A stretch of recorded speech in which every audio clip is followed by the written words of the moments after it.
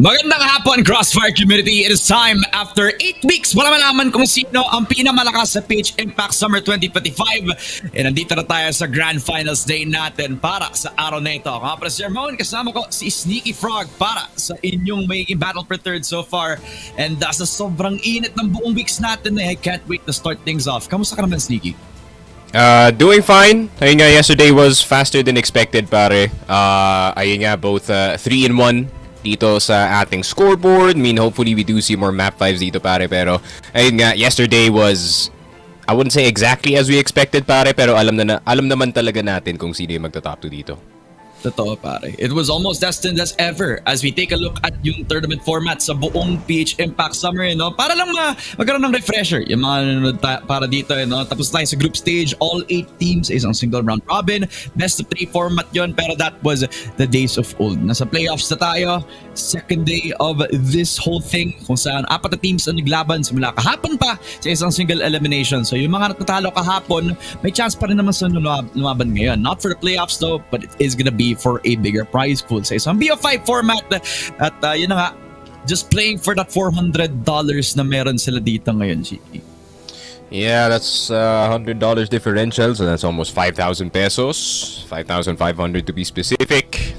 So yun nga, that's a lot of money. That's a big meal that you can buy with that $100. Pero yun nga, prize pool, same mode, 700 pa rin sa first, 500 pa rin sa second.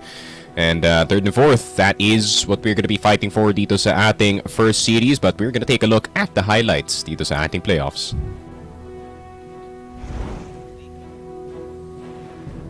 Ayun. So parang from yesterday, we kind of expected it to actually go a little bit longer, considering the caliber of the teams na meron tayo dito all throughout PH Impact. We saw a bit of action from MATTJESS versus Ria 7 Narmita, and I kind of watched it a little bit before ako nakapagtrabaho on the second series, and it kind of just told me that MATTJESS were coming into this with a very renewed purpose talaga. And they already came into this as a championship caliber team, and Zach and the rest of the squad just keep proving that point pagkatapos ng napaka-solid na performances all throughout their sets, pare.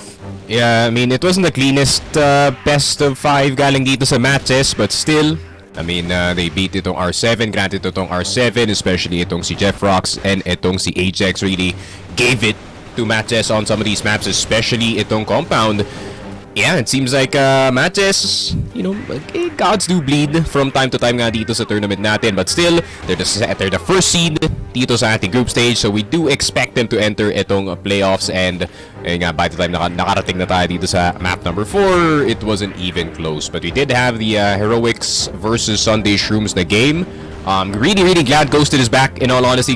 Granted, alam kong napakaganda ng pag-fill dito ni Ate Nicole. Ghosted is still, a sniper that you really have to watch out for. And I feel like itong Heroic, they really needed that type of sniper presence for a player kagaya nga ni J-Bice dito. Problema nga lang, it wasn't enough kasi Ram was on a different level nung araw na to. He was a beast talaga, pre. Talagang halimaw, mamaw, kumbaga pagdating sa mga aggressive riflings niya all throughout the sets. And I think he's gonna be a very important factor pagdating dito sa Grand Finals as well. He's gonna be touted as gonna be one of the greats dito sa Impact Summer so far. Pero as we take a look at yung kung ano yung makikita natin all throughout the bracket, I mean, this goes to show how much that first day really meant a lot for all of the teams that we have for today. As MATTJESS and Ria 7 already touted their first battle, at si MATTJESS ang una nakapanalo for Sunday Shrooms and Heroics. Katulad na nakita natin kanina, talaga nga namang very much of a slobber knocker of a game na magresulta in their grand finals. Pero focus muna tayo dito, Ria 7 Armita versus Heroics para sa third place match, a Cebuana derby to start things off. Yep, and with that third and fourth, pare, obviously Ria 7, they have had some good showings naman dito sa ating prior na semifinals. Yun nga, that compound game was very interesting, especially galing sa na GR side. They were actually fighting back on some of these rounds dito sa Eagle Eye. So, ayun nga, Heroics could be, could have a lot less of an easier time na ine-expect nga nila dito. But then, it's familiarity between yung dalawang teams nga natin. They probably played against each other multiple times. So, sobrang familiar talaga ng Ria 7 dito sa Heroics, man. They're probably playing right next door. No nga eh. hindi magkakalayo sa realidad na baka napag-aralan na nga nila yung isa't isa. Not only from the scrims pero as well as baka magkakatropa lang din sila. So this is just to have fun for them sa kanilang third place match despite the $100 difference na ipaglalaban nila ngayon. Sure na sure akong they're just here to warm up, play Crossfire, and just have a damn good time by the end of things. So talagang shaping up to be a very good warm-up papunta doon sa ating Grand Finals mamaya, MATTJESS versus Sunday SHROOMS, as we're also gonna talk about yung recognition ng lahat ng mga naglaro sa Impact Summer kasi hindi lahat pwede ma-highlight. Tingnan natin yung mga stats ng mga nag-stand out all throughout no? From KD, KR at saka headshots per kill talaga nga namang standout si Zach sa dalawa nating categories with a 1.51 sa KD and a 0.97. Parang bukang bibig na natin si Zach as a very very consistent player. Not only that, very high ceiling when it comes to the aggressive sniping.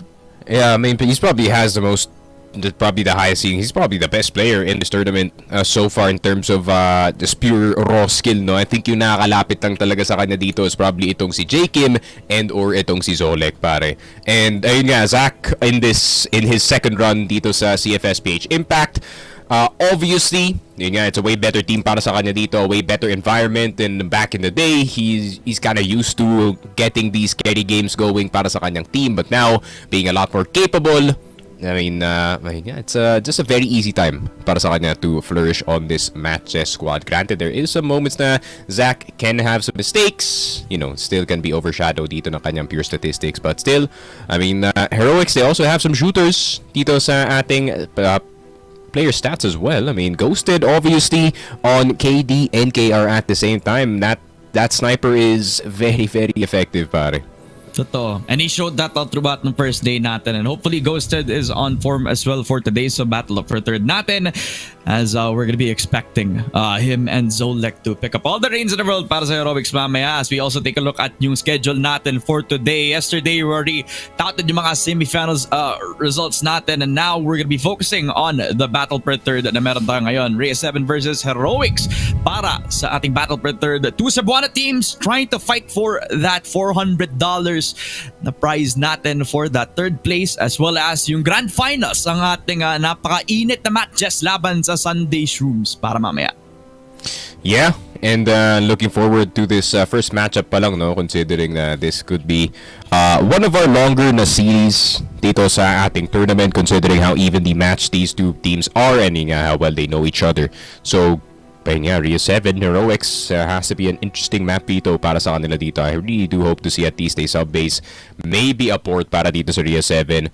But for this MATTJESS Sunday SHROOMS Finals, pare, I mean, these two teams are easily capable, no, of making a deep run dito sa ating CFS regional play-ins, and this is kind of like a litmus test dito sa ating Grand Finals on how far they have actually gotten.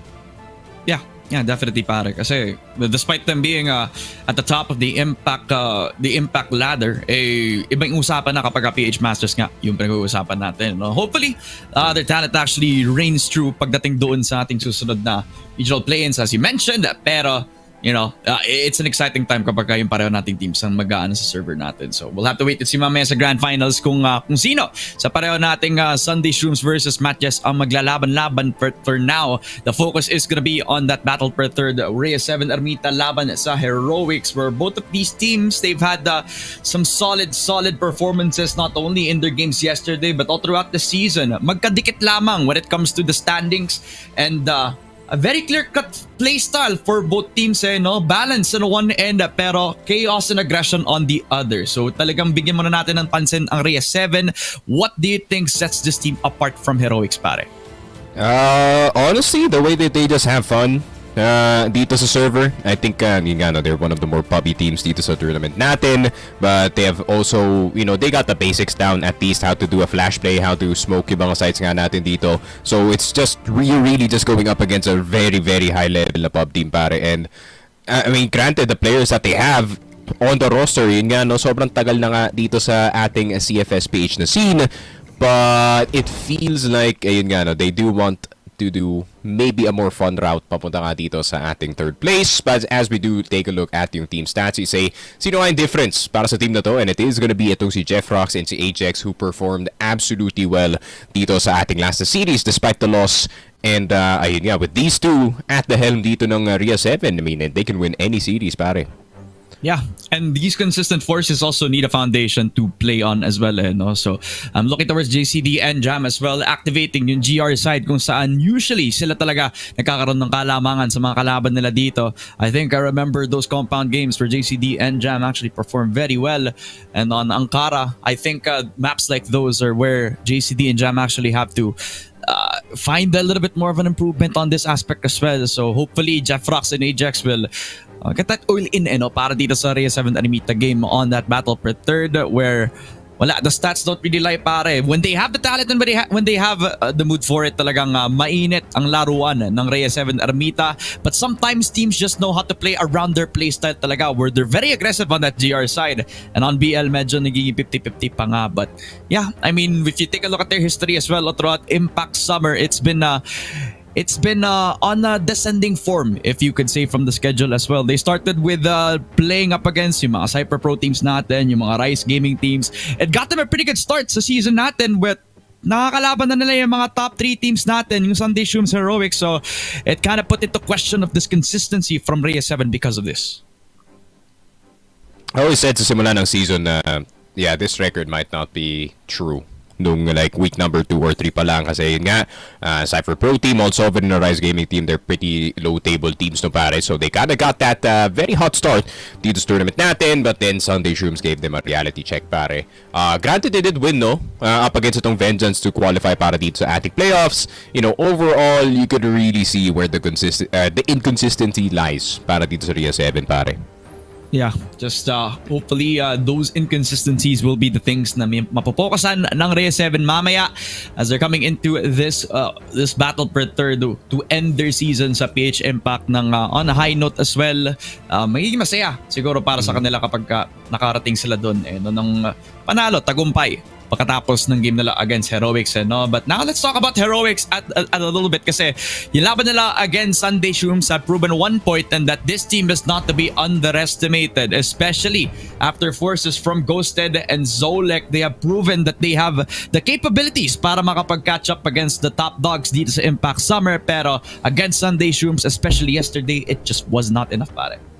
Yeah, I mean, Sunday Shrooms really did give it to them, pare. To be fair, you don't really expect itong si Ram to perform that well as he did nung series na yun. But then, yun nga, maybe similar dito kay Monkey D. Luffy, man. Deactivated at the right time, just like itong Alden yung last name, and activated against itong Heroics, pare.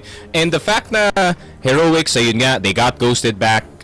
Ayun nga, Jezreel didn't play too well dun sa game na yun. Zolek expected better, man. Galing dito kay Zolek especially, but yeah, if we can see that kind of form galing dito kay Zolek para na nakita na natin ng group stage, then there is hope para sa series na to ng Heroics. Pero alam mo naman kung sino yung making consistent na performance dito, you always expect itong si Ghosted, you always expect itong si Silent and si X3 dito kind of hold a bit of stability para sa kanilang team, pare.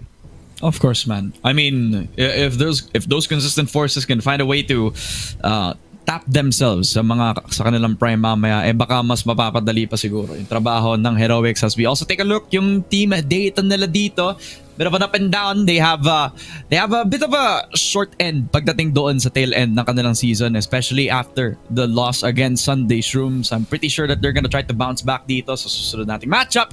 I mean, it's a Heroics team that had struggles, especially with the sub-in sa bot situation, especially nung nawala tong si Ghosted. They needed to find another playstyle to work around it, and to be fair, maayos naman yung integration ni Ate Nicolo pagkapasok dito sa roster natin. Yeah, it didn't really take much practice para i-integrate dito si Nicole, considering ayun nga, man, he's literally Silent's wife. Pero yun nga. Yeah, she played well enough naman para dito sa Heroics in their stint. As we take a look at the keys to victory para dito sa dalawang teams natin. GR side lockdown, walang lulusot. That is very, very true. JCD is very good at holding it down, as well as itong si Ajax at itong si Jeffrox. Jeffrox is gonna get a bit frisky from time to time para dito sa R7, pare. But we're gonna have to wait and see what that's about to offer, pare.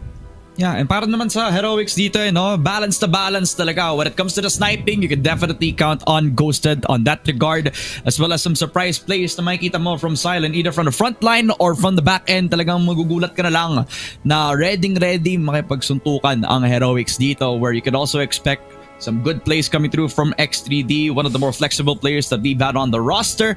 And syempre, si Zolek mukhang babigna din natin yung talent ng player na to, which honestly, from top to bottom, yung isa na lang na meron silang kailangan i-improve talaga is their mid-round, which, to be fair, it has been on a step up nung kinalaban nila yung Sunday SHROOMS kahapon, but in all honesty, sometimes no-overwhelm pa rin sila. So hopefully maayos din to pagkatanin dito sa battle for third nila against Rhea 7 Ermita. So the talent is unquestionable. Malakas ang Heroics, pero now they're gonna be facing up against Rhea 7 Ermita, possibly a familiar opponent for them. And the last time that they played up against each other, if I'm not mistaken as well, nanalo yung Heroics dito. So that head-to-head is something that Rhea 7 have in mind as well. Yeah, for sure. What's that last sentence? Huwag maliitin si Jezreel with his lurk at laging disruptor sa likod ng lines. Did you write this? I did not write that. you must have wrote that last sentence, man.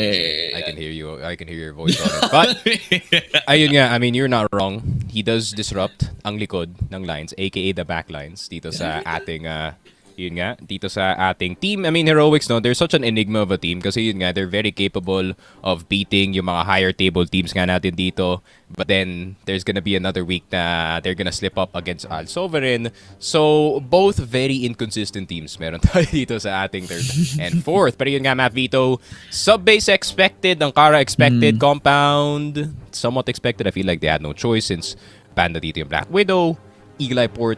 Alright, not too bad.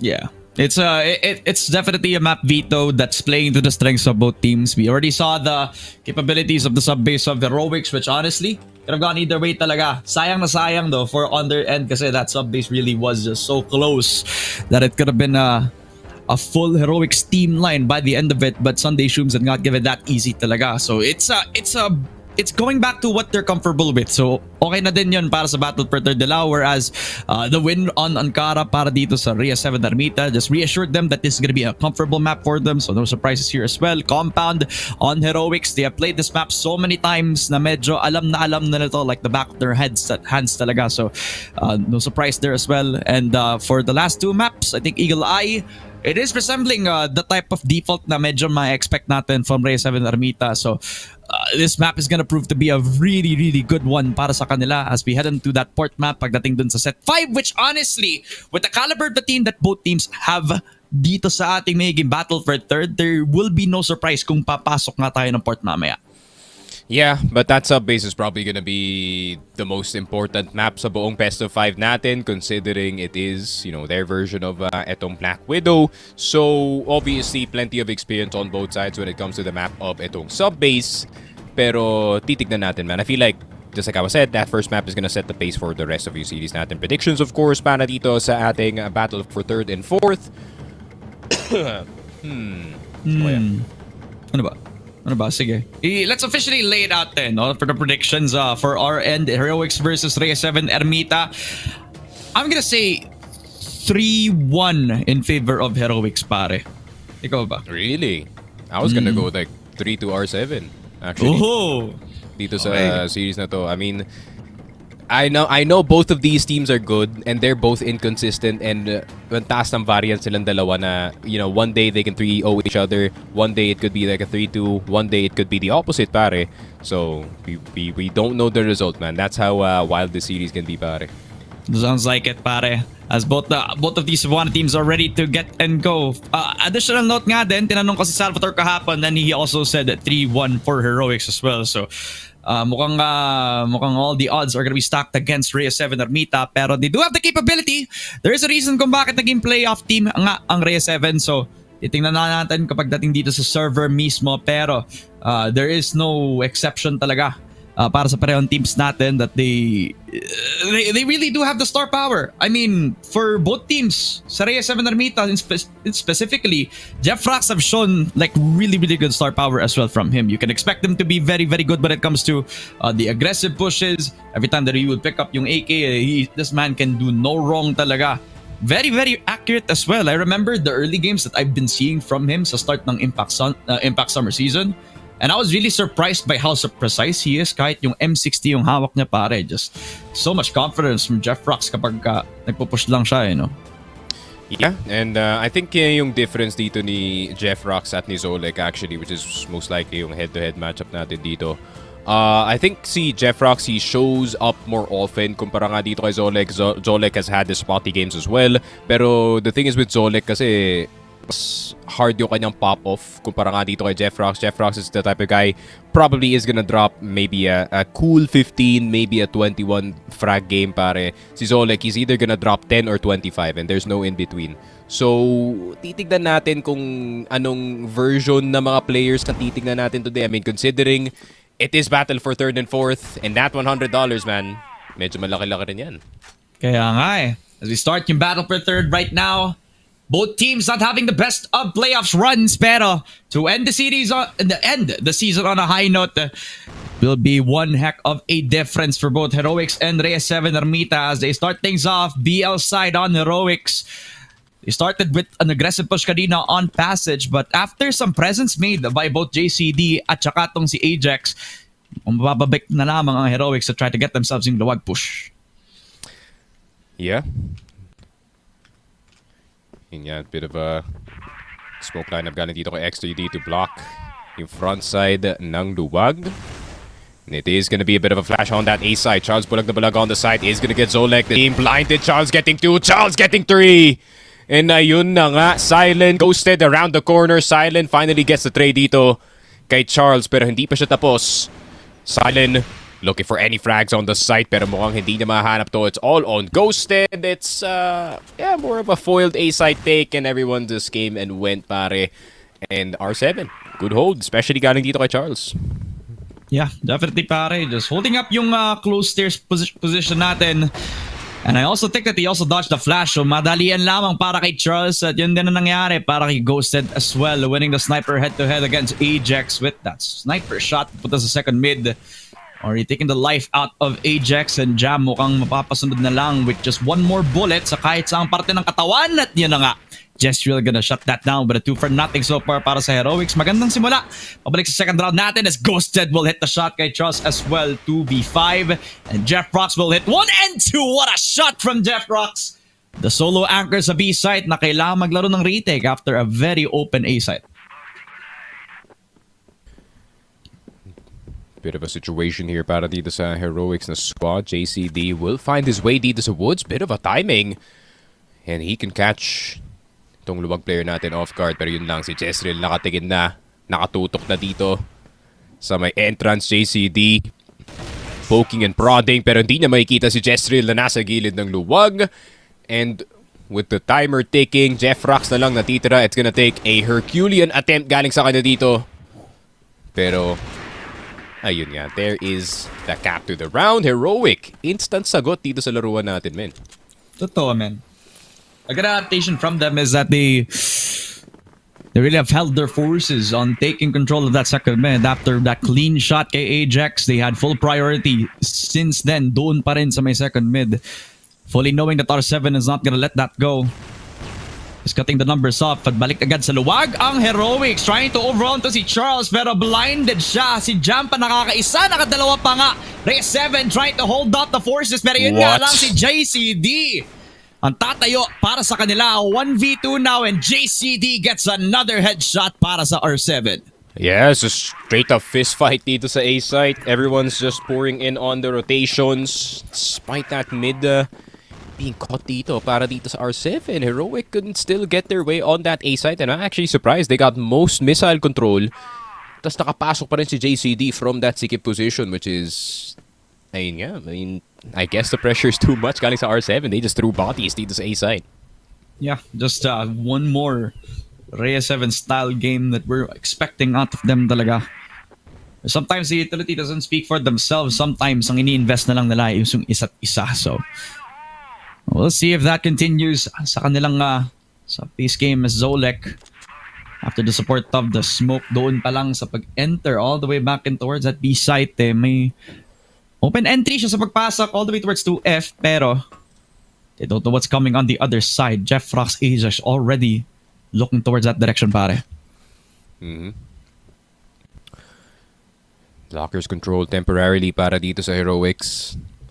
taking their sweet time bago sila makapasok sa site. X3D in a good spot. Ghosted. Spotting itong si JCD before he could cross back into passage para papasok na nga ng site ang Heroics. X3D will get itong si Jeffrox. Ajax stuck. Nasa loob ng DR at masispray na nga sa dito ng AK-47 ni X3D. Charles na lang natitira with a lone AK-47 dito sa may passage. He will get silent. Maybe even a second one. It hasn't been the best performance para kay Charles yesterday's games, but he's not gonna clutch. Di pa naman late games happy dito ni Charles. Don't have to clutch just yet. Mamaya pa yan. Mamaya pa yan. Something that we kind of expect from Charles yet again. Pero for Heroics, slow-tempoed push, just clean things up para sa kanilang execute all the way towards that P site. After the kill papunta kay JCD, it made things easier for them to get themselves to F. Tapos pagpasok sa B, talagang walang kahirap-hirap execute for Heroics right after this. So 2-2 back in towards Woods. Talagang Heroics are gonna keep that pressure going. No more constant pressure from JCD. They knew after one of the previous rounds na masyado na mataas na threat if gagawin nga nila yun. Pero Heroics already made their presence known sa pagpasok nila on the WAG. Charles, I believe that will be a flash. Yan nga lang, he will get pressured and he will get taken down. Jezreel, first blood. Second mid taken by Ghosted as well. Ajax down as well. 2-0 so far. Sa pagpasok nila sa luwag, isispray na lang na si Jam. And a good shot from Jezreel will make it easier for Heroics to take control of that A site. Jeff Rox, the last man standing. Si Ghosted una mapapaslang. 40 seconds pakatapos po ko yung C4 as Heroics take full control sa A site natin. Yeah, not much you can do about it. The fist fight didn't go in the way dito na R7. And ayun na nga. 3-2 para dito sa Heroics. I wonder if when are they gonna start attacking itong Woods more kung kaya yung R7 dito. Maybe try to go for an aggressive take just to try and cut off itong EA. Pero mahirap yan ipulo. Faithful glowing na si Ghosted na yun nandito sa kabila min. Yeah. Maybe they fully set the game plan knowing that Ghosted is the guy now heralding the EWM. You know how talented of a player he is, so I don't think they're gonna try to loom that threat just yet. 3-2. Heroics separated from the pack. Pressure again from that Locker's control. Heroics very good on these split pushes, no? And one of the things na napansin din natin sa Sunday SHROOMS game nila kahapon is how well put yung communication nila. Sobrang seamless kung paano sila mag-split push.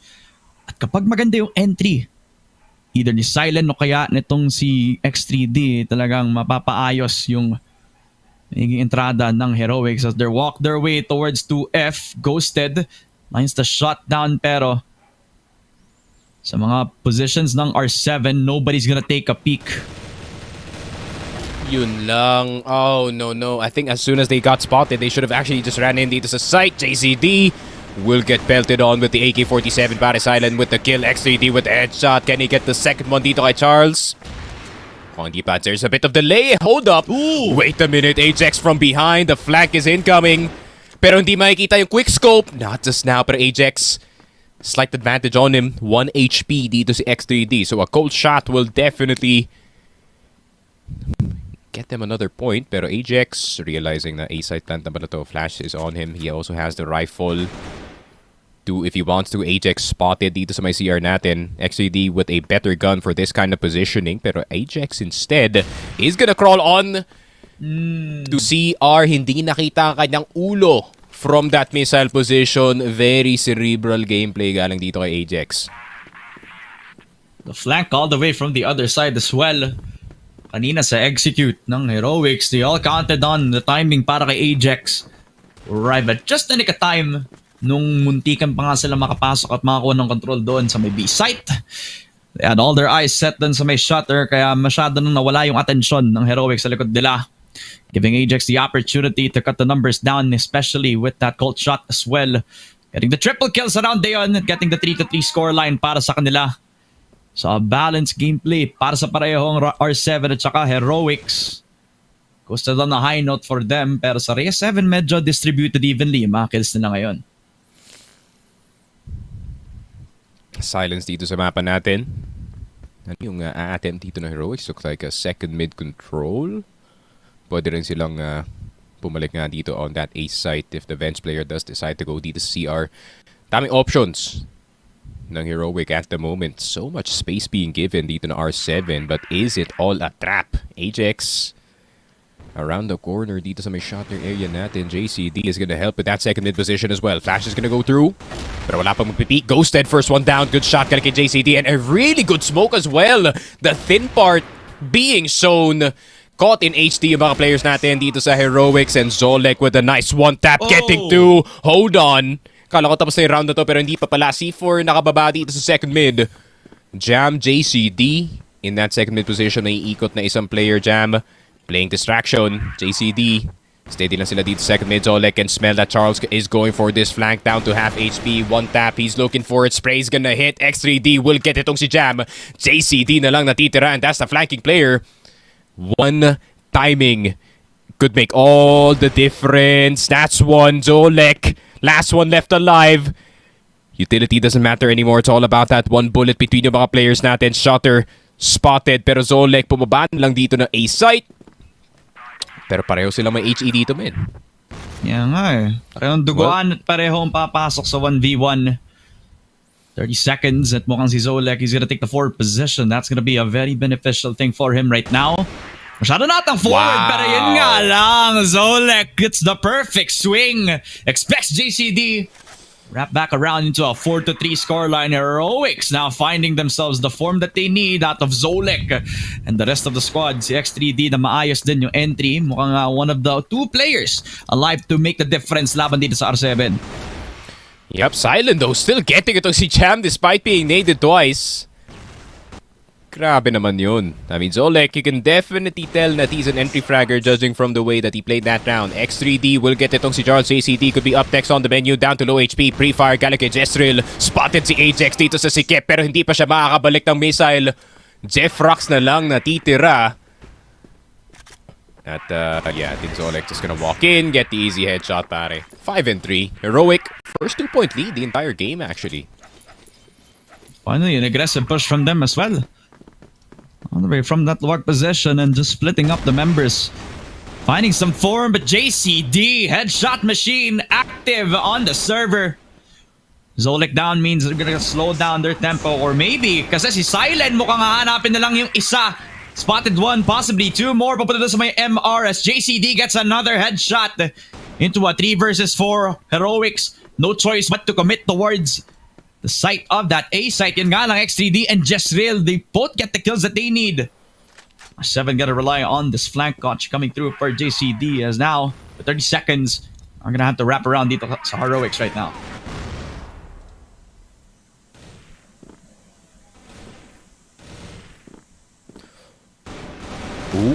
Oh, wait, hold on. Wait a minute, man. 13 seconds left.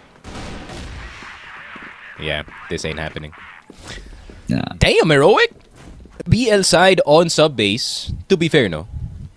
Every Cebu versus Cebu matchup in sub base, according to the 10 commandments of Crossfire in the Philippines. Yeah, it's always BL sided. So, Yeah. definitely not wrong, pero titignan naman natin if R7 has their own BL moves, pero yun lang, Ghosted will get itong si Ajax. Ghosted down to 1 HP, decides to repeak. You do know na Filipino dun si Ghosted, because I would have repeaked as well, pare. Yeah. Just wanted to take another frag with him. Just wanted to go to the angle. Hindi mo talaga sisisi agad si Ghosted sa nangyari dito. I think everybody would have done the same thing. Jeffrox taking another frag dito kay Zolek as well. So Heroics started with an aggressive, or at least a proactive angle to be held sa pareho nating players. But our Reyes 7 Normita finding opportunities left and right. Silent though is gonna get challenged to God. Charles with the entry. At si JC, di ba walan yung trade para sa kanya? At sa double para sa Lockers player na si Silent. Jam already finding himself papunta sa loob ng shutter natin. 3 versus 2, and Jezreel, we even find tong si Jam. Jeffrox na lang. Finds himself Jezreel, and into 1v2. Very possible na para kay Jeffrox. C4 down. All the way back in towards Locker's position. Silent gonna get found out. Yun nga lang, sayang. Kung maharap lang niya sana yung info kay X3D, it would have been a 180, pero Heroics get another round on themselves. Yun nga, sayang yung paggawa doon ni Jeffrox, but si Dex was just there in time. But the full woods position para dito sa R7. Are they gonna go for a straight up A hit? Mukhang hindi. They're gonna actually circle back dito sa second mid. There is one player na nasa loob ng vents, and that is gonna be Jeffrox. That could be the difference maker para dito sa ating A position. Jester gonna go for the check. But if he checks right now, man, this is a bad decision for him. Nades are gonna start to fly. Pero Ajax gonna be the first one to cross. Good shot, gotta get X3D. He gets his third, he gets his fourth. Oh my god, 4 heads rolling dito sa A site. And Jeffrox could be right up on the menu, pare. Pero si Ghosted na lang pala makakakuha. Heads will roll on the A site. X3D not allowing anyone in, pare. 4 ang pumasok pero 4 lang din ang bumagsak para sa Rhea 7 Ermita. X3D not moving a muscle. The standalone anchor sa loob ng A site. Telling everybody from Awakes na kayang-kaya ko to, men. Hindi na kailangan ng kahit sino. Not even any sort of presence from CR. Just knocking down every single entry. Di na binigyan ng chance, pare. Talagang pagkahanap nila dito kay X3D, ang akala nila mabilis ang wide swing lang, maayos na yun. Pero nakinailangan gumawa ng kahit ano pa si Dexter Cuevas. As Ghosted lines the shot perfectly at just kay Charles. Pulls out the Colt, yun nga lang Jeffrox. None the wiser, able to get another one. Itong si JCD as Heroics tried to fight back. But Reyes 7 did the best job para lang maayos in numbers para sa kanila.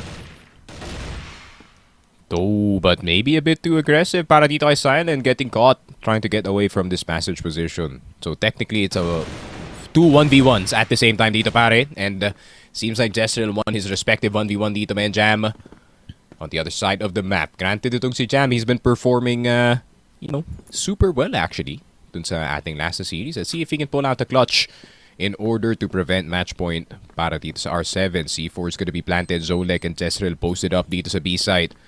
39 seconds on the clock as the rotations do start. I like this decision. Kaya Jam, plant it open, go all the way into woods. They're gonna take their sweet time para i-clear itong A site and you're gonna get a better angle. Problema nga lang, if you do not get the second player, this is gonna be very difficult in this 1v1. Smoke's gonna go down, pero Jam nakaikot na nga all the way. Jezreel spotting itong si Jam sa sikip, and it seems like the smoke helped maybe just a bit, pare.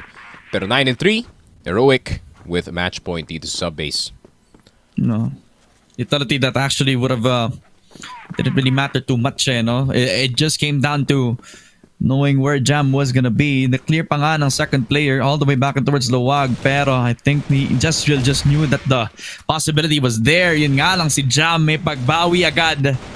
Already in towards the entry spot. Itong si Ghosted, run and gun down by Silent as well. The aggressive forces fighting themselves dito sa paghanap sa lahat ng mga players ng Rhea 7 Ermita. As just slowing the tempo down, trying to find some leeway. Sa matchup natin so far as Jam will pick up another one with help and assistance from JCD. 2v2. Duguan ng parehong JCD at Jam para sa Rhea 7. As Heroics finding their form, and look at the really good spray down from X3D as well. Already knocking down yung sub-base para sa kanila. A 10-3. Heroics picking up first blood sa first set natin. Yeah, that second half, man, galing sa R7. Straight up disaster para sa kanila dito, man. I mean, not a single setup from their side, not a single entry they have gotten dito sa second half. And ayun nga, just like I was said, this map's usually BL-sided sa mga Cebu versus Cebu matchups, but yeah, Heroic decided to play it differently, no? They're a lot more forward dito sa kanilang depensa. They're taking itong MR, they're taking itong second mid, they're taking the fight to R7 basically. And ito namang R7, dun sa kanilang half, it was more of a hold.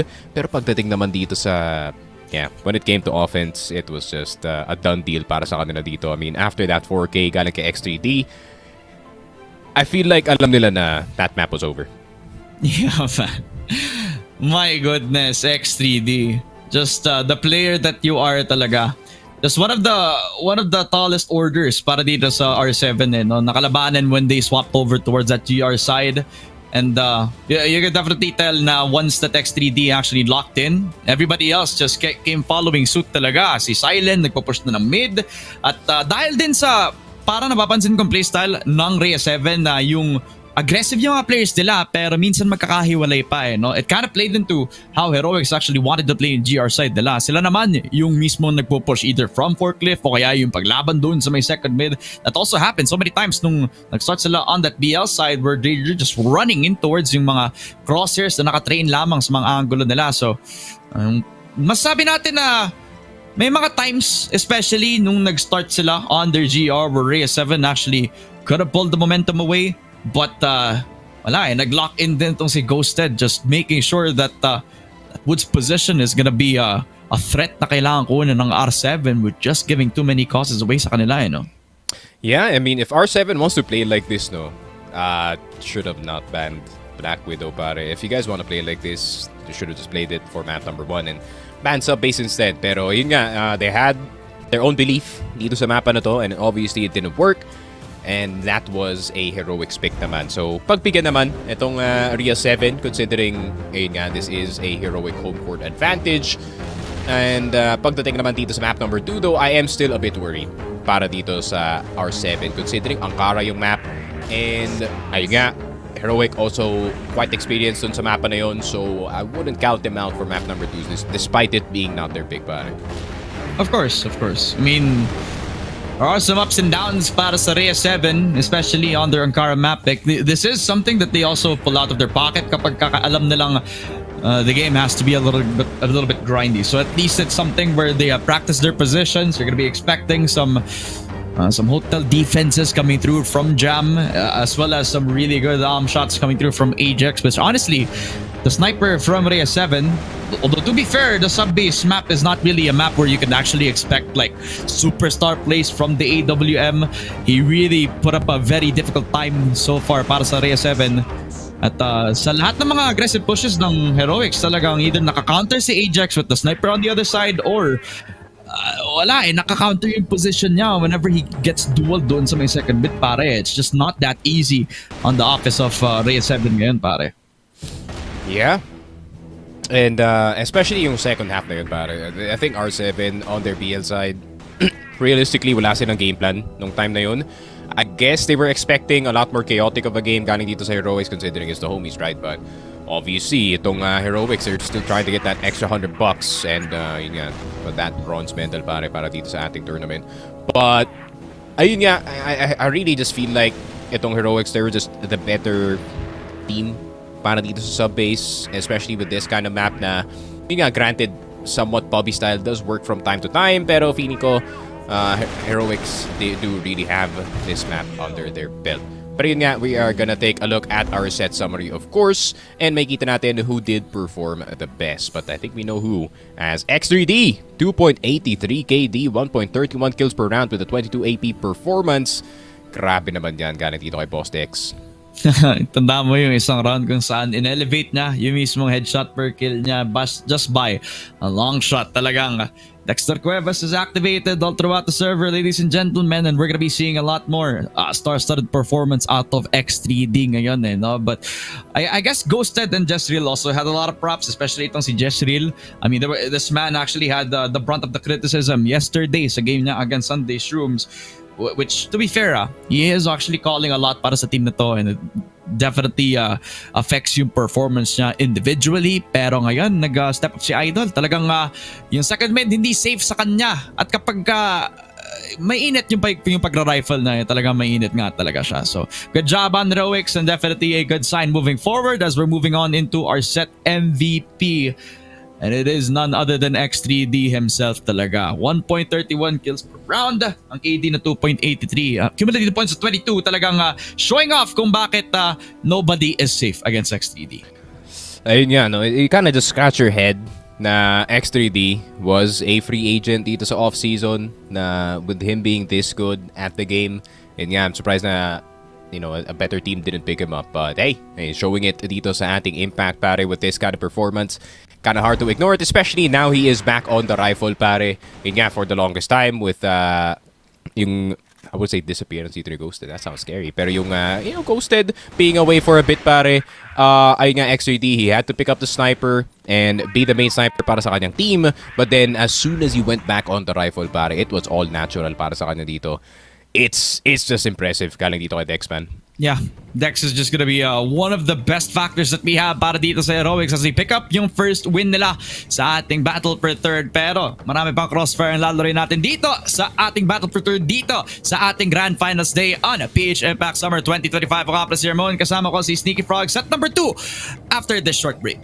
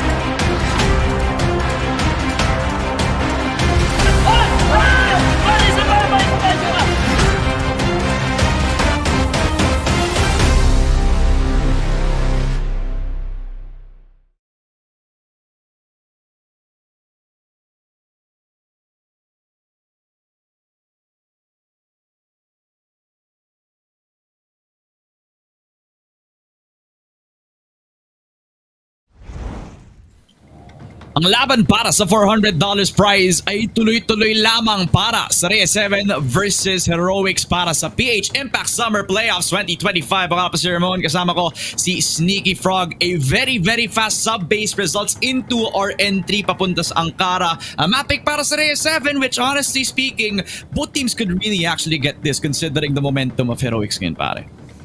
Yeah, I mean, grabe yung Heroics, man. They just rolled through itong R7 dito sa sub-base. I mean, as soon as that second half turned, it really was no hope para dito sa R7 in that second half. And ayun nga, mali mo diba, Ankara, a new perspective. Obviously, si Jeff Rocks, very consistent Ankara performer para sa kanyang team, no? And JCD with him hitting some shots today, pwede nga siya maging factor dito. But then, we need Ajax to really wake up dito sa mapa na to kasi that sniper presence is gonna be very important para sa kanila dito. Yeah, absolutely pare. Him and Ghosted have to be the key players para sa parehong teams nila. Lalo na para dito kay Ajax, which honestly hasn't been showing up a little too much on the server ngayon. So hopefully, makita natin siya na maayos dito sa Ankara, where if we're gonna be starting on GR, then it's gonna be a battle for whoever has gotten the first shot before the smoke blooms pagdating doon sa A-site defense nila. So we'll find out that that's gonna be the case for them mamaya as we take a look at yung kung paano maglalaro ang Heroics with the momentum on their side ngayon. They're gonna be starting on the GR side. So Ghosted will have a good time moving forward. Gonna be getting themselves yung good timings na on the sniper. Pero yun na nga 1-0 na ang Heroics. Ankara, ang map pick ng Reyes 7. Ang time para makabawi sila. As now they're gonna start on BL where they already have yung LA control natin. Yeah, and at the same time, CA control early para kay X3D. So that could be another angle na pwedeng atakihin dito ng Heroics. Pero yun lang, siya pa makakot dito. Zolek still in that Vents position. Ghosted. Very, very close to EA. Could get very easily overwhelmed dito. But then with Ajax hanging back all the way sa may arches, will get that lurker na si Silent. So it's a 3v5 at the start of round 1. Proactive moves agad ang Heroics. Talagang tinrabaho ang CA control to set up a crossfire para kay Zolek, pero it comes at a cost of the push out as well. So maayos at tinrabaho ang Reyes 7 as Charles will continue their rain papasok dito sa may A site as Ghosted and Jezreel may pagsagot na agad to get themselves 2 kills in fact, pero sa high mid pressure na ginagawa ng Reyes 7, mahirapan pa nga si Jezreel. Walang kahirap-hirap sa shot kay JCD though. Now with the 2v2, Ajax pulls out the Colt and eventually will kill off the leader. 1v2 now para kay Ghosted.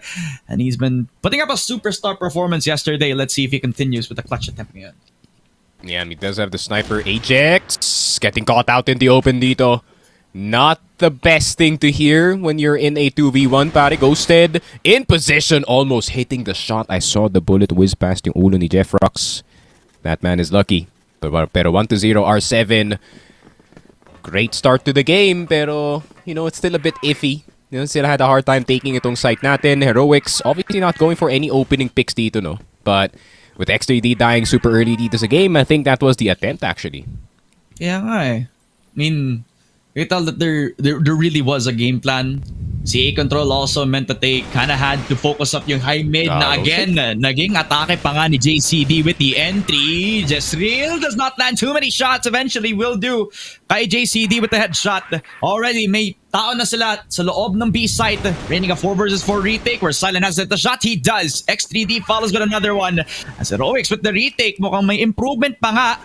Tinap pa nga yung C4 para lang may eventual cross. Pero yun nga lang, Ajax. His position's gonna get notified and eventually Heroics bounce back with that 1 round on the board again. Grabe, that fight started and ended in high mid dito. R7, obviously trying to get that fast mid control, but they're not gonna get by as quickly as expected. Galing sa kanila dito. Granted, they did get ghosted na deciding not to fire off a shot dito sa tower position natin. So, interesting times para dito sa Heroic. Despite that pick-off at the start of the round, they still get it. Pero A setup ba yung pakay nila dito? Seems like R7 not gonna wait around any longer. Straight up A execute incoming. Kaya nga medyo 50-50 pa yung mga pushes nila sa mid. So now they go back to all reliable as Zolek will fall after the first blood kay JCD. Second frag para kay Charles. A good entry sa A site, fully knowing that Heroics have double invested na yung Vents push nila dito. Relying upon X3D on this flank watch. Yung nga lang Ajax gonna get spotted. Known about his position. C4 down as well, giving an opportunity para sa X3D and for Heroics right now. They get 2 picks of their own. Si Ajax at si Charles go 1 and dalawa. It's all gonna be down to Ghosted now. 1v1 against the snipers. Ajax has to step up and step down. Itong si Ghosted. 1 shot is enough and it's a 2-1 para sa Reyes 7.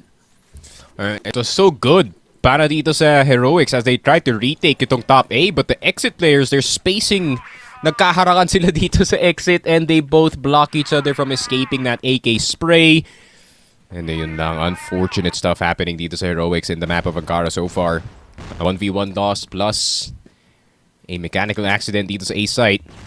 So R7 having all the momentum so far dito sa laruan natin. Jestrill on that TB position. He does have itong si X3D to try and help him. Pero yun lang, JCD, that's one. X3D will get one as well. Jam, paakit na nga dito sa angatan. Pero ginugulo niya lang dito si X3D trying to make him peek on a wider angle. But he is gonna play it safe this time dito sa batteries. Zolek on the rotation. Ajax on the jump. X3D spotted. Pero alam rin dito si Silent thanks to Ajax switching to the M4. Pero si Zolek could be the difference maker. Jam's gonna go down. Half HP si Zolek. It's a 2v2. It's even up until it turns into a 1 versus 2. Another clutch situation para dito kay Jeffrox. Time and time again, he is put in this position. Pero nakita niya ang kanyang palikat dito sa may tower. And that's an easy one tap for Zolek. 2-2. Heroic. It might have been a sluggy pare, pero they still get the point on the board. Medyo duguan pa nga sa pagpasok sa slide. And yet again, some beautiful adjustments coming through para dito sa Heroics where he just tried to the angles sa pagpasok dun sa may RS. That overrotation from R7, their tendency to actually overpush, kind of costing them their life dearly. Yet again, Jeffrox gets another shot kay Zolek. And just like that, with one bullet, they have full control over CA. Hinahabol ang lahat ng Heroics palabas ng CA. And now they have a full A site control. Heroics now backing on that top A position that they have, or R7 have the rotation for themselves. Nang Zolek got a bit too frisky from that fence position. Not expecting all those players in long A. Pero Jeffrox with a nice shot on Silent. One of the RS players out. Napakadali na kunin itong B-site pero kailangan pa rin nilang daanan itong si Ghosted. The sniper still well alive in that respawn position. Cross is still wide open. Ghosted still looking for the opportunity to take any lives pero wala. Tamang smoke lang, tamang nades lang. Bulag na bulag si Ghosted dito. Jester looking for the high mid player and Jeffrox will find him instead. Ghosted now wary ng HM pero Jeffrox uubusin na lang lahat ng members ng Heroics. R7 third point on the board plus the lead. Jeffrox, he's online dito sa Ankara pare. Grabe pre. Tactics on a high note na agad pakatapos ng beautiful kill nila doon sa LA. Fully knowing that ang daming players doon sa may CA. They had a choice to go back in towards that A site execute pero nag-rotate na lang sila sa mid. Only getting themselves that rotation but Jezreel gets 1 and 2. Beautiful timing para sa kanya at may pangatlo pa. Munti ka nang magpangatlo kung hindi pa pinatay ni Jam. Pinigila na ang momentum para dito kay Jezreel. Reyes 7 down to a 2 versus 4 right after this explosion. Ajax, it's one shot. Expected na si Zolek after the push on LA, so his discipline has to be perfected. Pero that headshot kay Ajax, beautifully done papunta dito sa Reyes 7. Jam only one left alive para dito sa R7. Slowly moving on in dito sa B-site pero meron pa siyang full set ng utilities dito. M4 versus 3 AKs. He's gonna take his sweet time clearing itong B-side, fully knowing na wala siyang information on any of these players. Pero si Jam, he's getting a bit risky. Medyo free ang respawn position. Maybe he can cross on in, no problem. Hindang medyo narinig yung kanyang tapok dito. X3D. Not hitting it actually, never mind. 29 seconds, a possibility para dito kay Jam. Zolek has to time this perfectly. Pero aware rin yata itong si Jam na merong pwedeng manggaling dito sa second mid. Silent out in the open. Jam not expecting itong si Zolek to be that close that early. 3-3 Heroics. Quite the back and forth dito sa Ankara. Familiar story no? Parang from that sub-base game where we reached 3-3. And from the retake scenario, Heroics find a way para lang ma-stop yung bleeding for now. 3-7. Strength of their team comp has been yung rotation nila all the way from that high mid. How many times it has been so much of a weapon for them. Now Heroics are the ones aggroing papunta dito sa Reyes 7. Now it will be that LA setup na ginagawa ng tatlo. Smoke coming down over towards that EA Vents in full control of Zolek. There's an opportunity for him to kill off. Agad itong si Charles but his ankles are known as well, so daming risk para makuha yung pick na to para sa kanya. Yeah, a bit of a quiet round para sa R7 as Kind of used to the noise super early dito sa round natin as per usual. Defense para dito sa Heroic, it's a usual 3-2. Double fence play para dito kay Zolek at kay Silent, but still R7 setting up their default to see how they can go on some of these positions, especially itong TP. Pero mapapasmoke na nga lang dito ang Heroics to try to kind of dissuade them dito sa B site. Pero Zolek, that's a good information actually para dito kay Zolek na he did spot yung CA player. I don't think he spotted itong si Charles. So, I think ina-assume yata ng Heroics that this is actually a lurk on the A site. Pero Jeff Rocks waiting around the corner. Ajax, crouch peek. Not gonna punish the jump peek. Din lang, mapapanate pa nga sila dito sa TV. No rotations as yet though. Galing dito sa Heroic. Good shot. Galing kay X3D. Will get the second one as well. Nagtataka sila. Nasa na yung mga ibang miyembro ng R7 at mukhang nasa A site sila. Silent. Papatahimikin dito si Charles pero si Jam on the top A position will fall down but still A has been taken dito ng R7. It's a 2 versus 3 pero napakabilis na pag-retake ng Heroics getting into position. CA, 2 players playing that A entrance. Meron pa silang smoke, I assume, and a nade. So meron pa silang pangharang dito. Jam spotted sa top A. Jezreel trying to poke and prod. Jam spotted dito sa top A. Ghosted with a headshot. That's what left alive is JCD. Pero tatlo ang kalaban niya dito. And Heroics, they get the lead this time. Dito sa Ankara on their GR side. It seems like I can't really... Paano ba sabihin to? I can't compliment them just yet. Kasi R7, pwede pa silang bumawi sa next round eh. Kaya nga eh. And this has been the pattern for this entire game, pare. Just full punishments all across the board. And sometimes Heroics are also prone to making mistakes as well. You saw that from how they handled yung A-side defense. But Zolek at again, the presence on CA. It's a knockdown tong si Jam. Charles to get the 1-for-1 trade-off. So, it's moments like these where hindi sila natatakot na kumuha ng mga kills. At yun din, nakapag-rest ng position nila. But Silent, nice shot papunta kay Charles. At least that's gonna metal down yung pressure na kumakuha nila from LA. So that will be a 4 versus 3. Heroics have full control on that A site, leaving Rhea 7. Nakumuha ng ibang option na lang. This is a good read though, galing sa R7. Unless ghosted, spotted in the smoke. JCD gets the better of him, pare. Pero meron pang isang tao na nasa loob ng RS and he can get control para dito sa kanyang team. But he has been spotted. Jezreel is a dead man unless Ajax is spotted as well. Mukhang mapapatahimik muna sila temporarily. Ajax goes down. He saves itong si Jezreel. It's 2 players in that B site. 1 player inside of tower. JCD deciding to check itong TB. Pero X3D obviously throwing itong flash galing dito sa hotel. X3D spotting pa rin dito si JCD. And Silent will get Jeff Rocks. Heroic a lot more clean pagdating dito sa kanilang retake this time around as we approach yung later stages ng first half natin, men. Hindi na natatakot maging proactive as the start of the round kind of signifies their confidence moving forward sa Ankara map natin. And when we also holding up yung objective yung makamahis na para sa kanila. Zolek now killing up the sniper. Ajax not having a good one. Dito pa lang sa Ankara map natin. LA full control again and Ghosted hits a shot papunta kay JCD. Hirap na hirap at mapapatagal ang momentum as Jam will start things off dito kay Ghosted at least with 1.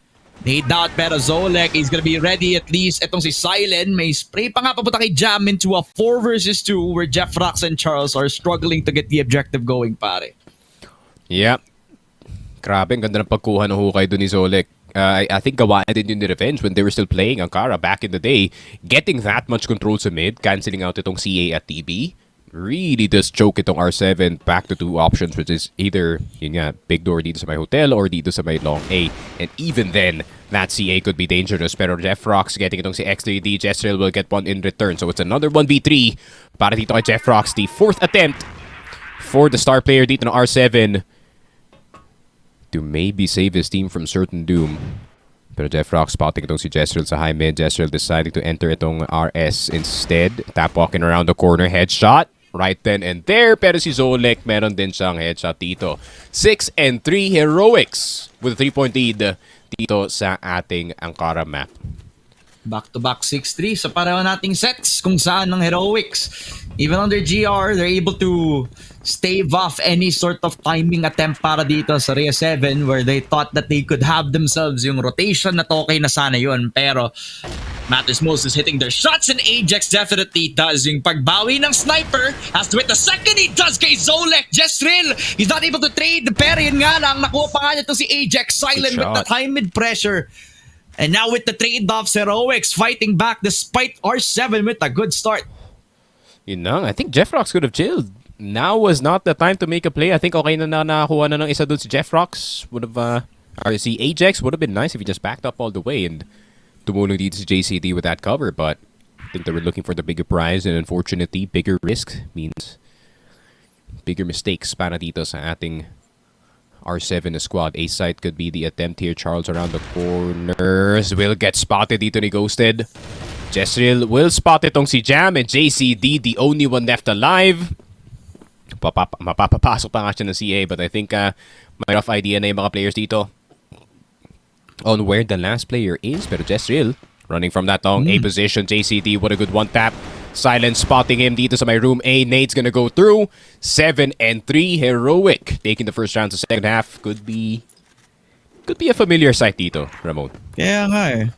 Okay, parang nung sa sub-base natin kung saan nung nag-start sila sa second half nila, Heroics just keep the ball rolling no?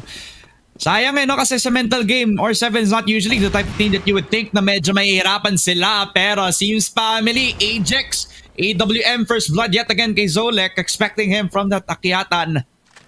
Finding him papunta doon pa lang sa may LB, so really good shots from him. A second one for Ajax. He needed a step-up performance. And with the improvement that he has for the first two shots, it looks like for the second half, it's all him so far. 2-0 para sa Heroics. Yun sana yung ginawa ni Jeffrox kanina. They would have actually gotten that round if he did protect tong si Ajax. But now, forgiven for his sins dito sa ating round number 10. Still a quiet setup para dito sa Heroic other than those two fights really trying to catch itong si Ajax early. To be fair, he is probably the biggest problem dito ng Heroics on their offense so far. Pero Charles getting a bit frisky dito sa Vent's position. Silent is gonna try to make his way inside as well. Pero kung mas patan dito si Charles and si Jam at the same time, this could be a done deal. Pero Flash ilalabas na nga dito sa side. Charles spotted dito sa my room. Silent not gonna get him just yet. Still chasing around the corner at makukuha niya pa nga dito si Charles. Jam around the corner will get the quick trade. Ghosted with the sniper will get fall down. Pero si X3D buhay na buhay pa rin somehow, some way dito sa EA. Vents is gonna be the position that he is gonna take. Is he gonna take these fights aggressively? Jam just gonna swing around the corner with his teammate Jeffrox. 7-4 R7. Round on the board dito sa kanila second half, man. Kaya nga not the best spacing for Heroics. Dun sa first two attempts nila sa pagpatay dito kay Ajax, no? Napalayo sa mga teammates nitong si Zolek, and when the trade comes forward, at least the attempt of it, at least, mabibigay lamang yung buhay yet again papunta kay R7, and when the execute just came in, medyo tinrabaho pa nga sana yung top A execute na medyo napalayo pa sa iba. Jeffrox gets one, Jeffrox gets two. Jeffrox continues to push forward. Yan nga lang, Heroics able to stop his momentum, pero looks like the damage has been done. Si JCD gumugusto pa nga. Si Silent spotted then another headshot. Si X3D na lang for the back-to-back rounds, and JCD gets another one para sa Reyes 7. Finally, some aggressiveness coming forward para sa Reyes 7's GR. Yeah, I mean, granted na tag si Charles sa start ng round. I think the early information was already enough para dito sa R7 to kind of put more people dito sa A side. Also a very good hold from the two defenders dito. So R7 getting 2 quick points dito sa second half. Only 2 points left before mahabol nga nila dito yung Heroic. But the Heroic decided to play a bit more slower this time. Still aggressively taking itong hotel. Pero si Ajax nag-backup na all the way dito sa may TB. So, could either be a good decision or a bad mistake, pare. Yan nga Medyo kailangan nila yung stoppage agad at mukhang si Ghosted nang sisimula. Usually, yung mapapansin natin kay Ajax siya yung fire starter doon pa lang sa their akyatan peak o kaya doon pa lang sa may hotel. So, now giving that space up just gives an opportunity para kay Ghosted to shine into this one for nothing so far. Rhea 7. Watch every single entrance except for high mid, and from the BL start ng Rhea 7, actually had opportunities from that, so baka ayusin na lang nila ito, Ajax. It's a lot of damage done Ajax from is the known. rifle as well. Pero Ajax is known. His position is so weird from Heroics right now. Ghosted with a shot yet again. Jeff Rocks with the headshot. Jesril expected from his position. Yun nga lang, Silent to try to stop this momentum from R7. 4v2. The spray from Jesril is enough to get the entry going. Si Charles na lang natitira sa rotation all the way from that A site. Yun nga lang, Charles gonna start things strong on that 1v4. Kills off Silent. Good nade damage galing kay Zolek. As Charles will get picked up by X3D. And an 8th round para sa Heroics just on the way papunta dito sa Ankara win nila. Yeah, maybe yung letting go of itong hotel was not the best decision para dito sa ating R7 na squad, considering Ajax has gotten a lot of success from that position. But I do get yung risk na ginagawa dito ng R7. They really want to punish early yung kung sino man unang magsiswing dito, just like that. Silent will eat the dirt. Pero buti na lang si Silent yun. They still have their entry fragger na si Zolek. And they can still attack itong A side considering sobrang layo pa na R7 and no one is anywhere close to CA. Yeah, over-investment on second mid as well. So without any pressure from CA, it will give them an opportunity to take yung Vents control. Pero fully knowing that R7 has info kung saan yung initial peak ng Heroics on towards the A site, ititingnan na nila muna yung mga sector ng CA or si X3D tinatrabaho na yun on watching yung high mid natin. As we're also watching the flank all the way from second mid, knowing that R7 has the capability. Actually do that as well, but the numbers, Ajax with a peek kay Zolek, continuing to reign supreme on the sniper, spotted din. I believe itong si Ghosted, so Yeah, stuck si Ajax. yeah, they have no idea, pre. Alam nilang nasa labas lang ng A-set yung ibang players ng Heroics. I think kung ako si Ajax dito, I would just jump peek it, man. Pero knowing Ghosted, he's gonna hit that every single time. Pero JCD, hold on. X3D in a very nice position dito sa may high mid. Can actually punish the second mid players. But here comes the A-side play. X3D with a very nice hide dito sa may high mid. Jesril will get itong si Jeff Rocks. One player left alive on top A. And that's gonna be JCD. Pero mapapaalis dito si Jesril. JCD looking for the chase. Pero wala pa rin. He's gonna take his sweet time. As that is the full rotation from the Heroic squad. And JCD deciding to go forward dito sa may 5 box. Pero X3D, okay, that's perfect. Very problema kasi medyo mababa yung HP nila dito. So, gonna have to be those headshots. Low HP talaga, eh, no? 2v2 and spotted pa nga si X3D. Pero all you needed to do was not move a muscle talaga. And had full control doon sa may RS and Jesril spotted na din. Low on HP, 1v2. Nade! Perfectly done! A popcorn papunta sa kanya gives it a 6-8 para dito sa R7, catching up to them at least. Yeah, I mean, R7, lumalaban pa nga dito sa mapa natin. Some of those early peaks are now starting to hurt itong Heroic, but at the same time, Yeah. some of these pickoffs, inexcusable para sa kanila dito, especially from the Vents position. Ajax has been getting a lot on these openers, and that he does dito kay X3D. C4 down, a key player down. Jeff Rocks attempts to take itong si Silent, pero si Silent will get him, but he's down to 1 HP. Grabe. Yun lang, medyo nalugi pa yung Heroics dito. Kaya nga eh. Silent down means that there's gonna be problems pagdating sa trading system nila. That's also the C4 for them. Pero listo, from some positives, at least they know that CA is also something that R7 has fully let go. But Jam does not let go of the full mouse button. He gets 2 kills from the spray down. Heroics crumbling to pieces. JCD with the shot kay Silent. Low on HP na siya kanina. So any bullet kahit anong parte ng katawan will count. A 1v4 now para kay Zolek of all people. Spots 1 and the headshot is perfect. Kailangan niyang bumalik. He's low on HP na din. Pero pinakamalapit sa kanya itong si Ajax. And possibly the wraparound from JCD will be a looming threat from him. Charles will just need the Colt dito to get themselves the 7-8. As Reyes 7 catches up 2 rounds in a row laban sa Heroics ngayon. Go defense has been boding a lot better para dito sa R7. Jeff Rocks now starting to slowly activate. And Ajax as well, that sniper, kaya nga na sinabi ko, it has been one of the biggest problems. But the upturn as well, galing kay Charles on his performances. And look at this spray. Ghosted's gonna be up next. Running into yung spray. Ghosted will get his life taken away dito ni Jam. Pero meron pang mga B-side players. Jam now turning around. HM has already been taken dito ng Heroics. And still, Charles is looking to take itong hotel position pero bukas na nga dito yung site. Ajax the only player on that high mid position. Silent will take out or will get taken out. Charles down to 5 HP. Pero kailangan nila makapatay dito at least just to confirm one kill. Just to at least let it be less annoying to defend itong site. Charles with all the pressure galing dito sa hotel. Zolek waiting around the corner. 23 seconds. Not much time para makapasok dito R7. It does take 3 to defuse. Pero Jestril very careful with this positioning. Flash is gonna go through. That's one. Jeffrock spotted na rin dito sa backside. Zolek with a nice shot kay Ajax and a very well-played 2v3 galing sa Heroics. It's just pure teamwork.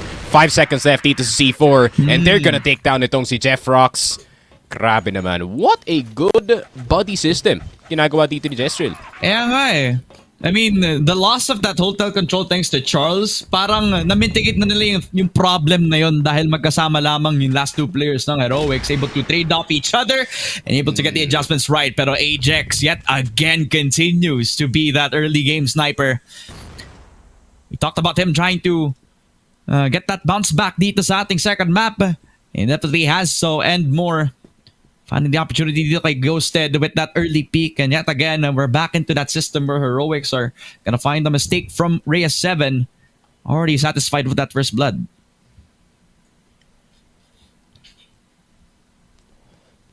Let's see. Minute and 40 left on the clock. Heroic, the usual default para Ghosted out of the picture. That means Silent has to pick up the sniper. XGD also has the option to pick up itong AWM. Pero titignan natin if any of the other players can get openers here. Pero steady pa rin. Steady yung defense ng R7. This is what you have to do when it is a 4v5. Flash is gonna go through on that A site pero hindi nga pala yun yung kukunin nila. Everybody's confused on A and they are still stuck on it. Jestril around the corner. Can get itong si Charles. Jestril spray down. Zolek could be up next. Charles with some good control on that AK-47. Pero Silent will get the running spray on the AK. JCD turn around, not gonna get the shot. Pero Silent buhay na buhay pa rin dito sa kanilang 1v3. Pero umiikot na yung mga ibang players dito ng R7. Jeffrock's headshot. Pero JCD pala makakuha no. 9-8 R7 neck and neck. It's either a 2-0 series pare or a overtime. Kaya nga eh. Just trying to invest back into that. Pero the constant threat na si Ajax continues in that early presence. Now making a lot of problems sa Heroics. They're forced to take fights sa kung kailan kailangan nila mag-trade. Pero when the numbers are just too overwhelming, Reyes 7 will find a way talaga. Charles picking up so much damage doon sa pag-push nila from that bypass control. And yet again, rotation from Heroics not absolute so far with just how proactive Reyes 7 are. Either that early game o kaya yung positioning nila on the map as well. They started from that second mid from the early times na nag-start tayo sa second half natin. And now the defense just continues to evolve. But Ghosted finally will take some damage papunta dito kay Ajax. One of the only times that we've seen him actually got first blood yet again.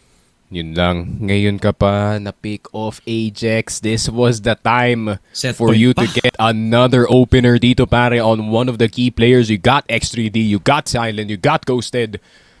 But in the very tail end ng laruan natin, he does mess up.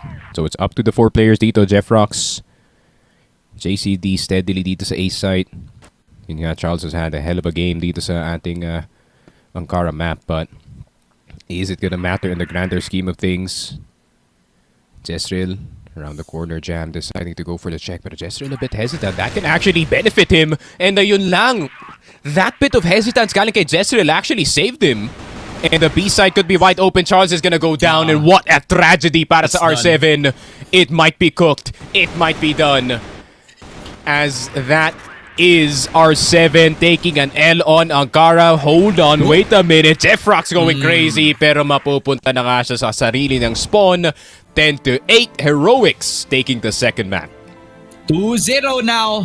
And you can definitely tell that the squad is happy to take that any day of the week. One more set and they will get $400 sa pagpasok nila on the way in this battle per third. And what a really good performance as well from everybody across the board. This is not a show where we could say that there was one standout all across the board. Pero if there was one player to keep my eyes on, it was Jezreel. Talagang so many kills from him has definitely swung the momentum into heroics. And even at that last round, pare, parang it's either luck or skill from him. Kasi yung napagandang timing niya papunta dito kay Jam actually costed yung R7 with what would have been a very good hotel defense sa pagpasok nila from bypass. Pero once Jezreel actually locked his horns in, talagang nakapasok na maayos papunta dun sa B side ang Heroics, which was honestly one of the stories all throughout dun sa kanilang BL side, where it was one heck of a grind thanks to Ajax and how well he was on the sniper. Pero once na nag-lock in na on the rotations ng Heroics, talagang R7 were just overwhelmed na. Yeah, I mean, R7 is actually doing a nice job kind of going back dito sa series natin, especially on that second half. Ayun nga, Charles finally having a good performance dito sa playoffs natin, and ayun nga, it is tragic kasi yun nga, finally we saw him get a good performance in. Jam was doing good, JCD was doing good, Jeffrox was doing good, pare Ajax was doing good, but then yun nga, that last round happened, Ajax got picked. I mean, map is wide open, pare, if you do have that mid control. So, ayun nga, unfortunate lang dito para sa R7. I think one more second para dito kay Ajax, he would have gotten that opening pick dito sa TP, and that would have been all different. Pero overall, ayun nga, I mean, pretty good games from both sides considering how close it is, pare. There's not really anyone you can point out to na was the weak link para sa kanilang team. Yeah, I mean, kung makikita mo din yung kills ng parehong squads natin, evenly distributed sila across the board, where a few standouts, pero some mistakes that can be polished in the next coming set, on compound nonetheless as well, which honestly has also been a popular map pick para sa pera nating team. So makikita natin kung sino yung mga kunalega, pero with a 2-0 para sa Heroics, sobrang smooth. Papunta dito sa ating battle per third no? I think one player to also keep my eyes on as well has been Zolek, which mukhang bibig na nga natin siya. Every time na nasa spotlight yung Heroics ngayon, he's been a consistent force pagdating dito sa mga entries natin, and he's very, very accurate when he started on that BL side talaga. Yeah, I mean, that BL side really was a back and forth para sa kanila dito, but at the same time, we can't really ignore yung output na ginagawa dito ng R7, especially galing kay Jeffrox at kay Charles, man. I mean, that first half was magical para sa kanila dito, but then, ayun nga, they continue to be a back and forth. If this is yung peak dito ng R7, pwede ka natin tawagin dito sa series na to. I mean, it's a sign for good times, and the fact na, ayun nga, that last round was just up to, I wouldn't say straight up luck, pare. Ayun nga, maybe it is some straight up luck as well, pero ayun nga, you gotta just take it with stride kung kayo yung R7 dito, pare, kasi ayun nga, you almost beat the homies, but then you gotta play itong map number 3 being 2-0 down. Not the best position to be in, pare, pero ayun nga, nandito na kayo wala na kayong magagawa Yeah nga Tapos sa BO5 pa kung saan all the pressure is on you, PS7. After a very close Ankara map as well, you could, may isip mo, pwede sila mapagod sa pagpasok dito sa third set natin, or malay mo, nas motivate sila, lalo na't alam nilang papasok sa compound. One of the maps that we could say that is very favorable to both teams talaga. Pero again, we kind of mentioned a few players. You said Charles actually performed really well. This has been hindi ko masabing one of the first pero it's been a straight up highlight reel sa kanya. Whenever we're talking about like yung bypass holds na ginagawa niya dito, tapos yung mga times na tama yung rotation niya on that GR side, he's been doing so well when it comes to that rifling. Talagang maayos yung naging performance ni Charles dito, but you can definitely say the same as well para dito kay Jeffrox. He's been performing so far pagdating dun sa mga defenses niya, either on proactive pushes on CA o kaya yung mga times na kailangan niya labanan yung high mid as well. He's been doing a good job, pare, by the end of it. But 3-7, it was just too big of a wall to conquer dito sa Heroics, as with an 8-10 sa set summary natin. Definitely kung sino yung mga standouts natin, Jezreel and everybody from Heroics squad has put up so much good numbers to know na talagang everybody is a threat on any given time. Pero sa R7, I mean, there's some opportunities. There's also some good standouts. Si Ajax, masabi natin na nakapag-improve lalo pagdating doon sa ating second set. Yeah, ghosted with less than stellar numbers kasi yun nga, low-key was getting bullied by Ajax half the time dito, pare. But did get the picks that he needs to get. So yun nga, Gotta give him a bit of slack here, pare. Pero Jezreel, absolute pop-off actually, which I didn't expect. Galing dito kay Jezreel as he's more of a Black Widow, pwede nating sabihin maybe sub-base-ish kind of player. Pero him popping off on Ankara is definitely a pleasant surprise para dito sa Heroics. The fact na Zolek as well has also performing with a 12 AP, 0.85 HNK, 0.72 KR performance as the entry fragger is absolutely impressive. As yung MVP natin for this set is gonna be itong si Jezreel. Kuya Jezreel just performing on a high note talaga. And he's leading by example. Talagang every kill from him has been an impactful one in every round. Very consistent on the force as well. As you can definitely expect him to keep performing above expectations. Kasi, again, parang na-expect natin siya to be the one playing the passive position. Talagang letting everybody play the positions and the roles that they need to perform. Pero, this guy kind of stepped it up and then some pagdating dito sa mga times na kailangan niya maging proactive on the GR side as well as react sa mga aggressive positions ng Rhea 7 para overall very nice day para kay Jezreel and it just paved the way para makaabot tayo dito sa 10-8 ng players on Heroics right now. Yeah, and the fact that Jezreel plays on a very weird timing compared to most players, I feel like that's on purpose yun nga. No? Once you're the lurker, you kinda can't lose that odd timing na meron ka as a player nga. Similar sa nakita natin doon kay Jam.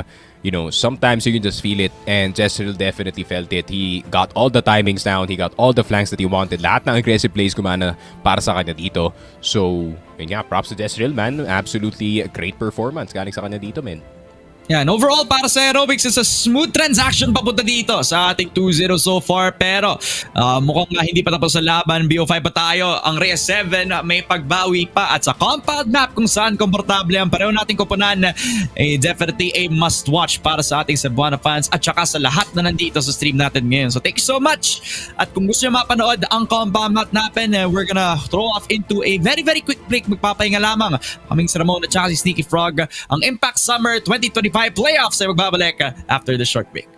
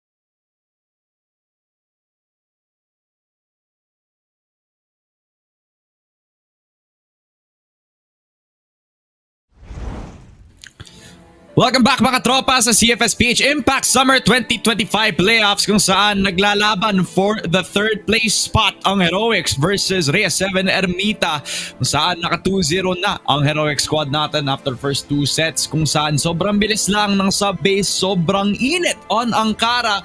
Baka dito sa compound, baka mag-iba tayo ng kwento dito, Sneaky Frog. Yeah, with yung map number 3 natin entering itong compound map. Yun nga, good performance. Galing dito kay Jeff Rocks from yesterday's games. JCD had a hell of a game as well. Ajax, surprisingly, you know, despite not being a sniper-centric map, itong compound, yeah, did well for his sniping as well dun sa mapa na yun. Heroics though, ayun nga, could be a different person. Ghosted is also known to do well dito sa mapa na to. Obviously, itong si Zolek is a beast of an entry, no? And with yung sniper being a lot less capable sa mapa na to, I think he's gonna have a lot more free reign than expected dito, pare. Yeah, this is gonna be one of those maps na masabi natin the sides don't really matter too much, especially with how pagi this could be. So for both teams na may capabilities na mag-forward entry kapag kailangan nila. So I'm expecting some very aggressive mid-con pressure from both sides of the map. I'm expecting Silent to be performing on the lurks so many times na na-expect natin para sa kanya. Pero I guess from the entry players, I think it's gonna keep the note as well that both Jeff Rocks and Zolek have been performing on standard numbers. Si Jeff Rocks, syempre, nakakalamang when it comes to that entry consistency.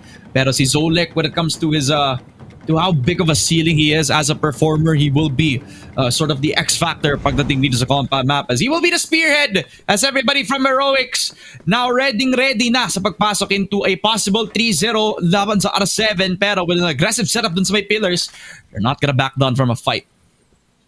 And it's actually quite the quiet defense. Sa simula ng game natin, R7 surprisingly, Jeff Rocks hasn't taken itong CBN. So, change of pace para sa kanya dito. Jeff Rocks actually all the way in A side. They swapped their entire defense. Ajax is still A. And JCD is holding curve. Okay, this makes a lot more sense para sa akin. But at the same time, putting Charles and Jam on the same side of the map is a bit dangerous, pare. You're really riding on them performing. Pero Ajax, he's definitely gonna perform with that AWM, taking out itong si Ghosted as he tried to cross itong mid. Silent and the boys trying to enter itong B side. Pero may naaamoy si Zolek. That there's one more player around the corner. Pero Jam, opportunity of a lifetime for him. Flash is gonna go through, swing from Zolek, and that is the crossfire in between yung dalawang players. Good hold. Gotta get Jam at Charles.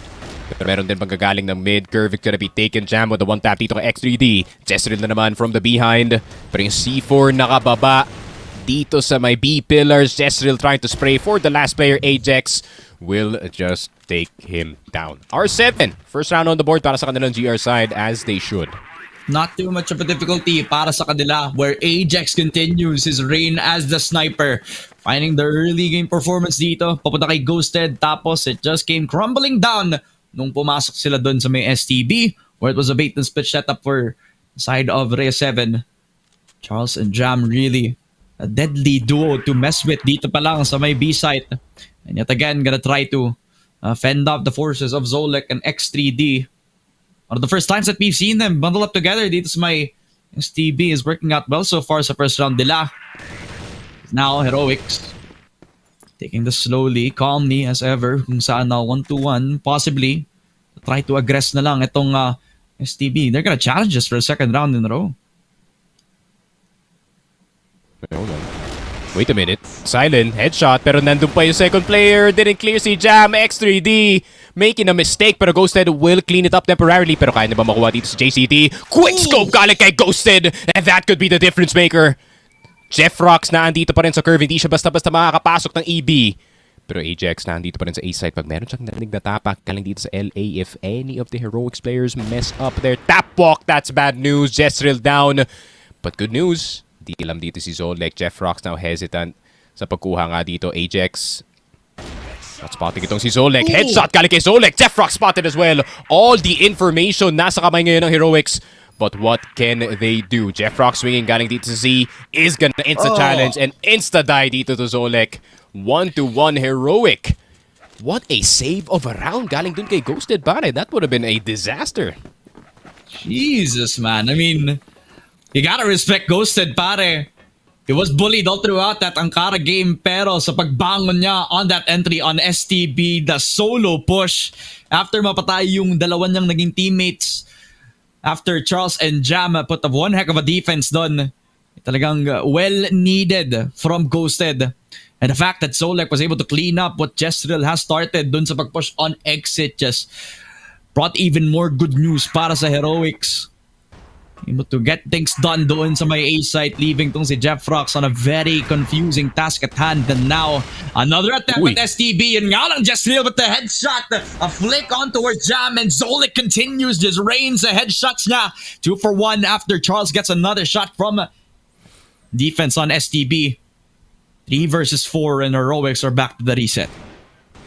GG pa nila talaga to. I mean, X3D is gonna get itong si Charles. I'm surprised they didn't stay in that position. JCD spotted in the corner.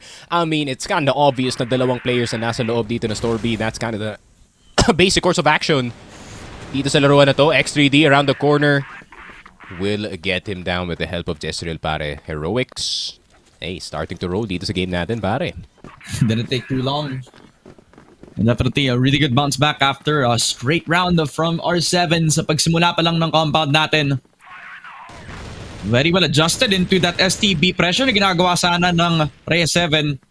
Just investing yung aggressive push ni Zolek. Just real talaga, no hesitation anymore. Just able to get himself opportunities. Find that batteries push without hesitation. And the separation from the C4 from everybody on Heroics to try to take control of that EA. The lack of a crossfire from this mid setup on R7 is gonna give them the entryway sa pagpasok sila on that 50-50 setup. Pwedeng pumasok ng EA or Curve, pero mukhang sa A-side sila lalaban. Possibly at attempt para dito kay Ajax. Jeff Fox will get shut down. Si Zolek makuha ng isa pa. So a very easy entry. At ang R7 nagulantang na lang sa nangyari. Pati ako, nagulantang din eh. I mean, JCD will not get the second one but will get itong si Silent. Charles Jam, last 2 players left alive. X3D will get the headshot. Second one for him. But can he get the third dito kay Charles? Hesitation on EA. And that is a 3K headshot para kay X3D. At the same time, I'm confused, man. How is Jezreel just allowed to walk in from EA, check C1 na may tao pala doon, and Ajax just stood there dito sa 2F? Where is the third Z player? I have no idea, pare. just rotated around. I think he was. I just don't know, man. I mean, Yeah, hindi yata in-expect na Jezreel would just send it. I mean, I kaya, guess. no hesitation na nga eh. I mean, at least that was their own smoke as well. So medyo na-cover pa nga yung entryway as Ajax will get one. Silent with another. The trade just continues para sa kanila. But Silent just runs and guns him down. Naging kotse pa nga tong si Silent to get the double kill in hand. And the run and gun does not work out kay X3D as well as Jam precisely gets a headshot. Drops back in towards batteries para lang magiging madali yung defense nila. Si Ajax, naswat pa nga si Jezreel in one shot. Papunta sa bungo pa nga ni Jezreel, just drops the C4 and makes it a 1v3 para kay Silent, pare. Yeah, I didn't know exactly where he is too, so I mean, kung saan na lang siya lalabas dito. I mean, CB is an obvious way. Silent gets sprayed down. D3, Ajax 3 and 2. R7 getting some rounds on the board, pare, but they need more. They need to be in the lead by the time na matatapos yung half na to, men. At least a 6 and 3 is all I'm asking for. Yeah, just not too much. Just tunong sila dito, tapos siguro sa second half mas mapapadali yung trabaho nila ngayon. Just a little bit more of that patience coming through. Maybe some pillar spray coming forward para kay Jeff Rocks. No support. Si JCD malilate pero mukhang hindi pa siya kailangan. One shot kay Ghosted is enough. Jumpy could be in hand para dito kay XTD. His presence is unaware pa dito pero Jeff Rocks is just gonna spray him down. Double kill para sa kanya. Silent. Just expects nung si JCD and Jeff Rocks all alone. Or is he needed with other players? Yun nga lang, Jezreel is gonna note his position down into a 3v3 pero duguan si Jezreel sa si Silent. Mukhang mapapahirap ata yung laban nila dito. Ajax will hit the cold shot at mukhang magpipeak maka onto the mid side. Jezreel aware of this. Knows na baka papasok tong si Jezreel at mukhang si Ajax. Mas spray lang si Charles na mapapatay sa kanya. Sayang. Maganda na sana kung babagsak lamang tong si Ajax. It's just gonna be Silent left and the 1v3 starts out strong kay Ajax and mukhang open ang inside sa kanya. I mean, Uncle Silent, let's see what you can do, buddy. I mean, 1 versus 2. Nandito na si Charles sa may C2 position. Ready na sa pagka-push niya. Pero Isang magandang pre-aim lang galing dito kay Silent. That could make all the difference. Hesitation on the peak. Silent still getting itong si Charles. Hold on. Uncle Silent might still have it. Checking itong LA as well. Bit hesitation on the plant, and that can actually kill him. Ooh. Silent spotting information dito kay Jap, and he plants right in front of him, pare. Grabe naman yun. Pero Silent, all the utility in his hands, but he doesn't decide to use any. Pero nakatukan na dun si Jam. Ouch. That one's gonna hurt, pare. R7, a third round para sa kanila, but Heroic's gonna feel that, that's for sure. Ay, man. A game where definitely the micro differences make all the difference in the world. Sayang kasi nakita mo yung dink, nakita mo yung damage papunta dito kay Jam. And all that he needed to do was just commit to the spray. Maayos yung naging conversion. Medyo nagulat pa nga ako no? Kasi what was the C4 doing in No Man's Land? Talagang after the pick off, it was just gonna be a smooth presence papunta dito sa R7 as in now, Heroics. Lose control, a focus on STB yet again. JeffRox and JCD now hunkering down that defense. Bit of a change of positions now for R7 as Heroics, fully knowing that that piece is going to be fully invested, just backs off for now. So already some chip damage to start ng round thanks to those nades. XCD on half HP. Zolek still workable yung kanyang HP dito. Pero Flash ilalabas na nga dito sa EA. Kung ako yung R7 dito, you just give this. It's fine.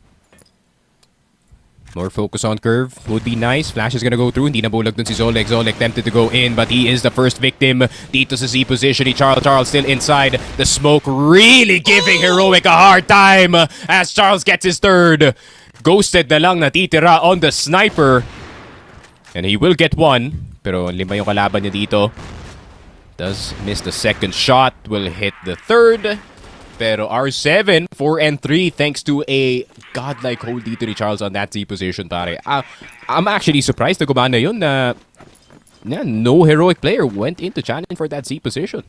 To be fair, parang that's the second time that Heroics have attempted yung push nila on EA with the smoke support coming from them. But at the same time, mahirapan sila mag-trade kasi hindi nila alam kung saan manggagaling yung mga shots dito from Charles.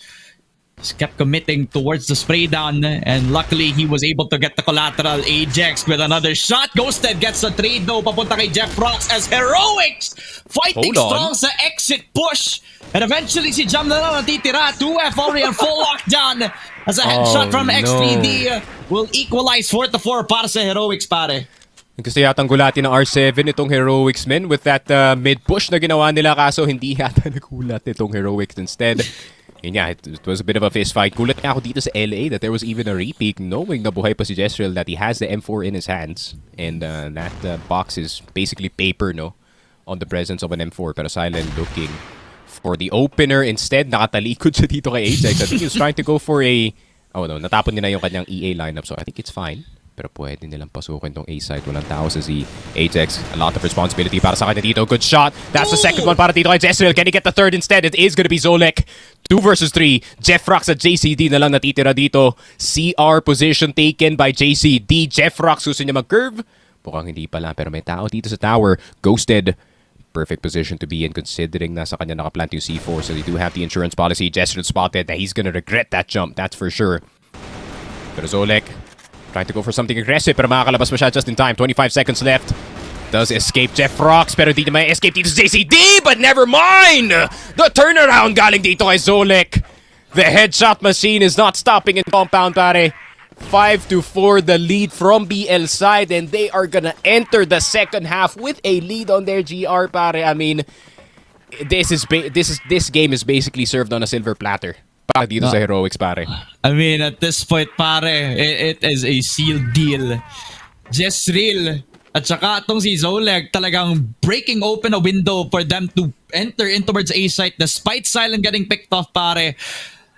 Just the beautiful adjustments from the rifles. Zolek on another level na ngayon with his precision. And definitely the calling is real for Jezreel right now. He's definitely has been a consistent force para sa Heroics. Ray 7 could not handle yung mga executes nila on that TL side. So now they're the ones starting on BL. They're the ones who have to set the tempo. So you start with that smoke papunta doon sa may EA. I think it's just for them to actually gain some momentum, gain some cover para sa pag-push nila on towards that curve. Ghosted with a blind shot. Yun nga lang, di niya alam na nakapasok na agad ang Reyes 7 sa pagpasok ng Z. Jam gonna run him down. Si JCD ang papatay. X3D spotted. And with a headshot, it's enough. Jessreel has a running gun down with a double kill para kay Jessreel. He kills off Jeff Rocks, and with Jam knocking them down, it's just gonna be Ajax left. 1v3. Anong gagawin niya dito, pare? Wala sa kanya yung C4. At nakatingin lamang dito si X3D. 1 minute. Colt out. At mukhang mapapatay lang si Ajax. All the way back into that A site. A 6-4 para sa Heroics. Yeah, 6 and 4. A pretty good defense, pare. X3D holding it like it's A site sa sub base. Grabe naman, it was just pure taps and the very nice shots galing kay Jessreel. Jessreel is such a good M4 player, pare. Yeah. Yun nga, the wall bangs were on point. I mean, even if you unpeak, you're still not safe dito sa M4 ni Jessreel. It's been very impressive for him so far. Pero X3D gumugusto. Naku po, umalis ka na dyan, pare. That's a bit dangerous, but he wants more. Ghosted instead is gonna get punished. X3D with the quick trade dito kay Jam. But a bit of a disaster turns into something fortunate unless may magawa dito si Jeff Rocks. Jeff Rocks hasn't had a good game at all. 2 and 8 dito sa compound. And Silent peeking around the corner will get taken down. Pero Jeff Rocks trying to bait the shot. Pero Ajax will eat the dirt. JCD will get itong si Jessreel. There's another who'll execute on the other side of the map, pare. Habang nanggugulo dito si Jeff Rocks. And X3D, if he can get the slight timing, on one of the players dito, that could make all the difference. But instead, yun lang, siya pa kayo matataken down dito. 1 versus 2. Zolek though, if it's any player to do it, it is definitely gonna be him. That's one. Charles spotted sa 2F as well. Nako po, what a tragedy. Charles has the flash. Better than flash dito si Zolek. He can actually create everything para sa kanya dito. But Charles goes too far back sa 2F. Oh no! You could have just crouched, but he was scared of the jump pick, pare. Oh my god. What a round. Akala ko itatapa ni Zolek yung flash, but grabe Zolek, you're a mad lad for going for that. Sa bagay, madami pa oras sa C4, but okay. Inuna na yung flank, pare. Imagine it mo yun, eh, no? Just all the fear, all that hesitation. It's costing the round para sa R7. You mentioned it, si Zolek. Siya yung player na dapat tutubukan pagdating sa clutch situations na ganito. It's pulling a rabbit out of the hat talaga. It was 7-4 para sa Heroics. It would have been a round for R7 if they were able to kill him off eventually. Pero now full trusting in towards that pillar's push. Zolek, he's gonna eat the nade. Pero Ghosted also expected. What a nice popcorn for Ajax. All the damage in the world from Jam. Definitely invested into that as Ghosted hits the shot. Yun nga lang si Silent nandito din. Yung entry ng R7. Definitely not in the best of spots right now. 3v4. Low on HP si Jeff Rocks. Wow. One shot from the AWM.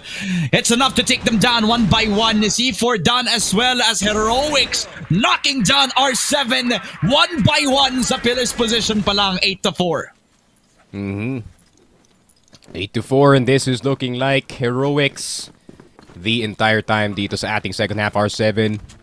Ayun nga, it's been a valiant effort para sa kanila dito, but Jeff Rocks with that downturn in that game number 3 is not helping them at all. Ghosted straight up peaks sa mid. Ajax.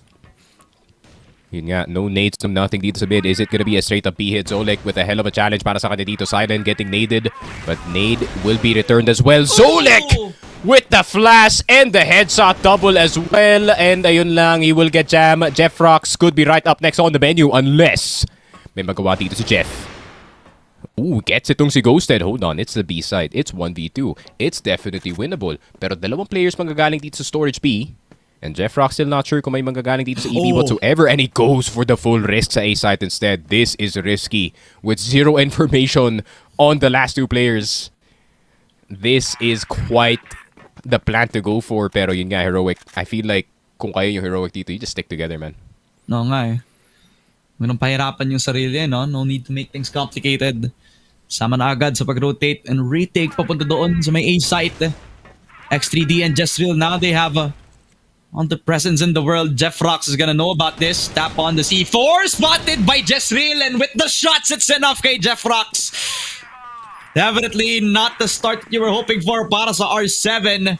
Unti-unting nawawala na yung liwanag para sa kanila as Heroics are on series point and on the brink of 3-0 to get themselves $400.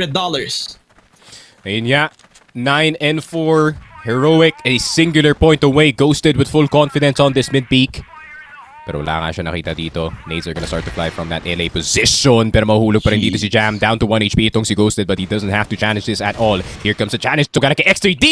Grabe! But JCD, he reads it like a book, pare. Pero alam ba nila na nandito si Jezreel? Jezreel gets taken down by Colt, and oh my god, it's just full chaos dito sa mapa ng compound.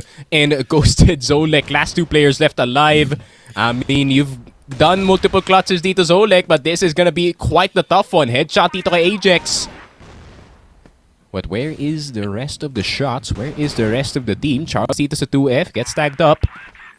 For 38 seconds, mapapaikot dito si Zolek. Let's see what the entry can do. Oh, in the clutch situations, what a shot dito kay Jeff Rocks. 2 bullets reloaded. Pero Zolek hindi pa tapos dito. 2F position could be taken. Charles known entity. Zolek challenging. Maybe a bit too many players dito pare. 9 and 5. R7 hanging on. Gusto na natapusin agad to no? Heroics. Push on pillars, tapos push on the long A setup as well. I mean, you gotta tell that they're mentally checked out dito. And Ajax finally gets some revenge kay Ghosted with the AWM. 4-man push on pillars para sa Heroics, putting all their investment on this connector B push. X3D and Jezreel have to hit them with the best possible timing, and Ajax fully aware of this. Trying to see if he can check the corner dito kay X3D. It's a no-scope from him, and it's also a cold shot from Ajax. What a revival para sa kanya. He can continue to hit these shots, and it's possible para sa kanila makapag-comeback. Pero Zolek continuing to hit their stride into a 4 versus 2 where Reyes 7 Narmita already have planted the C4, and Ajax continues to reign supreme. A triple para sa kanya and a 6th round para sa Reyes 7 Narmita. Yun lang, kapit patalim para dito sa R7 pero kumakapit pa rin ang mga Cebuano dito. Compound is not yet a done deal para sa R7, and I've seen this revival in the second half in that prior series. And this might just be it. Jeff Rock's already all the way up to 6 frags compared to 3 earlier. So titignan natin, that could be the X factor, man. All headshots, everything. 18 para dito kay Ajax. The sniper not supposed to be the one carrying the brunt of the load para sa kanyang team, but that he does anyways. Pero let's see. Silent. Mid-smoke gonna be refreshed. More calm. The defense para dito sa Heroic this time. Yeah. Just forgiving themselves for the mistakes that they've had from the previous rounds. Masyado na atang napraning ang mga idol natin from Cebu. Not even needing to take the over-aggression no? Hindi na sila aggressive, they're taking it proactively, pero yun nga lang, Ghosted. Already, mistakes looming para sa kanya, peeking onto Ajax, not the best of causes, and Silent also peeking to JCD. Slowly, nagkakaroon na ng confidence ang Reyes 7 on finding their early picks doon sa may mid-side. Ajax already wrapping around papunta doon sa may RS. Yun nga lang, si Jezreel mabibigay yung sarili niya papunta kay Jeff Rocks, as already that A site looking wide open for R7 unless X3D does something. He has done this position before. Starting strong dito kay Charles, gets one, grabe si X3D. Yun nga lang, hindi mangyayari yung nangyari kanina sa sub-base as Ajax and Jam, they get the 7-9 humahabol laban sa Heroics. Yeah, R7 revival on the second half continues dito sa mapa ng compound, and they have been getting opening after opening dito. Ghosted trying to cheese the smoke para mapatay dito si Ajax, but instead he gets taken down. Heroics naman, this is all hands on deck para sa kanila dito. This is not good news for their run. Too much momentum dito sa R7. They just start doing random stuff in the map that you can't seem to read. Yeah. And ayun nga, R7. I don't like this. I don't like this call. I don't like this call at all from R7. I mean, I love na they have all the momentum and all this stuff, pero banking it on an LA push in possibly your last round pare is not the way to go. Kaya mapapa-back off sila dun. Ito na lang no? That Ghosted remembers that he does have a smoke para makabalik siya. 7, they're not leaving one player to actually lurk dun sa may STA. It's full thrust in towards the rotation. Walking into the setup of Zolek. As well as itong si Silent, who is jump peeking for info. Knowing Ajax, he will be the threat dito on the long angle, pero buti na lang may smoke para sa kanya. Silent Perfect timing on the jump peaks, and Jam's gonna run in towards a headshot. Yun nga lang, Zolek's here with another one! Oh my God! Another spray down! Zolek, tatapusin na dito right here, right now. Ajax pulls out the Colt and makes it a possible task para dito sa Rhea 7. Pero si Ajax kukuha ng isa, si Chos kukuha ng isa pa. 2v2. Oh, Yan ang wow! PPK Just Real. Mukhang matatapos na ang Season 4 R7. And with Charles left, si Charles na lang nasa kanya yung C4. He could rotate all the way to A site. He could get the objective. Wala doon yung heroics, pare. Oh, Ghosted sees him. Ghosted, don't repeat, bro. Play the 2v1, pare. Charles has been extra clutch today, man, so you can't really cover your bases that easily, pare. Ghosted staying inside of Z. Pero Charles, I love this investigation. Pero wala siyang nakita sa talon. Nako po, zero info. Charles, is he gonna get his head taken off? Spray control! Is that head over? Hold on! Wait a minute! Ghosted gets the cold shot! Charles almost saving the season para sa R7, but instead, Ghosted with 28 HP and a Colt 1911, pare, sends it. And that's a 3-0 for our battle for third. Heroics $100 richer compared dito sa ating R7, but god damn, what a hell of an ending, pare. Especially Compound, that was actually pretty entertaining. Yeah, I know, pare. Oh, that last round. Muntikan pa nga, pare. Muntikan na akong atakihin dito. Kasi nakalinya sila pareho for the spray eh.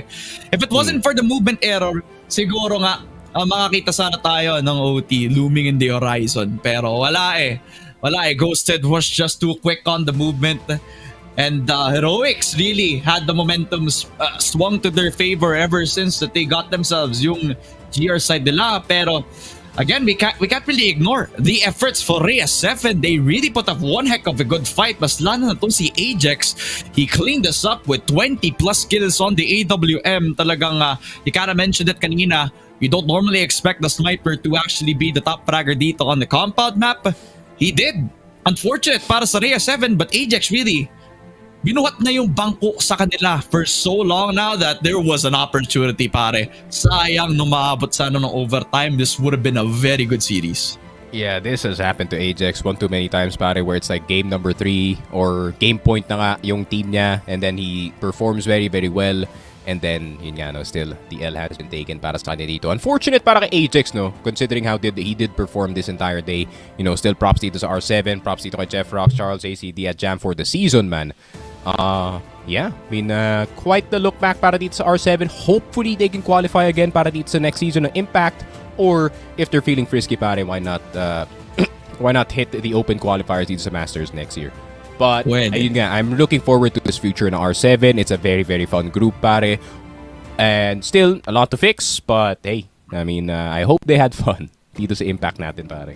Yeah, definitely, pare. A fun team to watch all throughout. Kahit dito sa Impact Summer, and no, even outside the playoffs, they have one hell of a first impression with crazy plays, so many surprises on their team. Even in this playoff, they kind of had the mental resilience of a hacking champion talaga. So you can tell that there was a potential talaga na makaabot sila dun sa mga longer games natin, especially for players like Charles, who really has stepped it up and tenfold all throughout the playoffs. Talagang Charles was one hell of a quantity to watch out there, no? Kahit medyo down siya compared to how he performed on the Ankara map. This guy's been putting up numbers na masabi natin impact frags talaga. Masabi natin na pwede na sana para sa kanila. Pero at the end of the day, Heroics and their synergy together was more than enough na puhunan para maayos yung maging arangkada nila dito sa kanilang naging performance on compound. As you take a look at the highlights, it's all Ghosted, it's all this STB control na meron ng parehong koponan on the GR side. Pero once they got locked in, wala eh. Heroics had to fight for it tooth and nail na makaabot sila sa panalo, and they did thanks to R7 and their mental resiliency talaga. And R7, man, at the end of the day, when you have a team that is, more fun, more than a competition dito, pare, it's kind of hard to tell, in all honesty, man. So feeling ko talaga, or I have a feeling na R7 in their comms, they felt like they had a chance for every single round dito sa laruan natin. But then, sometimes that confidence does lie to you, pare, and that it did, unfortunately. And ayun nga, Heroics, just a better team for today. Zolek, I'm so glad na he performed exactly as he did kasi not gonna lie, yesterday I was kind of disappointed pare while I was watching because I was actually looking forward to his performance up against itong Sunday Shrooms. But then, ayun nga, he kind of showed up for the battle for third. At least today, nakapagbawi na agad si Zolek and they showed up pagdating dito sa mga laruan natin on this compound map and throughout the series actually. On and up and down pero at least nag-ascend na siya where he needed to be to end the game dito on this 3-0. Pero as we take a look at the set summary, very clear kung sino naman yung naging players para makaset yung stride ng Heroics dito with 1.0 kills per round. Zolek performing as well as he did, just able to just take Heroics towards the finish line talaga. And in moments where you really needed to count on a clutch potential or a clutch situation para dito kay Zolek, he's the man to do it. And for everybody else on Heroics, talagang it's a balanced job all throughout. Sana didn't need to do too much kasi binuhat ng bangko ng sarili nila yung mga players ng Heroics all throughout. Yeah, for sure. I mean, Zolek, for being one of the newer talents dito sa CFS PH IMPACT, definitely yun nga, one of the most impressive, one of the most surprising na pwede nga natin tawagin dito. It was kind of between him, si Zach, and itong si Jakim. And ayun nga, I really hope to see him more going into yung next year natin. Granted, yun nga, only top 2 gets their slot back. I think top 4 gets their slot back para sa fall, if I'm not mistaken. So, ayun nga, we're gonna see more of them hopefully dito sa ating next season. Zolek, of course, looking forward to his continued improvement, no pare, kasi half the stuff that he's hitting on this AK-47 is straight up illegal, pare. Yeah. God, just catching up to the headshot percentage of everybody on PH Masters as well. So, kita mo talaga yung potential ni Zolek. And hopefully, we see a lot more out of that in the next Impact Fall season. Pero, para sa panalo ng Heroics ngayon, sige lang at yung set MVP natin, syempre si Zolek yan. Out of all people, 1.0. 1.55 on the KD as well. And with the guy like this, talagang lahat ng mga kailangan mong gawin when it comes to the aggressive rifling, si Zolek wala nang iba pa. I mean, 1.55 KD, 0.82 headshots per kill. You can't really deny how good this guy is at the game of Crossfire, pare. The AK-47, even the clutches, the entering para sa kanyang team. He's doing so much and even more for such a limited role, being the entry fragger. You go in first, my friend, and let's see what happens. Pero Zolek, especially in this season, ayun nga, showed that we have so much entry talent dito sa Pilipinas. It's actually crazy. Sino na ba yung top entry talent natin ngayon? KSA, Kano. I mean, if you count itong si Zolek siguro. Aiden, if he decides to entry, pare. I mean, we have some nutty entry fraggers dito sa Pilipinas, pare. And Zolek is no different. As we take a look at the match results, it is a 10-3, 10-8, 10-7. Naramdaman mo na medyo nag-ramp up na yung R7 sa series, no? Pero nung final turn ng compound, man, it was a 1v1. Could have gone either way. Yeah. Nothing they could do by the end of it. Could have gone either way, but it was at the point that Heroics were at the brink talaga. So, kudos para sa Rhea 7. They put up a hell of a fight dun sa last 2 sets na meron tayo ngayon. And on compound where honestly, where Charles actually activated at the right time and where Ajax also was hitting a lot of his shots on the AWM. Medyo unlucky nga lang na they were whiffing pagdating doon sa mga times na Heroics just needed a couple of rounds na lang para ma-lock in na yung kanilang third place slot. So, 30 out of the 18 na napanalo ng Rhea 7. Just not enough against Heroics, and how balanced their playstyle has been when they are very much locked in. Pero para sa match MVP natin all throughout, it is definitely none other than Jezreel. Not usually the guy you expect him to be, pero with how well he performed all throughout the series, para there's no surprise talaga. I freaking love Jezreel, bro. This guy is the homie. Yun nga, first of all, that's the homie. First and foremost. At the same time, I'm so glad na he did perform exactly like this dito sa season kasi kinda gets overglossed dahil nga dito ni Ghosted, dahil nga dito ni X3D at ni Zolek. But then when Jezreel gets his moment, ayun nga, he will not stop whatsoever, pare. He was the entry, he was the lurk, he was literally doing everything para sa kanyang team, similar sa ginagawa ni Zolek kanina. Pero ayun nga, this is what happens when Jezreel pops off, and I'm so glad na nangyari na sa official, pare. Kaya nga nakakatuwa panoorin talaga para kay Jezreel to actually step up like this. He's a very very fun player to watch kapag sobrang init na nga niya. And not only that, his calling has been a very very big factor para sa Heroics and how well they have put up dito so far sa group stage nga naman and on the playoffs itself as well. So props to Jezreel and props to Heroics as well, as we're gonna have one quick interview from one of the winners on Heroic side, and it will be X3D para sa Heroic side. Nandito pa sa X3D. Ay, yun na nga. Hello X3D. Hello Good po. afternoon pare. Kamusta ka pare? Kamusta ka? Okay lang po, okay lang po. Ayun, Ayun nga men, kamusta naman yung pagkapanalo nyo up against yung Ria 7 pare? Alam ko tropa yan eh. Okay lang, tropa lang eh. Laro lang yun eh. Win or loss lang yun eh. Ganun naman pala. Kasi yun nga, Ramon, walang difference yun kasi magsasama din yung prize nila, pang inom lang yun. Sa isang sa isang lugar pare. Ganun lang talaga yun. Pero Boss X3D, ayun nga, going into yung next season natin para sa Heroics, may plano ba na anong plans para dito sa Heroics off-season? Practice na ba? Or magpe-prepare na ba para sa fall? Aalis ako sa Heroics eh. Di ko alam. Di ko alam sa kanila. No! Totoo, legit. Grabe ito yung announce ng LFT guys. Looking for team si X3D po. Ayun po, experienced third sa Impact. Fervin, No. eto na. No. Ano na yan si Dex? Walang kukuha tayo. Walang kukuha sa ano eh. Di tayo malakas eh. Pacific. Eto na. Kunin nyo na to pare. Pwede. Pero yun nga, Boss Dex, meron ba kayong pasasalamatan dito sa mga fans ng Heroic, mga kaibigan na sumusuporta sa inyo pare? Alam ko wala kaming fans eh. Pero salamat sa mga kaibigan na sumusuporta. Shoutout sa Ria 7. Sa kay Jezreel, shoutout. Shoutout sa iyo, Yun. men. Buhat po kami ngayon sa third place.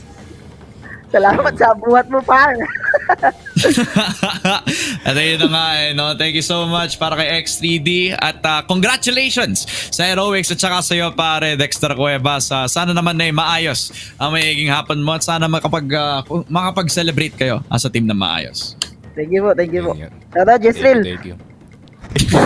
Shout out to Jezreel once again pare. We are very very happy dito sa broadcast and aka me and the boys about his performance as Heroics. They take the official win. $400 richer dito sa ating dito sa ating placing. Pero gaya nga na sinabi ko men, ayun nga, magsasama lang sila sa isang lugar and they're probably gonna spend that $700 combined together in order to have a good time because that's what it's about pare. This game, it's about the community pare. That's true. The community really is the reason kung bakit nga naman buhay na buhay pa at mainit na mainit pa ang esports dito sa Pilipinas and especially the entire world for CFS as well. So it's been one heck of a ride sa Battle per third match natin, pero this is where the main event shall take place now. MATTJESS versus Sunday SHROOMS ang susunod nating BO5 para marap up na natin ang buong PH Impact summer season. Before natin i-through to break, quick prediction para sa'yo, Sneaky? For this finals? Yep. I'm trying to get that Sunday SHROOMS hoodie pare. So, I would say 3-2 SS pare. Yun. Alright. Sunday SHROOMS from Sneaky, pero MATTJESS has an opportunity. Get themselves the winning matchup dito sa Grand Finals natin, or will Sunday SHROOMS prove Sneaky right? We'll find out pagbalik ng Impact Summer 2025. Ang Kapag Sermon, kasama ko si Sneaky Frog at kami Magales. Dito pa lang sa broadcast.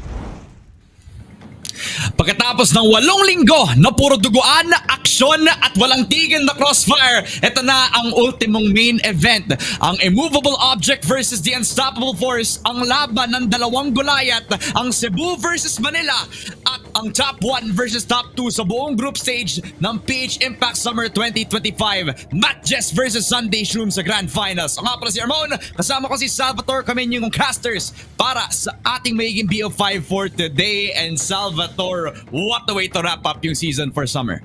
Tama ka dyan, partner, no? Solid nga naman talaga after grueling weeks, no? Ng pag-iipon ng galit at sama ng loob sa isa't isa, trying some new tactics, pinag-iisipan ng mabuti kung aabot ba kami sa playoffs, kakayanin ba namin sa playoffs, and as well as magiging kampiyon ba kami. Lot of doubts na sagot na dito sa playoffs na to, no? At nagpang-abot na tayo na kung saan, pre, ang number 1 at ang number 2 nga naman talaga ang karapat-dapat na magtapat sa isa't isa, pre, no? So, after numerous weeks of comparison na itong top 2 na to is very undisputed. Dito na magtutuos tong dalawang to, and I'm very, very excited for it, pre. Totoo, pare. Nung tinignan natin yung buong team lineups, parang alam na natin sa sarili natin kung sino yung Grand Finals, no? At imagine mo yun, tama tayong lahat.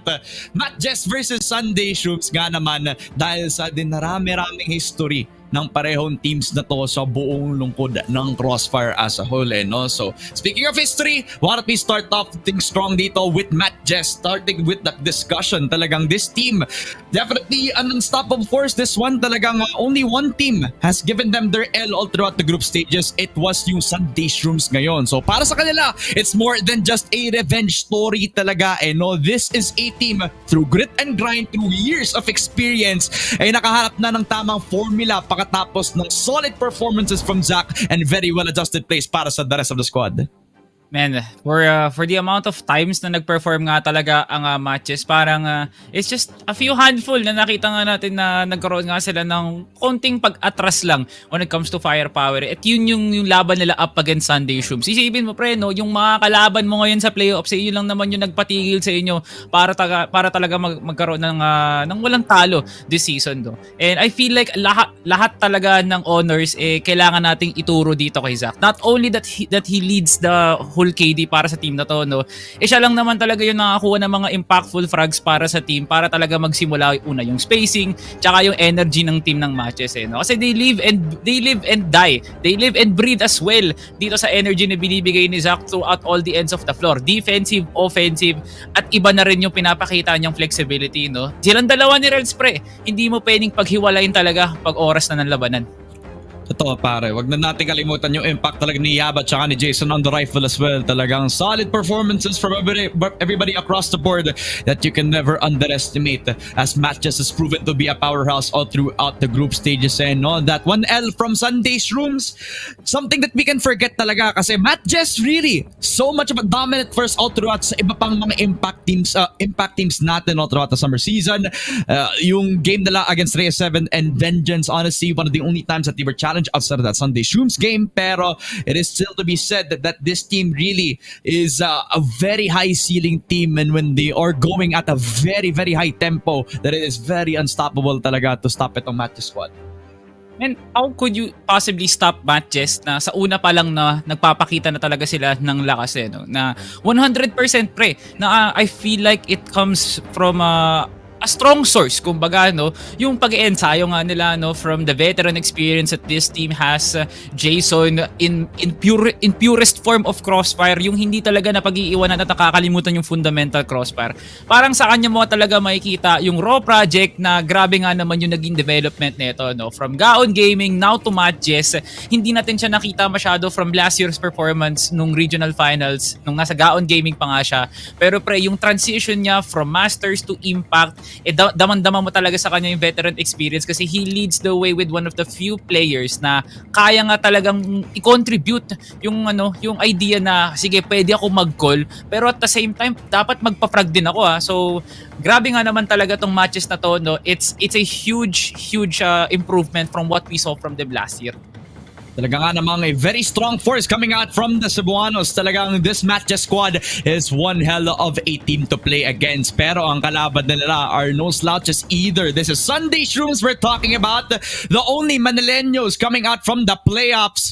And you can tell as well that they're hungry for the trophy. Talagang J-Bice and the rest of the squad, tamang kaway lamang kasi alam na natin na locked in sila para sa series na to. No? And this team, definitely not the fastest that we expect them to actually close a lot of games, pero when they are locked in, pag nagtagal yung games natin, yung mga series natin, and you can definitely tell that the mid-round calling, their biggest weapon above all their high ceiling, talagang mas magkakaroon ng magandang time ang Sunday Shrooms kapag locked in sila. Yeah, speaking of ceiling, parang hindi pa nga nila naabot yun no? Yung series nila yesterday, feeling ko hindi pa yun eh. That was just Sunday Shrooms on a regular basis na feeling ko dahil nga pinapakita ni J-Bice na he's a fragging IGL, Zoren is a good backup, Ramen Kid from Hell, yung entries pa rin nga nila no, is very very solid, at yung star player nila no, JK, with one of the most highly anticipated performances na nakita natin during the playoffs no. Kasi from the group stage, okay, expected na no. Pero paano nga ba tatagal yung Sunday Shrooms at kung yung aabot ba yung consistency nila sa playoffs? Sinagot nila pre ng isang malaking hiyaw against Heroics pre. JKM just frag absolutely out of his mind nung talagang naudlot sila from compound yung mga sumunod na 3 maps. Sinara na ni JKM pinirmahan niya na yung kontrata na, sige na, tapusin na natin itong series to. And he did not go negative pre. Yun ang pinakamahirap na gawin mo up against Heroics na solid players from X3D and Zolek. I couldn't just believe na ito yung Sunday Shrooms na from last year hindi nga man lang tinitignan ng diretso ng mga tao pero ito na sila ngayon. Kita mo, no? From the history alone that they've had dito sa PH Impact Summer 2025, they've come a long way from just having Cetra and friends talaga. This is the Sunday Shrooms that has been performing as a team talaga ng maayos with their mid-round calling as well as very, very big star-studded performances nga from Jacob, as you mentioned. This team has only had one L all throughout, and that was from that Vengeance game. Pero kung titingnan mo, no, perfectly placed all throughout up until yung Vengeance game nila. So you can tell that they're coming into this with a fiery hot force. Laban dito sa MATTJESS talaga, and look at that head-to-head as well no? Yung third match against MATTJESS, they're the only team na talagang nakahanap pa nga ng decisive win against them, so this adds more fuel to the fire para sa laban natin as we take a look at yung keys to victory ng parehong teams. Walang patukpi pa, agresibo at mabilis. Yan talaga ang masasabi nating bandera na MATTJESS no? When they are at their pace, talaga mahirap silang i-stop, whereas Sunday Shrooms, they need a slow start, pero once they get in the groove, mas mahirap silang patayin pare. Oo naman pre, there is a tendency for Sunday Shrooms na magbigay talaga ng ilang certain rounds no? And feeling ko yun naman talaga yung mga ginagawa din ng mga ibang teams, i-capitalize talaga yung pagiging overconfident ng kalaban nila rather, and then try to use that para makapag-come up ng isang malaking adjustment. Itong Sunday Shrooms na to, parang north to south talaga yung pinagkaibangan nila from the teams that do make their adjustments in game. Iba yung pinapakita ni Sunday Shrooms, whether it would be from changing roles, iibahin nga nila yung attacking pacing nga nila no, and at the same time ilalaban nga nila pag alam nga nilang confident na sila with their call. Because of J Kim nananahimik nga muna sa una, J-Bice trying to put himself in a position para i-duel talaga kagad na maaga no. From Black Widow all the way to Port, makikita mo nga yung proactiveness ng leader nga nila, at yun yung pinagkaiba nila ng dalawa ni MATTJESS no. From MATTJESS, all throughout the 10 sets na all throughout the 10 rounds na makikita mo mula sa first half nga nila, it's nothing but pure crossfire from Jason, from Zach, pati na nga rin kay Reds. Kasi isa lang yung goal talaga nila no? Makahanap talaga ng magandang momentum. Yeah, definitely pare. And once they get that good start that they're hoping for, then MATTJESS, it becomes a very big question on how to stop them within their tracks talaga. So, para masabi natin good, very, very good contest against them yung Sunday Shrooms. Kasi this is a team that needs some time to analyze yung mayiging, yung mga mayiging butas ng MATTJESS, yung mga mistakes nila, para lang mas lumaki yung butas lalo para sa MATTJESS squad na to. So, this definitely is gonna be one heck of a fight for both teams natin as we're heading on into yung map Veto natin, possibly one of the strongest factors coming into this best of 5, this grand final, where Black Widow will be that first contest. One of the maps where Sunday Shrooms have gotten the decisive win against them sa decider the last time that they played. Ankara being that second, very, very similar to their Eagle Eye na medyo masabi natin very, very good combo para sa Sunday Shrooms. If they're gonna start on that BL side, Eagle Eye Mexico 2, para sa fourth set natin na Sunday Shrooms pulled it out at the last possible second. This is a BO5 that will have so many surprises and I just cannot wait, Salvatore. Gusto ko na simulan to, pare. Ito naman yung respeto ng matches dito sa ban nga nila The Compound no? Kasi ito yung kinuwang mapa ng Sunday Shrooms during the group stage. Pero ito rin naman kasi yung mapa na natalo ang Sunday Shrooms yesterday. Na it kind of felt like na parang walang-wala sila dun sa mapang yon. But MATTJESS chose to play the safe route no? Tatanggalin na natin tong mapan to at isa rin sa mga pinakamalaking respeto rin para sa Sunday Shrooms is yung Cebuano native map that is the Subway. So hindi na nga namin pipiliin yan. Masyado nang sumakit yung ulo namin sa heroics namin kahapon, kaya bahala na yan, tatanggalin na namin yan. Pero ito pre ang pinaka nakakapagtaka no, for the side of Sunday Shrooms, them not prioritizing Eagle Eye para ipunong dulo nga nila yung mga crucial maps like Ankara. So pipiliin nga nila to kagad in favor of Mexico 2 para sa ating possible set number 4. Pero yun talaga yung nakikita kong medyo leeway para sa MATTJESS makuha kagad yung momentum based play performance nga nila. Black Widow to Ankara, it just breeds MATTJESS para sa akin, Ramon. Totoo, pare. And it's definitely gonna be one hell of a fight para sa kanila as we get on in with our predictions para sa game na ito. This grand finals is not anything without some adversity from both of our casters talaga, I know. So tingnan natin.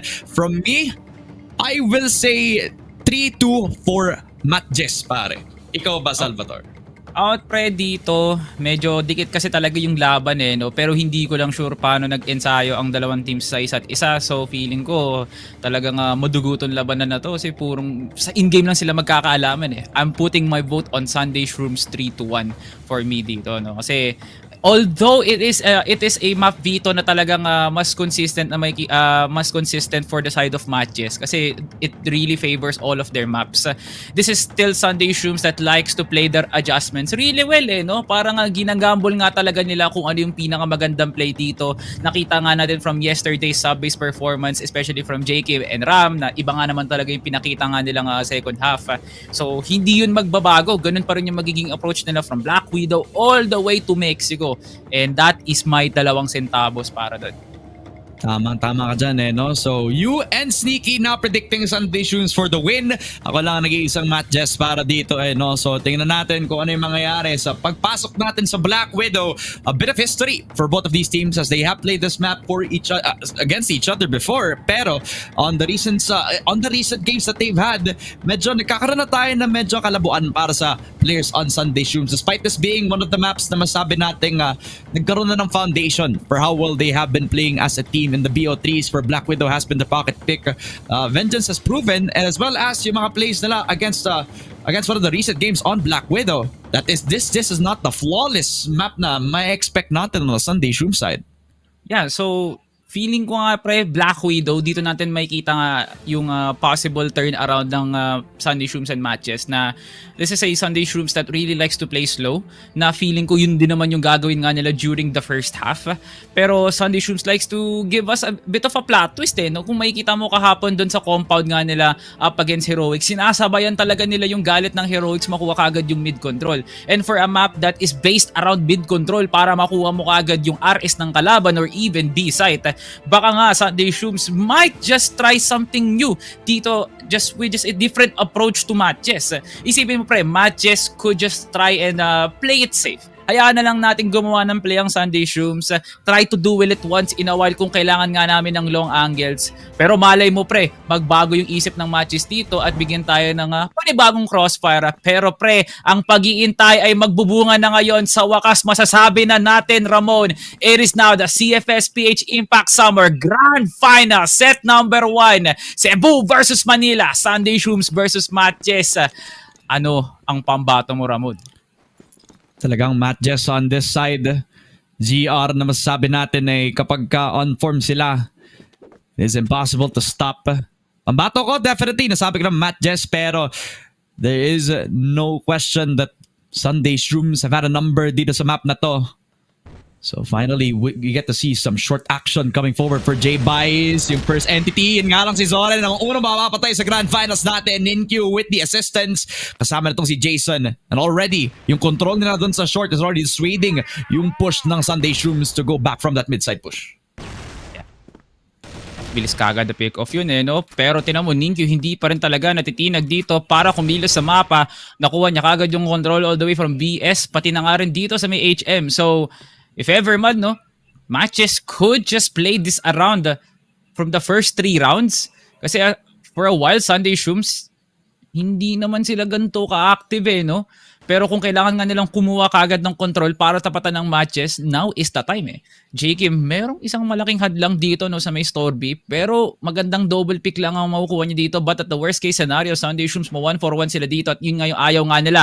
And Yaba wins it up against Kid from Hell. JK makukuha dito si Yaba for the trade, pero si Rels mabilis ang rotation lang sa may window B as Rels now position himself para sa mga paparating na miyembro. As now, Ram is the last man standing. Pero sandwich ka na nga, idolo. Si Ram lumalaban pa rin. Pero na-corner ka na nga. MATTJESS with a statement round number 1. First round pa lang no? Mainit na agad. Where you kind of mentioned it, yung dapat maging passive na lang yung MATTJESS, where usually you expect them to play the aggressive approach on GR. Sila yung naghintay sa short, pero si Yaba hindi na humihintay na lang with the headshot Kid from Hell. That entry is not gonna be as perfect as they would usually want to. Now with the entry on towards STB, mukhang mahihirapan sila, pero si Ram hindi mahihirapan with the shots. Not with another one as Sunday Shrooms are fighting for House B control. Not just gonna try to fight back with everything that they have, especially with the kill dito kay J. Kim. Slowing the momentum down para sa Sunday Shrooms, pero Zack with a perfect lineup. Killing off tong si Ram, possibly with a second frag from Yaba as well. MATTJESS getting the 2-0, and Sunday Shrooms no entry sa pagpasok ng EB pare. Yan, ganun lang pala kadali, no? Like, the reaction from Matches just to fight Sunday Shrooms, it just felt like a normal Black Widow day para sa dalawang teams na to, no? Sunday Shrooms likes to rush Torby. Itong Matches na to, naisip nga nila, bakit pa namin kailangan pa komplikahin? Magro-rotate pa ba kami ng high mid? Hindi na, pre. Rekta agad sa pagbubuka with the exception of Zack. Kasi gusto ni Zack maging madaya, maging unique talaga. Para mako-top guard ang Sunday Shrooms, sige, rekta nga tayo kung saan talaga hindi makikita ng SS, at yun nga talaga ang kinalabasan nito. Pure effectivity and pure maestro work once more para sa Matches no? Their macro is just amazing, pre, no? Like doon mo nakita kung ano yung pinagkaiba nila up against the other teams that competed dito lamang sa PH Impact. And hopefully this is something that Sunday Shrooms could learn a thing or two, kasi pre, ilang beses na nga silang nakikitaan ng opening ng Matches na hanggang ngayon hindi pa rin nila nakahanap yung magandang play. Totoo. They now slowly crawl in towards yung ES natin, where for the first round, maayos yung pagsagot ng MATTJESS doon. Pero si Ninkyu, bagong flavor sa pag-hold nila doon sa mid-side. They cross 3 people in a perfect spray. Ninkyu will get 2. Si Zoren na makakuha ng trade-off with the EWM, pero Zack continues the momentum para sa MATTJESS so far. 2v3. And with this, Sunday Shrooms are gonna go back to the reset. Ang layo para sa trade-off. And now with the attempt, Kid from Hell, medyo napalayo na kasama tong si Zoren to play this 1-minute round. Ay, mahal lang ng konti, Kid from Hell. It is still a possible win para sa Sunday Shrooms kung aalertohan nga nila yung sarili nila sa mga anggulong to. Pero masyado lang ata talagang pressure is on para sa Sunday Shrooms as a good pick of already being considered here by Jason. Una kagad dito mawawala si Zoren during the mid-round. Kid from Hell, ini-scout na talaga lahat ng mga angulo, left, right, and center. Hindi talaga makikita ng Sunday Shrooms ang success so far. Shout nga pala dyan kay Mochi nanonood sa ating stream ngayon. Maraming salamat sa suporta. Makikita nyo si Mochi Sabado-Linggo sa ating PH Masters broadcast. Pero dito nga muna tayo guys sa ating Impact na kung saan 3-0 na kagad tayo, Ramon. Just like that. As MJ likes to play it passive and aggressive na hindi nga natin nakikita kung kailan nga nila gagawin yun. Pero from the first time na we saw them take control of BS, nasama-sama sila. Ngayon, pinipick off na sila ng maganda tulad na itong ginagawa ni Kid from Hell and as well as Ram. So 2 picks already para sa SS. Pero feeling ko aatakihin pa rin ng Matches tong BS na to One of the only times na medyo mapapunish pa nga yung overpush pa ng ibang players dito. It started from that mid-side where Kid from Hell and Ram had their patience, pero Rels muntikan pa nga sana.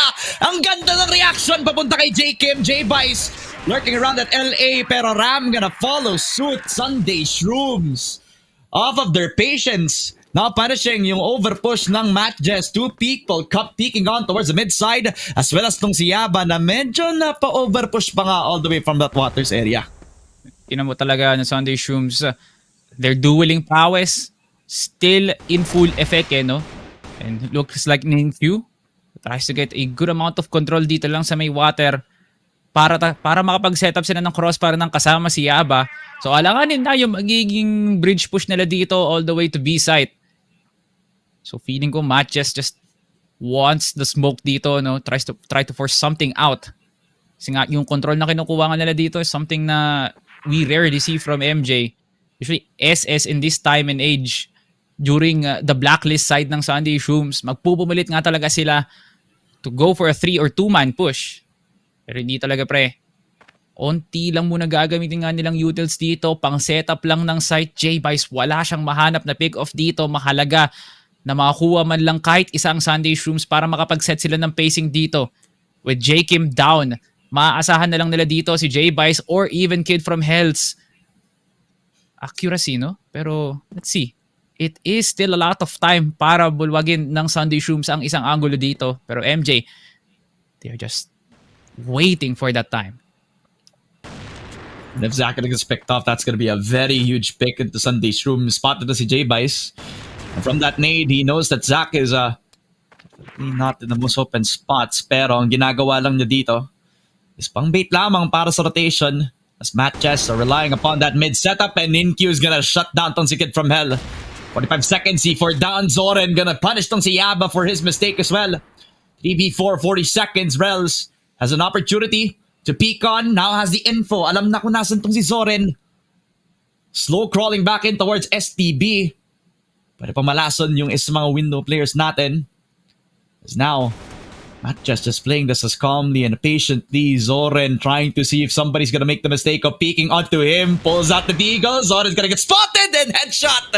Papunta kay Zoren. 2 versus 4. J-Vice and Ram. Niluluto na ang short push para labanan itong si Zach. Pero si Zach to pare, the best player on Impact, pulls out the cult. Not enough laban kay Ram. 3 seconds para makapag-plant, but it's not gonna be enough against Jason and Rels. MATTJESS, saradong-sarado ang bawat sektor ng Black Widow natin. Outclass nga naman talagang ginagawa ng MATTJESS, no? You can just definitely see the confidence just oozing from the veins of Zach and as well as Ninkyu. Yung pag-hold nga nila ng angel, hindi sila nagpapatinag doon. Ayaw nga nilang pabayaan kasi nga MJ likes to play numbers, no? And Sunday Shrooms as well. Pero at the same time, MATTJESS just gets successful frags just because of their movement, no? Kung kaya nga nilang linangin yung kalaban, yun nga yung gagawin nga nila dito. Pero desperation push mula dito sa Sunday Shrooms as they stack now LA. Kahit nga may harang pa na smoke yan, ipupush to ng Sunday Shrooms. Zach napigilan ng isa, si Yaba makakakuha ng follow-up. Wala pa munang action dito na magagalap pero medyo mananahimik muna ang Sunday Shrooms. It looks like JK will be going for the force para makapasok na nga sila. C4 drop, clear ni Yaba yung corner ng metal box as Jason gets the final kill. Nanahimik muna panandalian. Sunday Shrooms gusto ata na ng pangalawang phase ng atake. Pero hindi talaga kaya as MATTJESS dominates over that LA push. Seems familiar, no? Parang yung vengeance game against Sunday Shrooms where they read the LA push na ginawa ng Sunday Shrooms. High-low setup as well as the support from Zach as well. Jacob and Ramdo, they get the openings that they need. They kill off Yaba and Rels, but J-Vice again continues to be a threat on the sniper. Kills up Ninkyu to try to get themselves the trade-off into a 2 versus 5. Sa wakas, may panlaban ang Sunday Shrooms sa aggressive setup ng MATTJESS ngayon. Kalmado kolekto lang, MATTJESS. They don't have the numbers, pero they do have the fragging ability. Bomb drop, pero Jason hindi nakapag-reposition dahil nga sa pag-i-spam dito ni Ram sa may store B. And ito na nga yung senyales dito. Nagbato na nga ng plaga ng Sunday Shrooms para liwanagan ang kabuuan ng B site. Zach makakapitas pa ng isa. Pero medyo mahirap pa rin to kay Zach kasi nga yung crossfire na magaganap dito lamang sa may B, napakahirap nga naman kunin yun. Ram, nakabantay lang sa may window at inaantay niya yung pagkakataon na mag-overextend dito si Zach. Sasala muna yung isa pero Ram going in for the push dito lang sa may door B. What a successful side take para sa Sunday Shrooms. Ganun lang kasimple. At ginawa nga nila ang lahat nila para makuha yung control na yun and they definitely did. They finding the momentum now, at least with that store P control that they had. Starts off strong with them, and J-Vice finally gets some damage done kay Rels. And now that that mid-round calling that we have been talking about Sunday Shrooms finally setting in place for them. Adaptation from that LA push. Mukhang babalik na into the mid side. Ninkyu gets one kick from Hell. Rotates back onto the Waters position as Jason's gonna try to peek on tong si Zoran. Sobrang damaged. Duguan na agad on the mid side as well. Sunday Shrooms are getting forced out in pressured positions from MATTJESS. Di na natatakot mag-push, di na natatakot lumalaban. All the way from ES, all the way from that catwalk position, talagang every looming threat from MATTJESS is active, even on this house P position where already Ninkyu and Yaba are ready kung papasok nga tong si Ram, just in case. Yeah, time winding down. Hindi dapat tumagal ang Sunday Shrooms dito lang sa may areas kasi it's fairly obvious for a player like Zach na pwede nga siyang gumawa ng play dito. At si Yaba nga yung papadala nila, no? Si Zach muna iiwan sa isang site as Yaba tries to get a pick. Dito lang sa may Waters. Yari actually ang Sunday Shrooms dito pag nakakuha ng magandang opening si Yaba. At habang hindi pa nakilos ang Sunday Shrooms, hindi pa sila umaatake dito. This is a chance for MATTJESS to try and go for a sandwich play. Pero wala mo ng utils, wala mo ng execute na magaganap. Yaba na mataan and good hold para kay Ram. J by swinging and Ninkyu dies, re-engages over to Zach. Hindi niya makuha yung mga kills gamit ng Colt at kailangan niyang bumalik na nga muna panandalian. 2 players make it 1 player remaining as J Kim falls from the sky, descending pre. Grabe nga naman yung entrance ni Boss J Kim. As Sunday Shrooms ginagapang ang laro 3-5. One more bago tayo mag second half at nakikita mo Sunday Shrooms definitely fighting. They knew the stakes of what was to come. They took a little bit more time to get there, pero at least now na-analyze nila that MATTJESS we're not gonna sit around any longer. The overpush from Yaba as well as that mid position na let's say Ninkyu was trying his best para ma-hold down yun. Di na sumasapat Sunday Shrooms. And J-By is hitting the shots yet again from the sniper. You can tell that they're active back into the server. Dahil dito sa last round natin, mukhang Sunday Shrooms lalason all the way from LA. Flash is there. So alam mong handa na ang MATTJESS kung papasok nga sila dito. Pero you know that Sunday Shrooms is not the type of team that will make the same mistake twice. They did this in the past couple of rounds. Pero handa yung MATTJESS doon. Handa na ngayon ang Sunday Shrooms mag-adapt. Pwede pa sila mag-rotate mamaya pare. And like to play it calm, no? Knowing na itong round na to rather masyadong crucial para sa dalawang teams na to. One team could force a 3-round lead and one could force just a -1 eh. Malakas to for both teams as J-Bice pokes the bear nga naman kagad eh, no? J-Bice gets the win over to Zach. Ninkyu gets the trade quickly. Jacob binawi nga din kagad. Malaki ang palitan dito ng SS tsaka ng MJ. Kung makikita mo talagang gusto nang i-force ng Sunday Shrooms to pero binabagal mo na ng onte. Meron ng control sa may train. Ninkyu can't find the position though. Inaantay niya lang na mag-overextend si J-Bice pero nakalaban niya nga. What a shot by J-Bice. Ram hindi na tumigil sa pagbabarel. Nangawit na yung daliri para maubos ang dalawa. Sunday Shrooms forces a 1-round deficit sa first half. Ang laki ng bawi nila doon pre. Here comes the side switch. Sunday Shrooms ginagapang umaakyat na nga sa bundok ngayon. MATTJESS, paano sila makakabawi? Alam mong the type of team that Sunday Shrooms are. You knew that even though they're on a deficit, alam mong makakabawi sila as a team. Once that J-Bice has locked down the only anchoring sniper on site, then it was an easy entry para kay Ram as Zoran will be the one to pick up tong si Rels. Talaga nga namang grabe ang hinahatid ng Sunday Shrooms on the side swap. Already knocking down one of the long-range players from MATTJESS. And actually, they were cooking up yung LA push na sana nilang gagawin. Pero I think it was the split push na gagawin sana nila on ES. Their ES player already down and J-Vice continues the sniping momentum para sa Sunday Shrooms. Zach down. Both snipers down for MATTJESS. Relegates themselves dun sa may short position where Ninkyu has to be the one to get first contact. Kid from Hell has to be prepared for this. Nade out pero si Ninkyu ang kukuha. Si Ninkyu kukuha ng dalawa. The drop all the way from under. Na-spotted yung dalawa on the rotation. So Yaba, siya naman yung luluto ng lurk dito. Gets one, yun nga lang. Si Jake mapapatay lang. J-Bice with a beautiful flick. Makes it a 2v2 para sa Sunday Shrooms. Orsa para mag-retake Sunday Shrooms. Kailangan magtrabaho ngayon ni Ram para makuha yung kahit isang pick-off lang dito. J-Bice still valuable kahit may pa nga siya. Jason Ninkyu holding it down. Ninkyu nasa slide. Ninkyu kinakalaban si Ram kahit talagang may power position si Ninkyu. Abusong-abuso yung head glitch. Ram now pushing and he gets Jason, the high HP player. Ninkyu na piso na nga lang, full blinded. Pero kailangan mag-reload muna panandalian dito ni Ninkyu. May oras pa nga ba? Wala nang oras para sa retake. As now Sunday Shrooms gets the sight. Kamuntikan pa doon ng MJ. J-Vice, grabe nga naman ang survivability nila dun, pre. And what a round for SS. Not only that, yung momentum at yung pacing na nakuha nila, pre, from first all the way to second half. Damang-dama mo talaga. No, perfect trade pa. And a good thing na napatay pa nga nila si Jason because that would have been one hell of a disaster para sa Sunday Shrooms. They picked off the high HP player.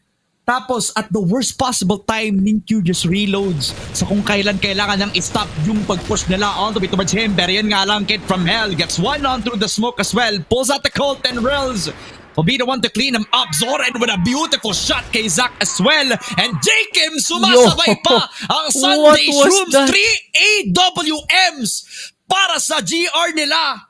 Walang safe na angulo para sa MATTJESS. Lahat sarado dahil sa snipers. Teka lang, kunin ko muna yung libro ng SGJ last year, Sunday Shrooms. Total, taga-tondo rin naman tong mga to. Men, oh my God, that was reminiscent of POB, Tino, and KLR na kumuha nga naman talaga ng para paslangin ng Ubik Maniac. And now, Sunday Shrooms putting out the stuff para gawin yung playstyle na yon dito sa larong to. Para talaga kunin ulit ang bandera ng Maynila. Na sila nga mismo ang magwawagayway ngayon sa round na to. Jakim gets the kill. And Sunday Shrooms pushes now the lead to just one para sa kanila. And Rels, nakuha si Jakim habang patalon papuntang window A. Oras na para sa paghigante ng MATTJESS as they now find the opening. Get themselves the entry. And a good nade just stops them momentarily. Pero Ram prepared for 1 and 2 sa magpasok ng MATTJESS. Si Yaba ang mismo kukuha ng trade-off. 3v3. Galit pagkatapos ng triple snipers. And Zoran continues to be the threat himself. Sunday Shrooms on a 3 versus 2. C4 drop pagkatapos ng entry. Pero Zach, napakalapit lamang kay Zoran. Sniper versus sniper. Combat arming versus combat armor. Kaso, di niya alam kung napakalapit lang ni Zoran dito. So no info whatsoever from Sunday Shrooms. The discipline is real. Hindi na kailangang ibigay 1v1s dito, pare. Huwag na nga muna. There is no need para mag-spread out dito ang Sunday Shrooms. They could just play for retake. Total, tatlo nga naman sila. And where's MATTJESS? What they could hope for is yung pag-roam dito ni Zach is magbunga kasi nasa radar niya ngayon si J-Vice tsaka si Kid from Hell. Just one swing from this player alone. Pwedeng mapaslang isa sa kanilang dalawa. Pero Zach and Rels, they might just play sight for now. Zach naglalaro pa rin dito lang sa may bridge. Timing ang asset ngayon ni Zach para makahanap ng pick-off dito. Sumenyas na ang MATTJESS. Magrebat na daw kayo. Kasi oras na ng retake para sa Sunday Shrooms. Ang hiyaw hindi pa rin naririnig para sa SS. 28 tumatakbong oras. Zoran paposition na nga sa Dorby. At si Rels dun na nga nakatungo. Dalawa ang kalaban ni Zach. At kailangan niya depensahan to. Magiging 1v1 nga. Good hold by Zach. And Rels fighting for his life. Gandang pandelay gamit ang flash. J-Vice nakalapit na nga sa C4. Pero kailangan niyang i-push to. J-Vice tinatanggal ang bulag sa mata. And Rels gets the sight para sa MATTJESS. Tag game. 2v3. And that was Rels and Zach, the duo that we've been watching out for. Where Zach, all that he needed to do was give info para kay Rels. Sa peak niya from the AWM, nakita niya na spot niya yung dalawa from the flank. And that puts Rels in a position where he has to be the hero. He pushes papunta doon sa may doors na spot niya yung nagro-rotate. At doon pa lang, maganda na yung posisyon. Pagka-peak nilang isa sa window, tamang balik lamang knowing that he has the time. What the discipline. Grabe talaga para kay Zach. And Rels para sa 2 versus 3 clutch na meron sa kanila as Zoran will pick up another shot from the same window kay Jason naman. MATTJESS gonna slow things down just after this. 4 versus 5 in an instant. The pick-off game talaga nga naman sa early rounds, pre. Yun talaga, dun talaga tayo gaganahan no? Kasi you can definitely feel na Matches and Sunday Shrooms pulling out every trick para lang talaga mapigilan ng momentum tong dalawang team na to, no? Matches already gathered a lot during the first half. Heading into the second, nagiging aggressive na nga si Rels pati nga si Zach. Hoping na makabawi nga sila. Same goes for Sunday Shrooms. Just trying to do their best dito sa double sniper setup na to. Jakim putting his foot forward para samahan sila Kid from Elatram na kumuha nga ng space dito sa mapan to. And now, to set up the 40-second execute, MATTJESS goes for the flash. Walang tao sa may store. Lahat nasa loob ng site. Gumagawa nga sila ng sandwich play dito. Good defense para kay Ram na hindi nga gumalaw sa may kabaong. Door B possession already para sa Sunday Shrooms. Deadly na nga tong site na to, Ramon. At MATTJESS nung kukulangan na kasi ng oras. Ram, ang dami ng bala na dumadapo sa katawan niya. Kailangan niya nga mag-ingat. Zach, nakapasok na nga Jakim. Gets clear dito lang sa may metal box. Pero mauubos niya ang dalawa na si Ram makakakuha din ng isang buhay sa MATTJESS. Reds na lang natitira. Jakim pinaglalaroan ng pagkain. Sunday Shrooms answers back with a stronghold dito lang sa may B. A triple para kay Jakim. Yesterday, medyo nag-slow down si Jakim no? Para ngayon pa lang, nahihit na yung ceiling and more. This guy is on another level.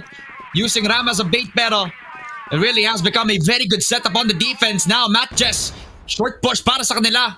Jason gonna be first contact. Si Zach ang kukuha ng first blood. J-Vice has to answer back. He does kay Jason.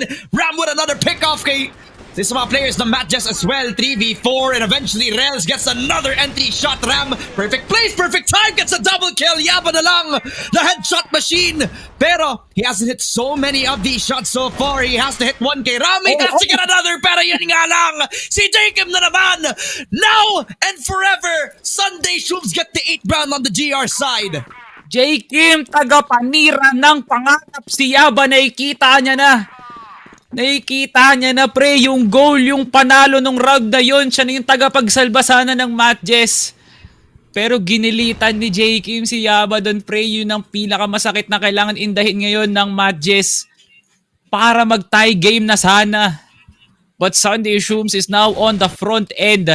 Sila na nagmamaneho ng laro ngayon. Control dito lang sa may mid. And Ram is just completely bulldozing anyone who crosses.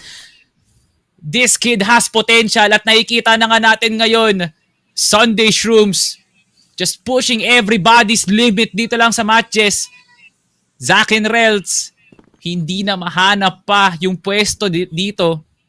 Kita mo nga kung paano sila pinapahirapan at pinapatahimik ng Sunday Shrooms when it comes to getting that position. Zach gets a good opening dito sa may LA. Baka ito na ang hinahanap ng MATTJESS ngayon sa may LA, pre ha. Yaba trying to get a good hold dito lang sa may B. Papush na nga si Ninkyu. Nakita nila sa Ram sa may stage. Good picks para sa MATTJESS. Gumagawa sila ng mga cross-map play dito. Ang lalim ng mga kinukuha nilang angulo. Naku po. Buti na lang hindi sila nag-push ng ES kasi si Zoren nasa off angle and they would have been surprised from that. Kid Vermel trying to invest his position. The only time that he can try to kill off tong si Zach, who is being a nuisance doon sa may A site. Niluluto na yung execute on B. Where now Zach has to play a big distraction para sa kanila. 50 seconds for the execute to happen. Mukhang babalik pa nga sila on the mid side. And possibly Zoren's position should be activated. 45, Jason, first contact. Zoren gonna get a good spray down from him. Pero Ninkyu, perfect timing to get the trade-off in time. 2v3. And Zach still an entity sa loob ng A-site. Gano'ng katagal pa ba na i-clear to? On the spot na siya. Jakem gonna use the movement. He gets one. Yaba gets another really good spray. And Ninkyu to follow up. 7-8 for MATTJESS. It took patience and it paid off for them. Definitely, pre. Patience was indeed a virtue para sa MATTJESS, no? Them trying to go for that difficult execute, nagbunga nga rin naman talaga. Luckily, pre, they took the higher route para kunin yung mga duels na yun. Although mahirap, it paid off really nicely. Paulan bala, nagkakaroon na nga ng bagyo dito sa may LA, pre, na kung saan Sunday Shrooms, signal number 4 ang pinadala sa MATTJESS. Yung palitan, pre, masyadong maduga. Kulang na kulang ang MATTJESS sa kalakasan nun, pre. What a round for Sunday Shrooms. 1-4-4 yung naging palitan dun. Si Ninkyu na natira. Hindi niya na nakita yung araw nun, pre. What a round for SS. Set point na nga Ramo, just like that. My goodness, pare. And considering na pinili din ito ng MATTJESS, they kind of forgot what history has dictated where Sunday Shrooms, they took this map against them. And so many times Black Widow has become their weapon, and it continues to be that. Rels with Wando kay Kid from Hell, J-Bice with a shot, and Zack continues to provide an opening para sa kanila. A-site wide open. Every member of Sunday Shrooms magkakahiwalay lamang to play the 3 versus 4 retake. Si Zoren napakalayo pa. All the way back and towards the side. Jacob with a perfect timing. Denies the plat all the way to Zack. Makes it a very difficult take para sa MATTJESS. Kailangan na lang i-reset. Kailangan na lang hintayin tong si Zoren. The Shrooms needs to play this perfectly, pre. That timing para kunin tong C4 plant na to, hindi na nga nila magagawa kasi Naku! What a play by Zoren! Si Ram nakita yung panirels dito lang sa may BS, and what a play by Sunday Shrooms again! That sequence of events! Dun na ata ginamit ng Sunday Shrooms lahat ng alas, lahat ng pagtatago. Dito na nagulat ang MATTJESS kung paano nangyari yon. They take the first set of the Grand Finals, and believe me Ramon, ang nakita natin sa Sunday Shrooms, that was not the Sunday Shrooms we saw during the group stage. That was one heck of an execute mula kay Zoren na JK, pre. Oh my God. Maski ako, di ko alam na nandun pala sa likod si Zoren eh. Kaya nga eh, dude, nagulat na lang ako na nag-full commit siya. Galing siya dun sa may B-site pare, pero full commit on the RS rotate.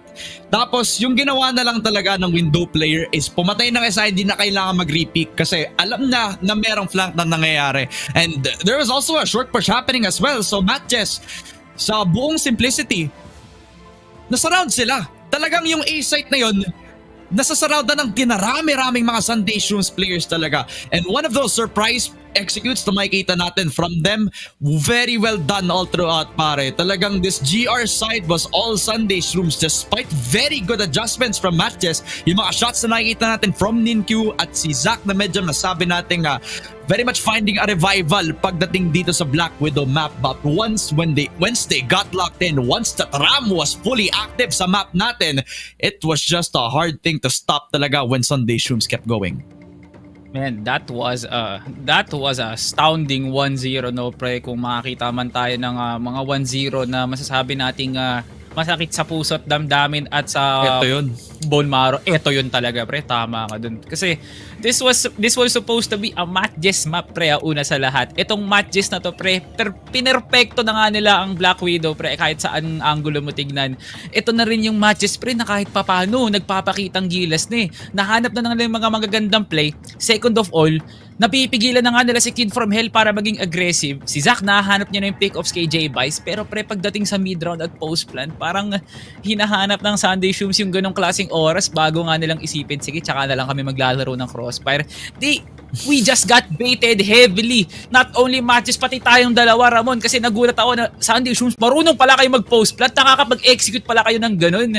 And that is an outstanding 1-0 pre, kasi nakakagulat yung mga ganong klaseng bagay. At mamarkahan ko na tong araw na to pre, na baka ito ang hinahanap ng Sunday Shrooms matagal na, no? From irrelevancy now to championship material. Sunday Shrooms with a 1-0. Heading into the next set, ang laki ng kargada nila pre ha. Oo nga. And into the map of Ankara nonetheless as well, where I'd say that both of these teams really had a good record pagdating dito, no? But on the focus on these highlights na meron all throughout this Black Widow map, it was just a masterclass when it comes to the setups as well as the surprise plays coming forward para sa Sunday Shrooms talaga. Even though MATTJESS may mga naluto, especially on their GR side, where nagulat na nga tayo, si Zack malakas mag-rifle, malakas mag-lurk, may mga times na nainit nga si Rels na masabi natin he was destined to become one of the snipers as well para sa MATTJESS, and he performed pretty well dito sa first half natin. Pero when it came to the patience, when it came to the mid round at Pagdating sa server, talagang ang Sunday Shrooms nakapag-adapt sa lahat ng mga pacey plays na ginagawa ng MATTJESS at sa mga times na kinailangan nilang ilinis yung post-plant, talagang nasabi mo pa nga, magarunong mag-post-plant ang Sunday Shrooms, making them a very well-rounded team on the Black Widow map, where not only did they add to that history of them having one of the strongest Black Widows dito sa Impact Summer, but touting it against the top 1 team coming into this, it is one heck of a statement to start with sa BO5 natin. Yeah, man, in statement indeed. Pero let's go back, let's go a trip down memory lane, no, Ramon. Balik tayo ng group stage. Ankara is a map na tinen-for ng MATTJESS ang Sunday Shrooms. Kung maalala mo yung araw na yun, no? And heading now into the next set, parang mas nare-refine na ng Sunday Shrooms yung Ankara habang tumatagal yung mga linggo. Kasi bouts up against Rhea 7 and Vengeance look like they were pretty normal. At parang nakita na nga natin na nag-improve din sila on the different department. Oo, hindi naman ganun ka-impactful, ganun kalaki yung naging improvement nila when it comes to dueling or just playing the mid-round. Pero pre, anything different is already good para sa Sunday Shrooms. Pero bago tayo dumawa at bumiyahe papuntang sa mapang yon, dito muna tayo sa ating set summary pre. Kasi ang sa mga nangingibabaw na mga numerong nakikita ko is none other than Mr. Nice Katol Jr. RAM 2.44 KD. Grabe nga naman talaga tong batang to pre. Reminds me of Yobib during the group stage ng PH Masters pre na pag nakahawak talaga ng E4, garantisadong may mamamatay. This man can kill 2 to 3 players of MATTJESS anytime pag may e-entry pre, at dahil nga doon na nakalakap siya ng 1.29 kills per round, 18 AP para madagdagan pa nga yung dominance neto ni Ram. And then, kung may tatanungin ka kung sino talaga ang nag-standout sa Sunday Shrooms, ito nang kasagutan mo. Oo nga. Si Rels at saka dito kay Ninkyo as well. No? All that they needed to do was to try to bounce back into this. Pero yun nga lang, because of one player, it was an impossible task at hand. Si Ram, masabi natin talaga naman standout performer for Sunday Shrooms. Set MVP para sa Black Widow. Pero all throughout the playoffs, kailan ba siya hindi naging set MVP talaga No, 1.29 kill per round, kill per death ratio is 2.44 when with an 18 accumulated points. This guy cannot be stopped when he is on the server talaga. Playoffs form Ram is a different beast compared to group stages, at alam niya na gustong-gusto niya na maging champion dito para makuha yung napakataas sa prize pool natin. Talaga nga namang what a performance from Ram all throughout for Sunday Shrooms. And not only did Ram play out of his mind yesterday, na akala natin hanggang dun na lang kasi this wasn't an explosive Ram during the group stage Pero playoffs, parang naalala ko si Region Rondo sa'yo boy pag oras na ng playoffs biglang umiinit. Ram is just that guy na talagang pinapasimplehan niya lang yung mga laro niya no? All he could do is mag-empty maga sa 2 o 3 players, tapos boom, magic na, bigla na lang nagkaka-advantage ang Sunday Shrooms. And I can't wait for the next map talaga. Talagang naman pare, a day for Sunday Shrooms to get themselves in first set natin, pero knowing MATTJESS, their resiliency is what's gonna set them over towards set number 2. So will it be 1-1 or will it be 2-0 para sa Sunday Shrooms? Malalaman natin yan after this short break. Ang nga pala si Ramon, ito nga pala si Salvatore. This has been the Grand Finals para sa PH Impact Summer, at huwag kayong alis, magbabalik ang lahat na nangyayari dito.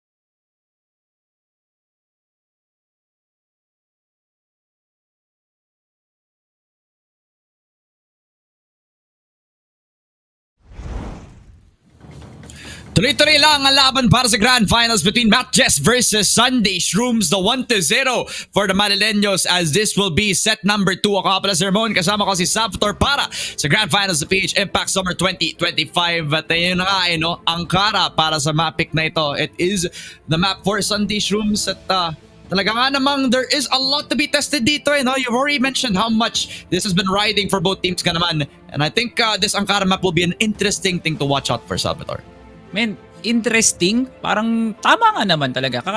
It's going to be very different, no, from the one that we saw from Black Widow. Kasi ito na yung Ankara na masasabi nating balanse na. Pwede mo nang i-coin flip yung sarili mo kahit blacklist ka magsimula. Okay lang, hindi to tulad ng sub-base tsaka compound na sana nga global risk na lang ako palagi sa una't dalawang half, no? Pero hindi, pre. Ito na yung Ankara na matetesting na yung volatility mo bilang player, kung mapipick off ka nga ba kagad, magaling ka ba mag-execute ng site, kaya nga ba sabayan ng matches yung mga laban ng Sunday Shrooms all the way to LA. Sunday Shrooms is the team that really likes to play aggressive during this day and age, especially sa mapan to. Except siguro sa mga mapa tulad ng Black Widow and Port, but this is an Ankara na feeling ko kayang i-reward yung isang team na pwedeng maging aggressive. Both teams do share that same experience and as well as playbook, pre, na pwedeng mag-interconnect sila sa isa't isa and might give us a fragging party para sa dalawang players na to. Might be Ram versus Yabang, ano? And yun talaga ang battle of the potentials na gusto ko makita, pre. Talaga nga naman, no? Ninkyu versus Kid from is also one hell of a thing to watch out for, no? Kaya si J Kim talaga. So talagang the head-to-heads just keep coming.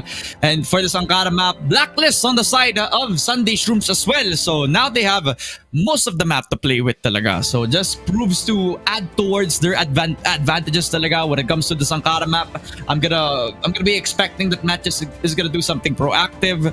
Maybe like a CA and Vents Crossfire na pwede na makook up kapag nagsimula na sila from the timed push. Pero tapos na yung mga yapping sessions natin. Gusto ka na makapasok dito sa server? Ito yun na nga, no? Sunday Shrooms versus MATTJESS. Set number 2 sa Ankara map. Blacklist para sa Sunday Shrooms. At agad-agad tinrabaho ang pagpasok doon sa may second wave. Si Ninkyu sobrang low on HP na.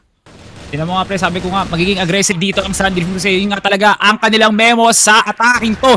Inubos kagad ang second mid ni JK, mas makakuha nga siya ng dalawa. Pero ang balak ngayon ng Sunday Shrooms, guluhin na nga muna ang MJ. Hindi ka nga sure kung i-commit nga nila tong hotel na to. Si Zorin nakapasok na ng bypass, pre. Oh my goodness, Sunday Shrooms, winawalis lang lahat ng mga alikabok dito sa mapang to. Dinadaanan, sinagasahan, and Ram gets the last 2 kills. My goodness, Sunday Shrooms, yan ang simula. Grabe yung simula nila doon. At agad na flawless victory pa nga with the very aggressive push from J-Kim out of the smoke in towards the two players na agad-agad dinrabaho ang bridge at mukhang hindi nagsisimula agad si Ninkyu dito. J-Bice with the shot, expecting the rotation back in towards hotel. What a shot para lang magkaroon sila ng napakamabilis na map control back in towards the site. As now MATTJESS now heavily relying upon that bypass push. Sunday Shrooms, as you predicted, aggressively taking it to the defense. And in a blink of an eye, MATTJESS, nagulantang na lang sa nangyayari. Speechless kumbaga. Ano yung pagsagot nila lalo at nag-iisa lang ang nasa loob ng B-site? Kaya pala malakas si Kuya, nanonood si Papa. Shoutout nga pala kay Boss Nice Katol, nanonood sa ating stream ngayon. Maraming salamat sa suporta.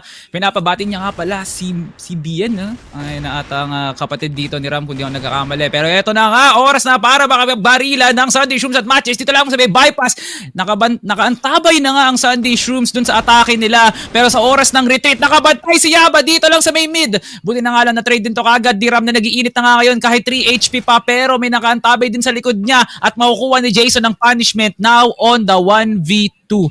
J-Bice, now the captain leading the charge para sa napapalapit na clutch dito ni J-Bice. Pero magkasama si Jason tsaka si Relsa. Pwedeng tumusok ng isa. Pero J-Bice now re-engages gamit ang cold ngayon. Pipitasin niya nga muna ang isang harang dito. At kaya niya nga bang kunin si Rels? Walang C4. Palit sa M4 naman ngayon. Yari na si Rels, nadali. Nasa ulo dito si Rels, pre. One tap na nga lang siya. At ganun din naman ang gagawin dito ni Rels, pre. Total naka-AK naman siya, pre. Now on the 1v1 against the Great One. Makukuha ni J-Bice ang C4.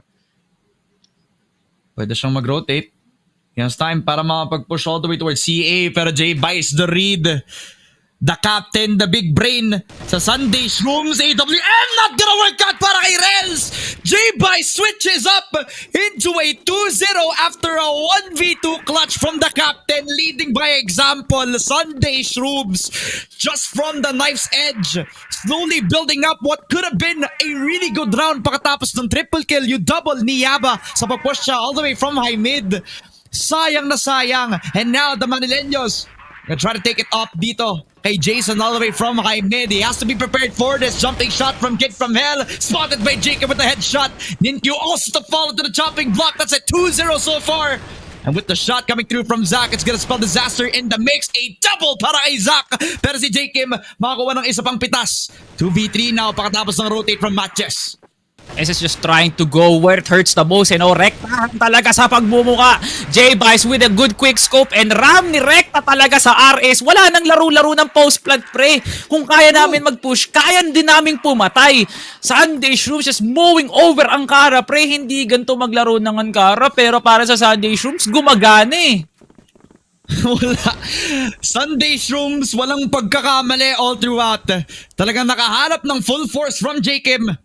And you can tell that J-Bice is happy to see him thrive sa environment na to. But Jason drops in, gets 1 kay Ram. Shuts down the set 1 MVP and Ninkyu to follow with a second frag from Ninkyu. MATTJESS sumabog sa loob ng bypass. Sunday Shrooms now on the back foot. Zoren has to play the timing, has to work out perfectly. Ninkyu down, makes it 2v3. No way. Oh my God, Ramon. Nakakagalawang Sunday Shrooms, naasaan ang mid control ng MATTJESS pre. Nahahayaan nilang mag-roam around ang Sunday Shrooms. Puti na lang, may tagapagsalba kayo. Aray ko para sa SS pre. Now on the 1v3, ikaw na naman ang natira, Boss J-Bice. Kitang-kita ka ngayon sa vision dito ni Zach. Ang maganda dito, hiwa-hiwala yung tatlong members ng MJ. So possible to para kay Kapitan. Pero pre, this is MATTJESS that plays the numbers right eh. Baka nga i-double swing pa si J-Bice ngayon, pero hindi na kailangan ng tulong. Zach gets the last kill. MATTJESS nakabawi din pre as they're now on the board. Yeah, it actually came with the duo of Jason and Ninkyu para lang ma-surprise agad ang Sunday Shrooms on the aggressive push. Nakahanap ng sagot with the counter. And now with this push-up from Jason, he's gonna get shut down immediately. Ninkyu to follow up as well. A double kill from Ninkyu from MATTJESS Jr. He's taking it over towards Sunday Shrooms. At sa pagtaas si J. Kim, mababagsak lang sa Niyaba with the headshot to boot. 2 versus 4. And in an instant, MATTJESS have full control over the C4 itself. Men, punong-puno na ng galit ngayon ng MATTJESS, no pre. Tatlong knockout na rounds ang nakuha ng SS. Parang gusto na nga bumawi at gumawa ng snowball ngayon ng MJ Ninkyu. Hindi na siya naglalaro ng GR ngayon pre. Parang siya yung pang-anim na blacklist dito ng Sunday Shrooms. Pero pinagkaibahan nito, may kita mo na nagiging aggressive nga talaga sila. Trying to push angles na kakaiba para sa SS. Sumunod din si Rels dito sa ginagawang game plan ni Ninkyu. Zoren na corner nga sa hotel. Tumatakbo na lang ang SS para patayin ni Ninkyu. And that has been the statement for the past 2 rounds. What a play by MJ. Ngayon, isa na lang ang kalamangan ng SS. Kung saan nagkulang si Zach kanina on that first set, ngayon binabawi pa ni Ninkyu at ni Yaba. And the sniper himself, tamang pagbawi lang ulit with this AWM. Nakahanap na ng form on the defense ang MATTJESS finally. Some stability. For Sunday Shrooms were thriving in the chaos ngayon. Tamang balik lamang in towards their default, slowly, patiently taking control on CA as well as Vents. Now, no crossfire whatsoever set up on LA, giving an opportunity for Sunday Shrooms to play the map as how we expected it.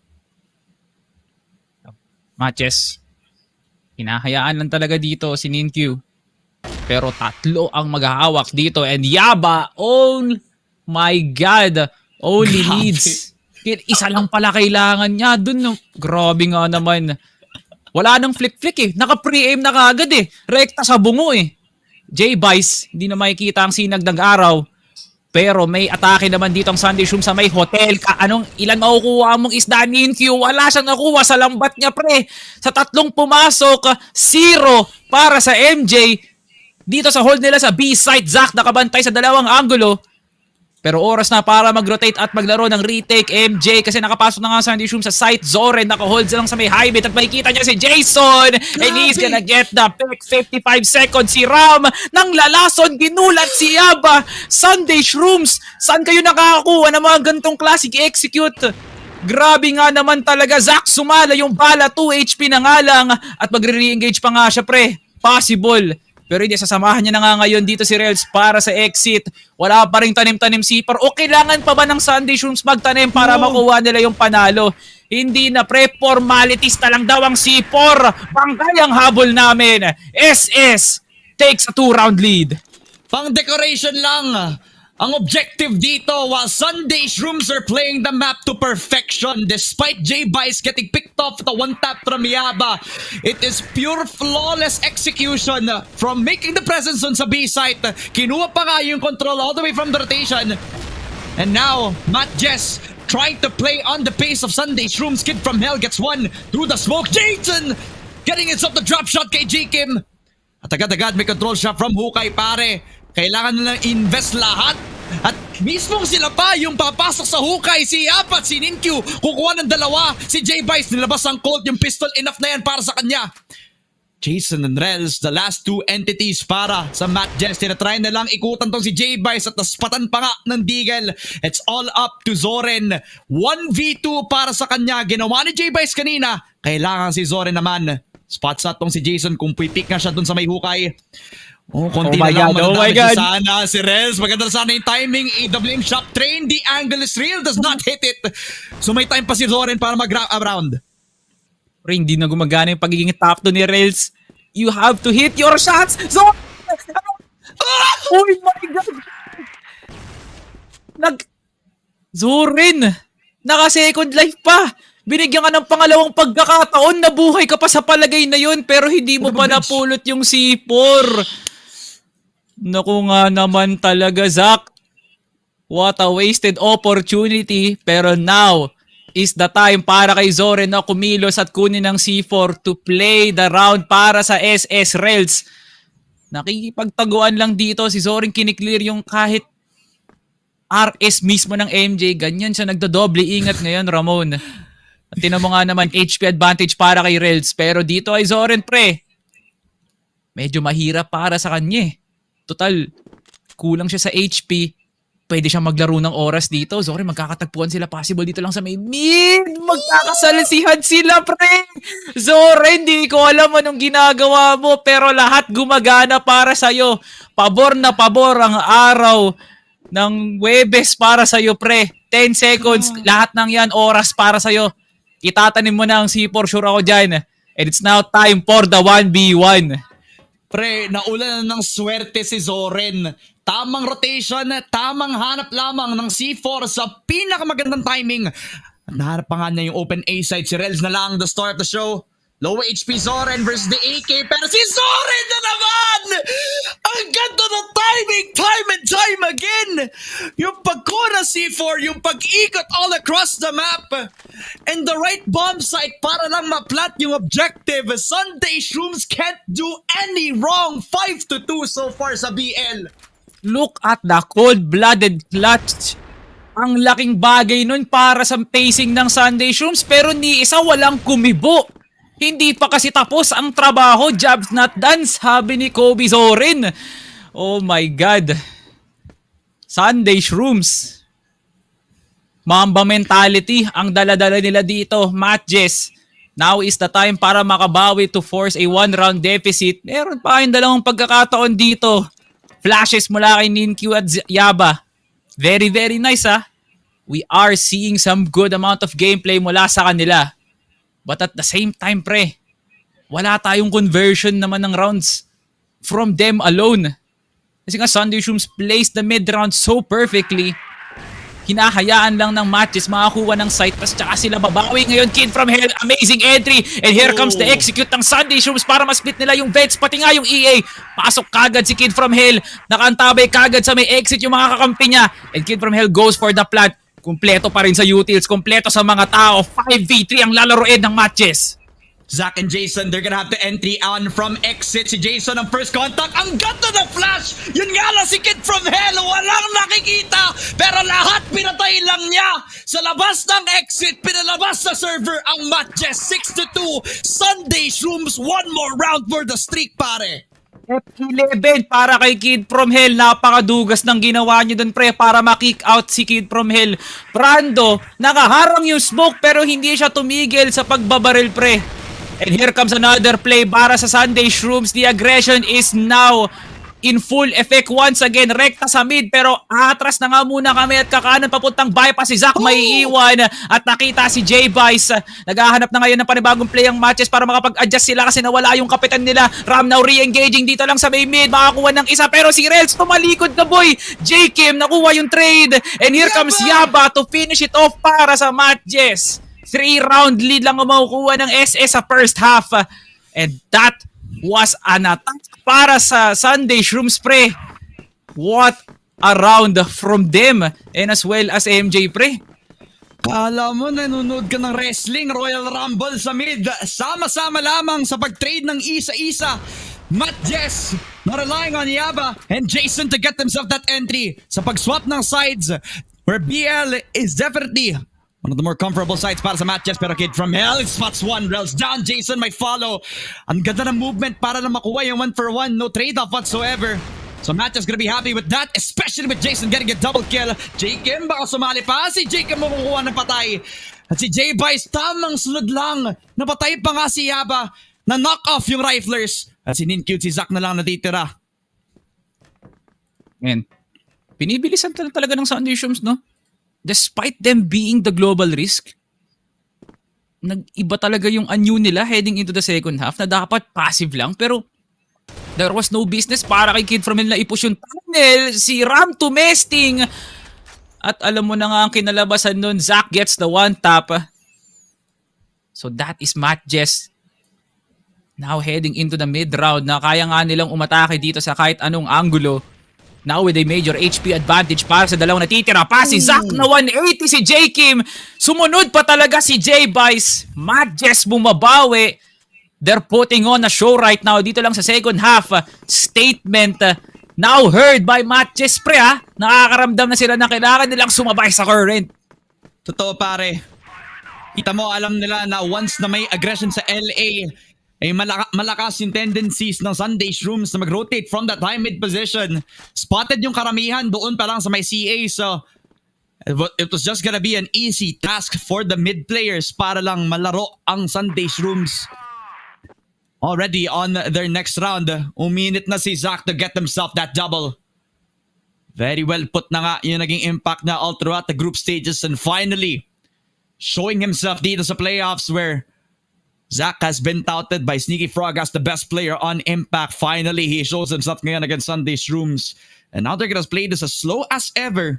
Expecting that Sunday Shrooms are gonna surprise him at every tactic. Pero, again, because of their mid setup, dami na lang pwedeng options dito eh. Kung papasok ka sila sa bypass, ang laki ng threat from that hotel. So A-site might be the call for them. That is if they know about this, pare. Now, MATTJESS on their patented 40-second execute. Alam nga natin kung paano nga nila ginagawa to. Usually a hit dito lang sa may mid. Bulwagin ang RS para makapasok yung ibang miyembro.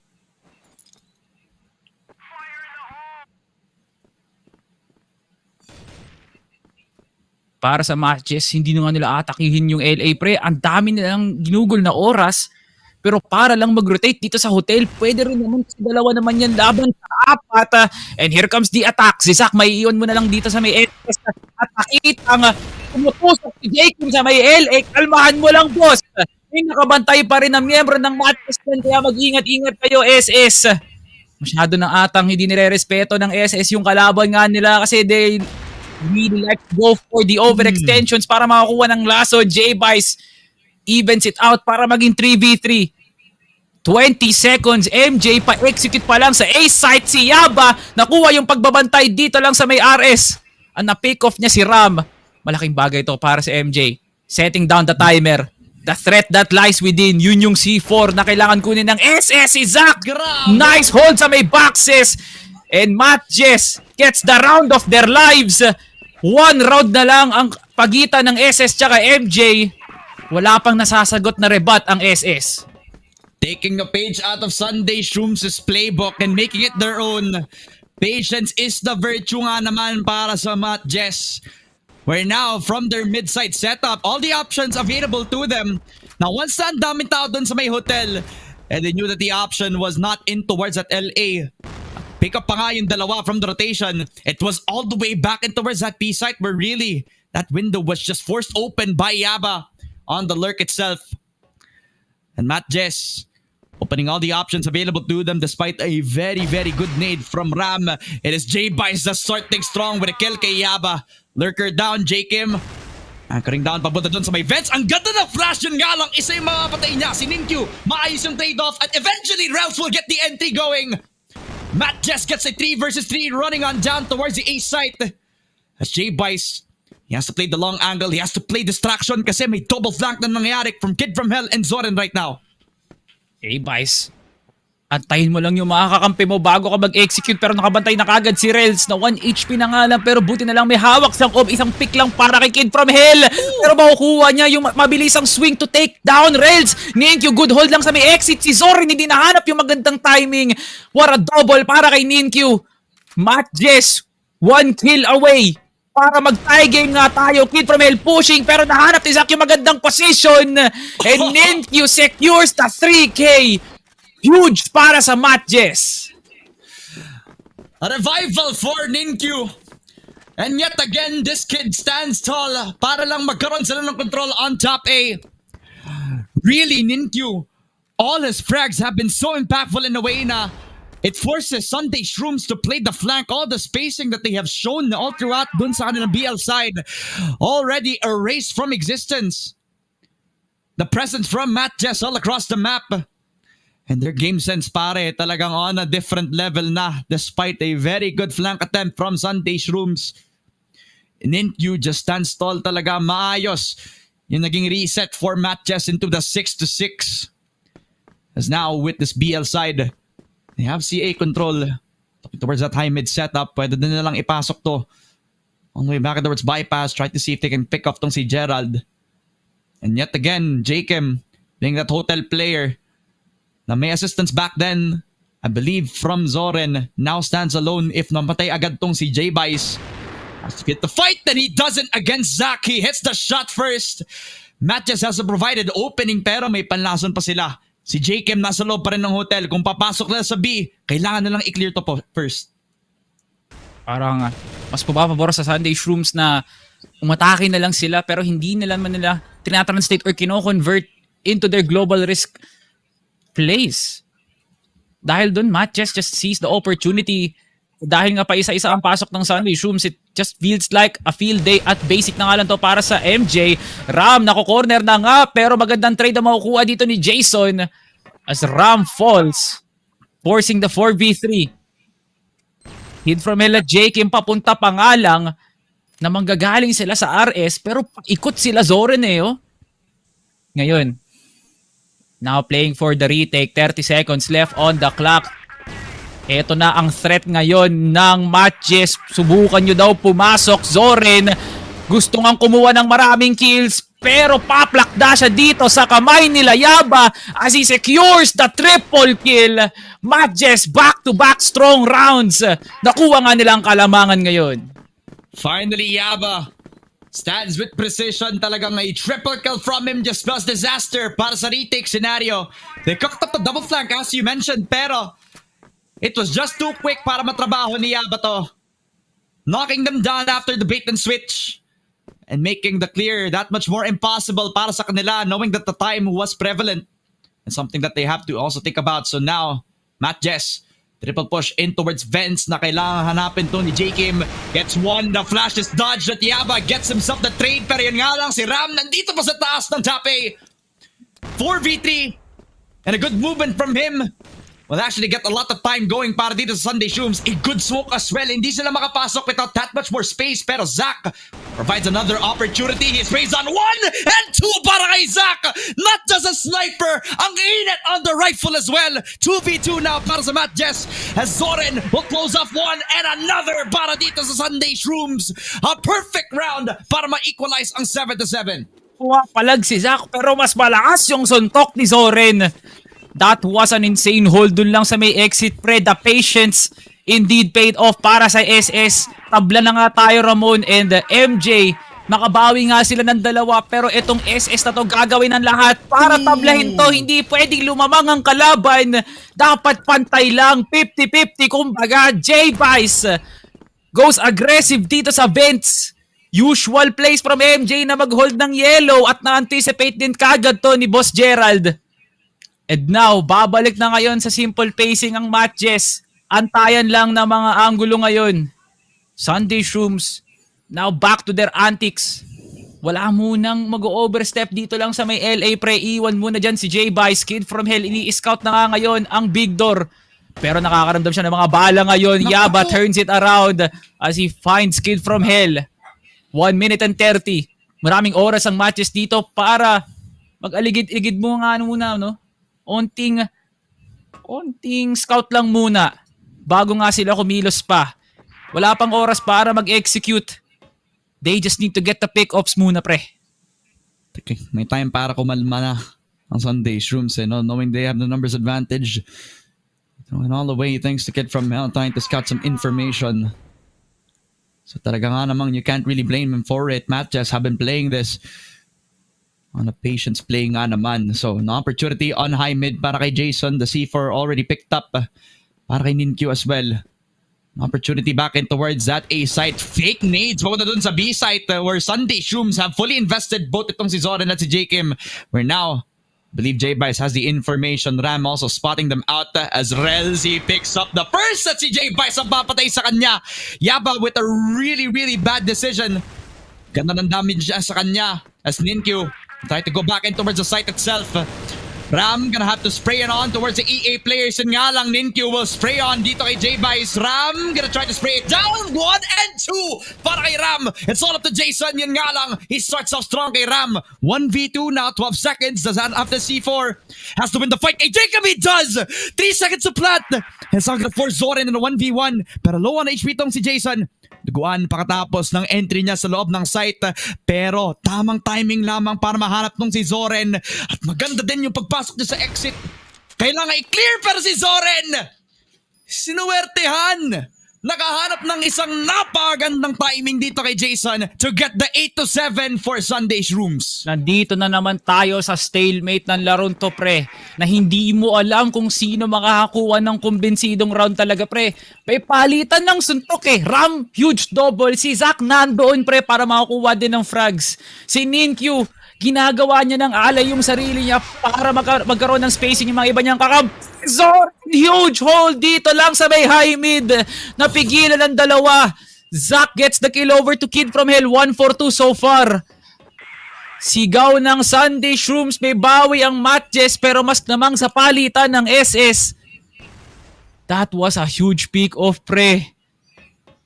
Aatras na muna ng panandalian ng MJ hoping na makakuha sila ng pick off. At now magta-transition ng SS para makapag-stack sila ng A site. Forcing MATTJESS to play down the B. Kasi yun ang senyales ng SS din. Na sige, iaalay din namin ng B site 4v3 nga naman. Basta man kami sa tao, gagamitin namin to bilang advantage namin. Ninkyu nakapasok na nga. At ngayon, si Senyas na magkakaroon ng riot dito lang sa may B site, Ramon. Ang tanong, lahat handa ba para sa paparating na labanan? Naku po, ang ganda ng shot. And now that the entry comes in, Ninkyu will get the hell of the spray down. And Ninkyu gets a double kill as well. RS in full control of MATTJESS so far as the double comes forward. The collateral is there. As Sunday Shrooms trust in the process for the retake. Ram picks up the double kill. As it will be set point para sa Sunday Shrooms. One more round. para makapasok tayo sa Eagle Eye ng 2-0 ang Sunday Shrooms. MATTJESS not gonna be happy with that, pare. Men, hindi handa ang matches dun sa ginawa nga nilang play. I feel like dapat nag-hold na lang sila ng tower tapos naglaro na lang sa bats. Kasi kaya nga naman nila i-pick off yun. They do have a good amount of space para mag-force na lumapit doon ng Sunday Shrooms.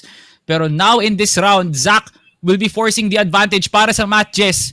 Lalaroin ang round na to nang wala ng sniper ang SS. Kid from Helen Zoren on a ballsy play dito lang sa may BD. Kaya nga ba nilang kunin yung control na to?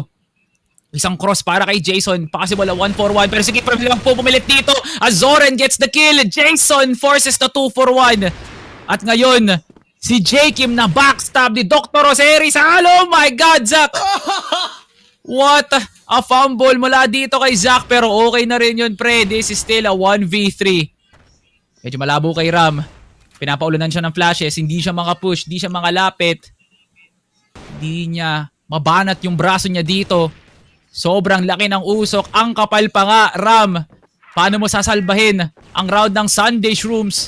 3 mata ang nakatungo sa'yo, pre. There goes the round para sa MATTJESS. Hindi pa tinatapos ang laron to. Masyado na atang na-overinvest yung push doon sa may second mid, pare. Already, you can see that Sunday Shrooms are desperate to get this going. Pupunta doon sa may 2-0 natin. Where they tried their best para ma-knockdown tong si Jason. But it took a lot more than just that para lang makuha yung isa. Jason just sprayed on dito kay Jakim. Zoren gets the 1-for-1 train off kay Yaba. So it is an even battlefield. Low on HP si Ninkyu. Pero si Jason, no hesitation. He just wants to get the entry going. Nades out, flashes on in. Nakapasok na agad si Ram at mukhang mapapagsakan lang niya tong si Jason. Zach gonna follow through with a cold shot. Yun nga lang, Ram continues to become the linchpin para sa Sunday Shrooms. Ninkyu to try to get themselves the entry going. Pero duguan ang parehong si Ninkyu at si Rels to force a 2 versus 2 retake para sa Sunday Shrooms. Despite the health advantage, MATTJESS knows na kailangan na maging careful against this retake team. Tahimik ang paligid ngayon. Sa gantong sitwasyon na hindi dapat magkamali ang isa sa mga koponan dito, pre. It's very crucial. One could force overtime. Yung isa kaya na tapusin tong mapan to. Kailangan na nga nilang maglakad ng may konting ingat lang. No one should overextend and one should play the timing right. Top walking, papasok ng site. Rels wants to go for the plant pero nakuha ng kid from Helium pick. 11 HP. Sunday Shrooms! Pinirmahan na yung titulo na sa kanila na yung Ankara Championship point para sa Manila Kingpin. What an amazing retake scenario para sa Manileños. Sunday Shrooms, bout for bout, really has shown that they still can deal against MATTJESS. Despite all the pressure, every time that MATTJESS executes, despite heroics coming through from Ninkyu, wala mabilis yung naging sagot agad from Sunday Shrooms. Despite really good adjustments from them, the AWM became a very, very good weapon against Yaba, who was the Terminator when it comes to those entry points, when it comes to those lurking potentials talaga. Kahit may mga butas na nakikita ang MATTJESS, no? Pagkatapos ng kontian na lamang, mag-overtime na sana yung Sunday Shrooms because of the numbers, just because of them playing together. It was just another round where they just trusted the process and just play with the 2 versus 2, pare.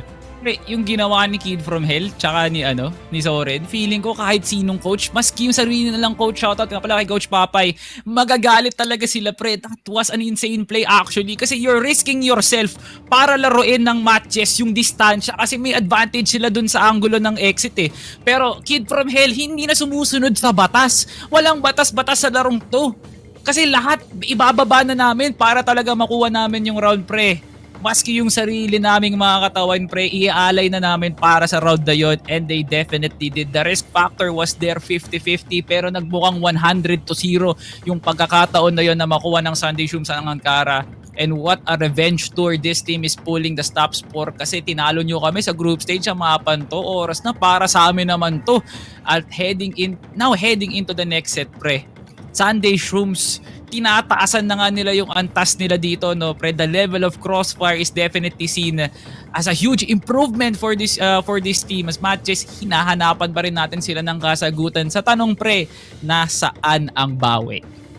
Oo nga eh. Dito pa lang sa mapang to sana no? Pakatapos ng okay na record from what we've seen in the group stages. But it's a different Sunday Shrooms as you mentioned dun sa first set natin. Very, very different form.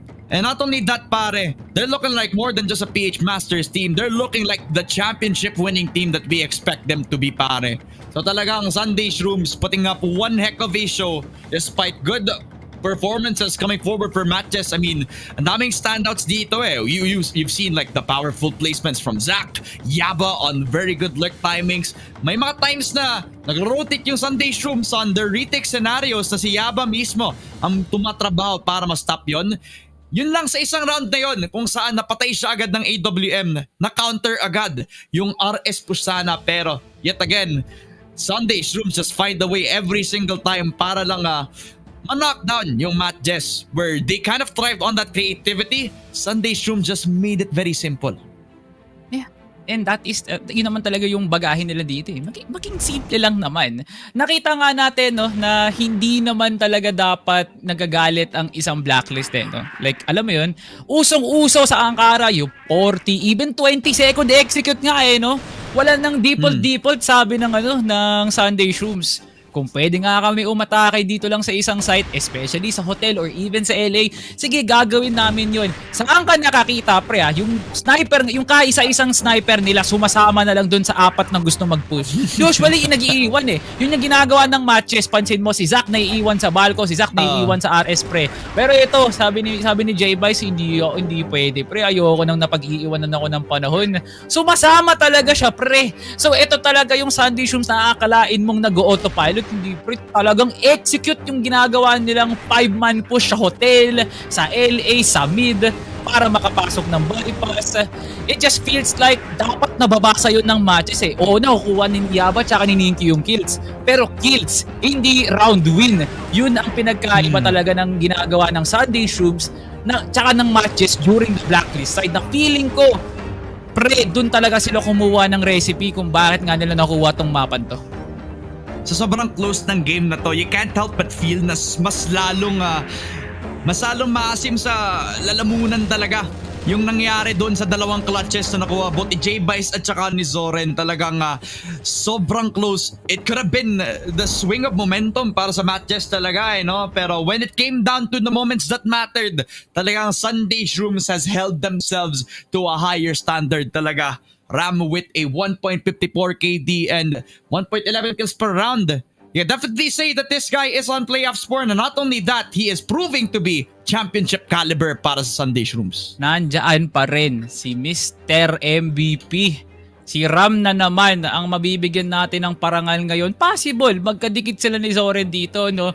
Kahit nga talaga hindi naliwanagan si J-Vice tsaka si J-Kim. Yes, they were getting impactful frags pero hindi yun binibigyan ng magandang KD performance eh, no? Kasi kailangan nga nilang mag-force na mga plays na buhay yung nakataya doon. Buti na nga lang, nag-apply bilang janitor si Ram tsaka si Zoren para lahat ng mga nakikita nga nilang domain, lilinisin nga nila kagad. Nagmimistulang pulis sa mga dating palabas si Ram tsaka si Zoren kasi pag huli na tsaka lang sila dumadating, pero okay na rin, pre, kasi they were getting the frags for the team. At usual nga na nakikita natin yung mga dalawang players na si J-Kim at J-Vice na namumuno bilang set MVP, pero pre, step back muna sila. Oras na para umeksena si Zoren bilang ating set MVP this second set, no? So hindi nga muna makukuha ni Ram yung sequence na siya palagi MVP. Si Zoren binawi, in-overtake ni Idolo, 1.55 KD, 0.94 kills per round. Yung headshot per kill hindi man kataasan, pero pre, hindi naman tayo tumitingin dyan. Impact yung hinahanap natin sa players, and grabe nga naman si Zoren dun sa department na yun. One of the two clutch masters para Sunday Shrooms no? And kahit no mga times na nasub out siya nung naglalaro si Sib, napansin mo yung difference when it comes to yung mga timing plays ng mga players ng Sunday Shrooms, yung mga times na kailangan na lang ng second caller. Kasi may mga times na si Gerald, sometimes the calls aren't absolute no? Si Zoren yung tinitingnan nila when it comes to that potential. So good thing that he was here to stay and play para sa kanilang playoffs run.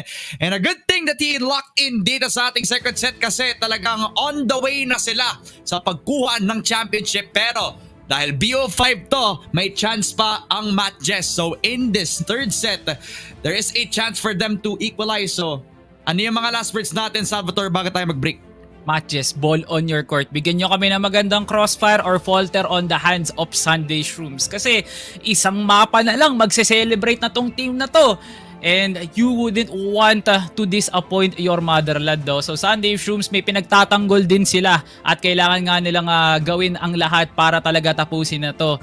And MATTJESS, kayo ang may kakayahan para kumuha ng malakas na bawi. All we could hope for is kayo talagang MATTJESS na yan. Kung kayo nga talagang nakakarapat, dapat buhayin nyo yung sarili nyo kasi meron pa kayong laban. Totoo pare, hindi pa tapos ang boxing dito sa ating set number 3 in the Grand Finals. 2-0 na ang Sunday Shrooms, but the job is not done. MATTJESS will come into set number 3 sa Eagle Eye Map kung saan kailangan itaas ng bandera ng Cebu ang players na to. So titingnan natin kung sino mananalo dito as we have ourselves a very short break. Ang mga pala si Ramon, kasama ko si Salvatore, and this has been the Grand Finals of PH Impact Summer 2025.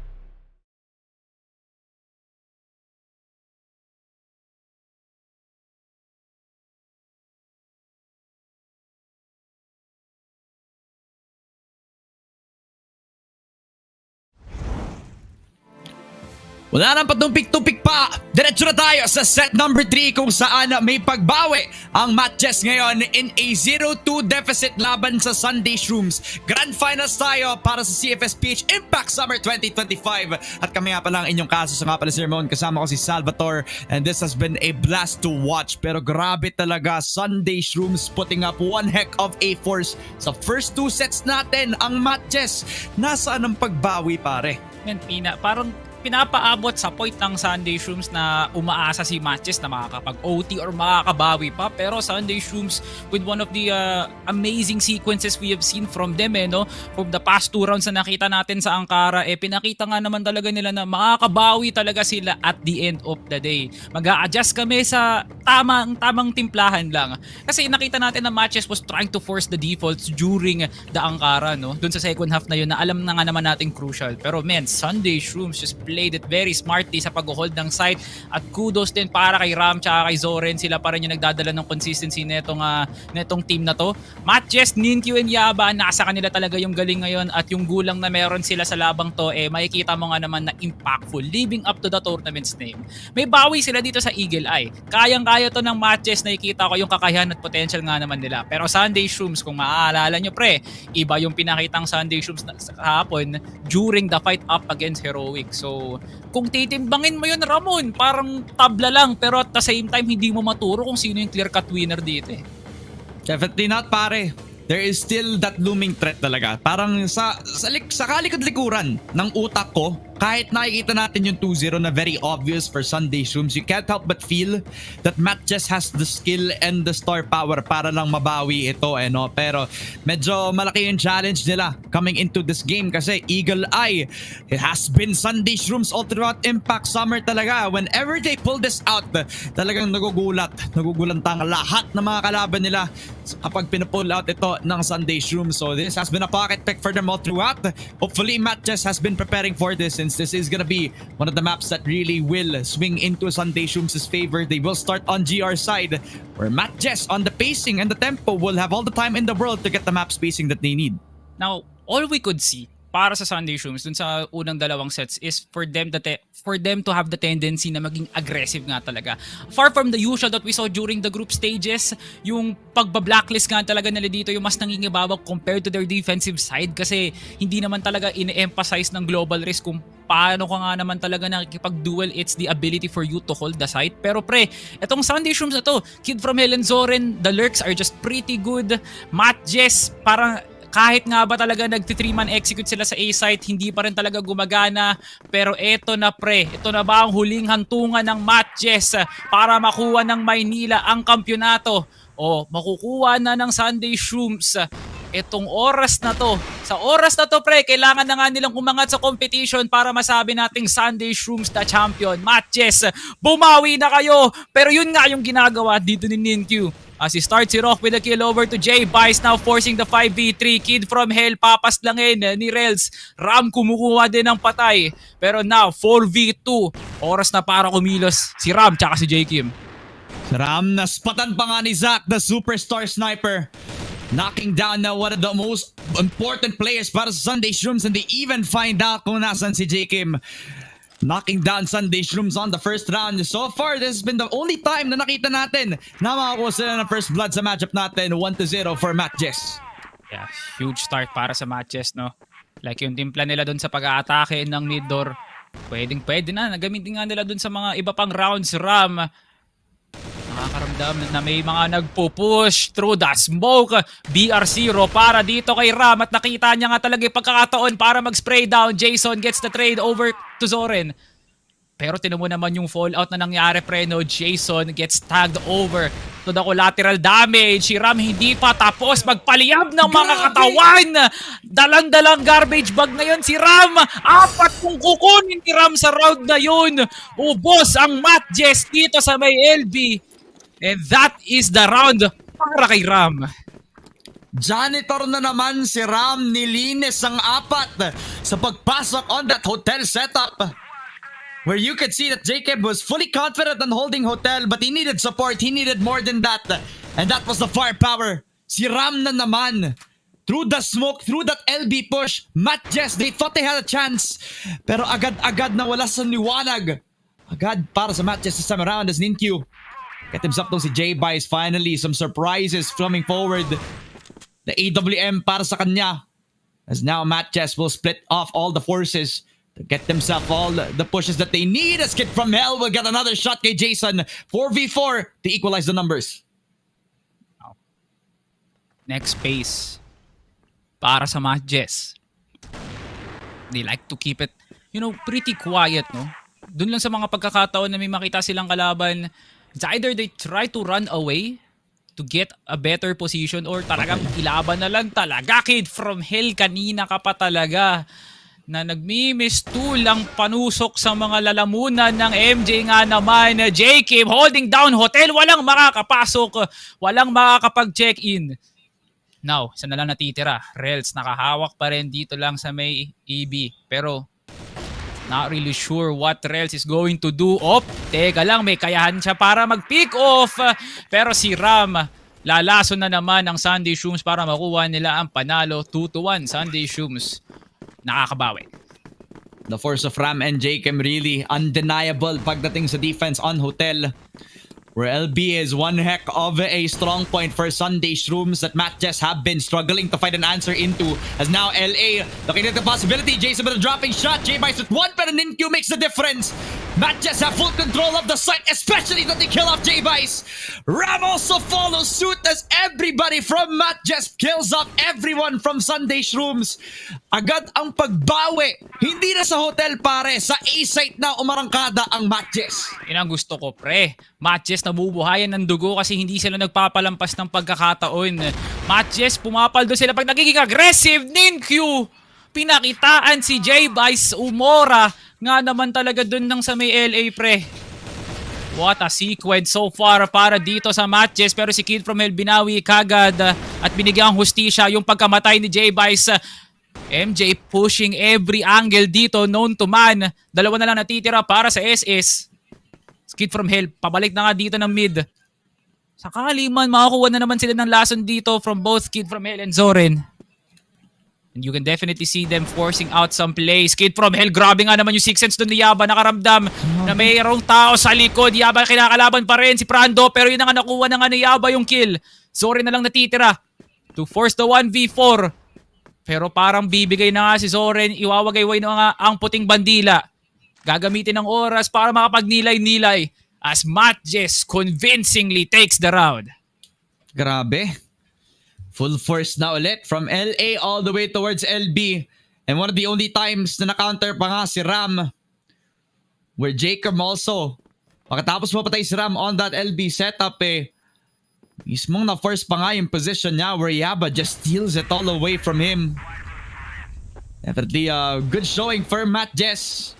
Para lang sa pagbawi nila against Sunday Shrooms to get the 3-2 scoreline where pace has become a weapon for them now. Sunday Shrooms gonna play on the back foot this time around. Usually gonna play that hotel yet again. Where's that AWM gonna go? J-Bice gonna still play around that hotel setup. A bit more of that change in tempo para sa MATTJESS. And now split up the tempo this time around. Rels gonna start exhaust. Si Zoren mapapatay lang. Itong si Rels sa pagpasok niya on the mid side. Second time that he tried to do that, mukhang hindi yan nasasapat para sa kanya. So into 1-4, Sunday Shrooms get the first blood. I like this kind of pacing no? Yung parehong team na nagiging aggressive. Sunday Shrooms trying to loom for every corner.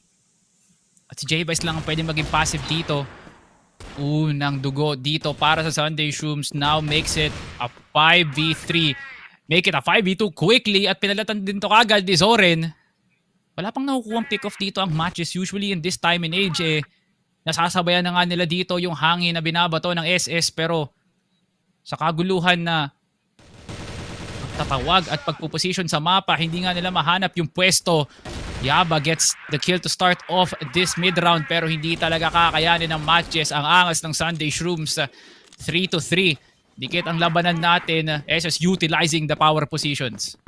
What is this about Sunday Shrooms na kapag na-hit sila ng similar execute on the previous rounds that once they do it again, maayos ang sagot in the second attempt. what is this about Sunday Shrooms? What is this adaptation? It's almost like ginagamit talaga nila yung mga rounds para pag-aralan yung tempo at yung pacing ng kalaban nila. Maayos yung sagot. Pero dito, si J-Vice, mananakdown na mabilisan lamang. Na-spot pa nga again ng isang mga snipers ng MATTJESS. A good start for them. Sobrang dami doon sa may LB for Sunday Shrooms. So it's an open entry para dito sa LA. And Niaba's also gonna get knocked up by Ram as well. So a good adjustment from them. Pero alam nilang marami doon sa may LB. So papasok na lang ang MATTJESS. Si Kid from Hell lang yun nandito. All that he can do is try to play for the bait, play for time. Yun nga lang, si Jason nasa taas na ng A-site. And it will be an execute for MATTJESS that will come with no hesitation. Yeah. It's fairly nice para sa MATTJESS, no? Yung ganong klaseng labanan lang na hindi nga talaga dapat ini-expect ng Sunday Shrooms yung mga ganong angulo. Pinamulan nga to kagad ni Zach. Ram, hindi nagparamdam buong round na to. Pero alam na ni Zach kung saan siya tutungo ngayon. Pero nabawi kagad yun ni Ram. Pero now Zorin does have the AWM. May nakabantay sa taas. Jason gets the kill. Kamuntikan pa. But MJ will take that round very nicely during the post plant. Malaking bawi ang pinakita ng MATTJESS pre Sunday Shrooms. It's now the time once again na makahanap ng counterplay. The common theme para sa mga panalo ng MATTJESS, at least on the two of them, was Ninkyu on that AWM. Always the difference maker against J-Vice. Has been getting his number nga naman. So back in towards that LB setup, si Ram matetesting na naman. Third time is the charm para sa kanila. Yun nga lang, it's not a charm, it's a curse! Ram gets a double kill yet again, pero si Ninkyu, isang miraglo para sa MJ so far. Jacob just runs down itong si Yaba, so may open entry siya pabalik sa may LB, pero ang ganda ng sagot ng Sunday Shrooms. Agad na tinrabaho ang dalawang nagpo-push from hotel, leaving tong si Ninkyu at si Zach para i-plant na lang yung C4 doon sa may B-site. MATTJESS once again on the post plant.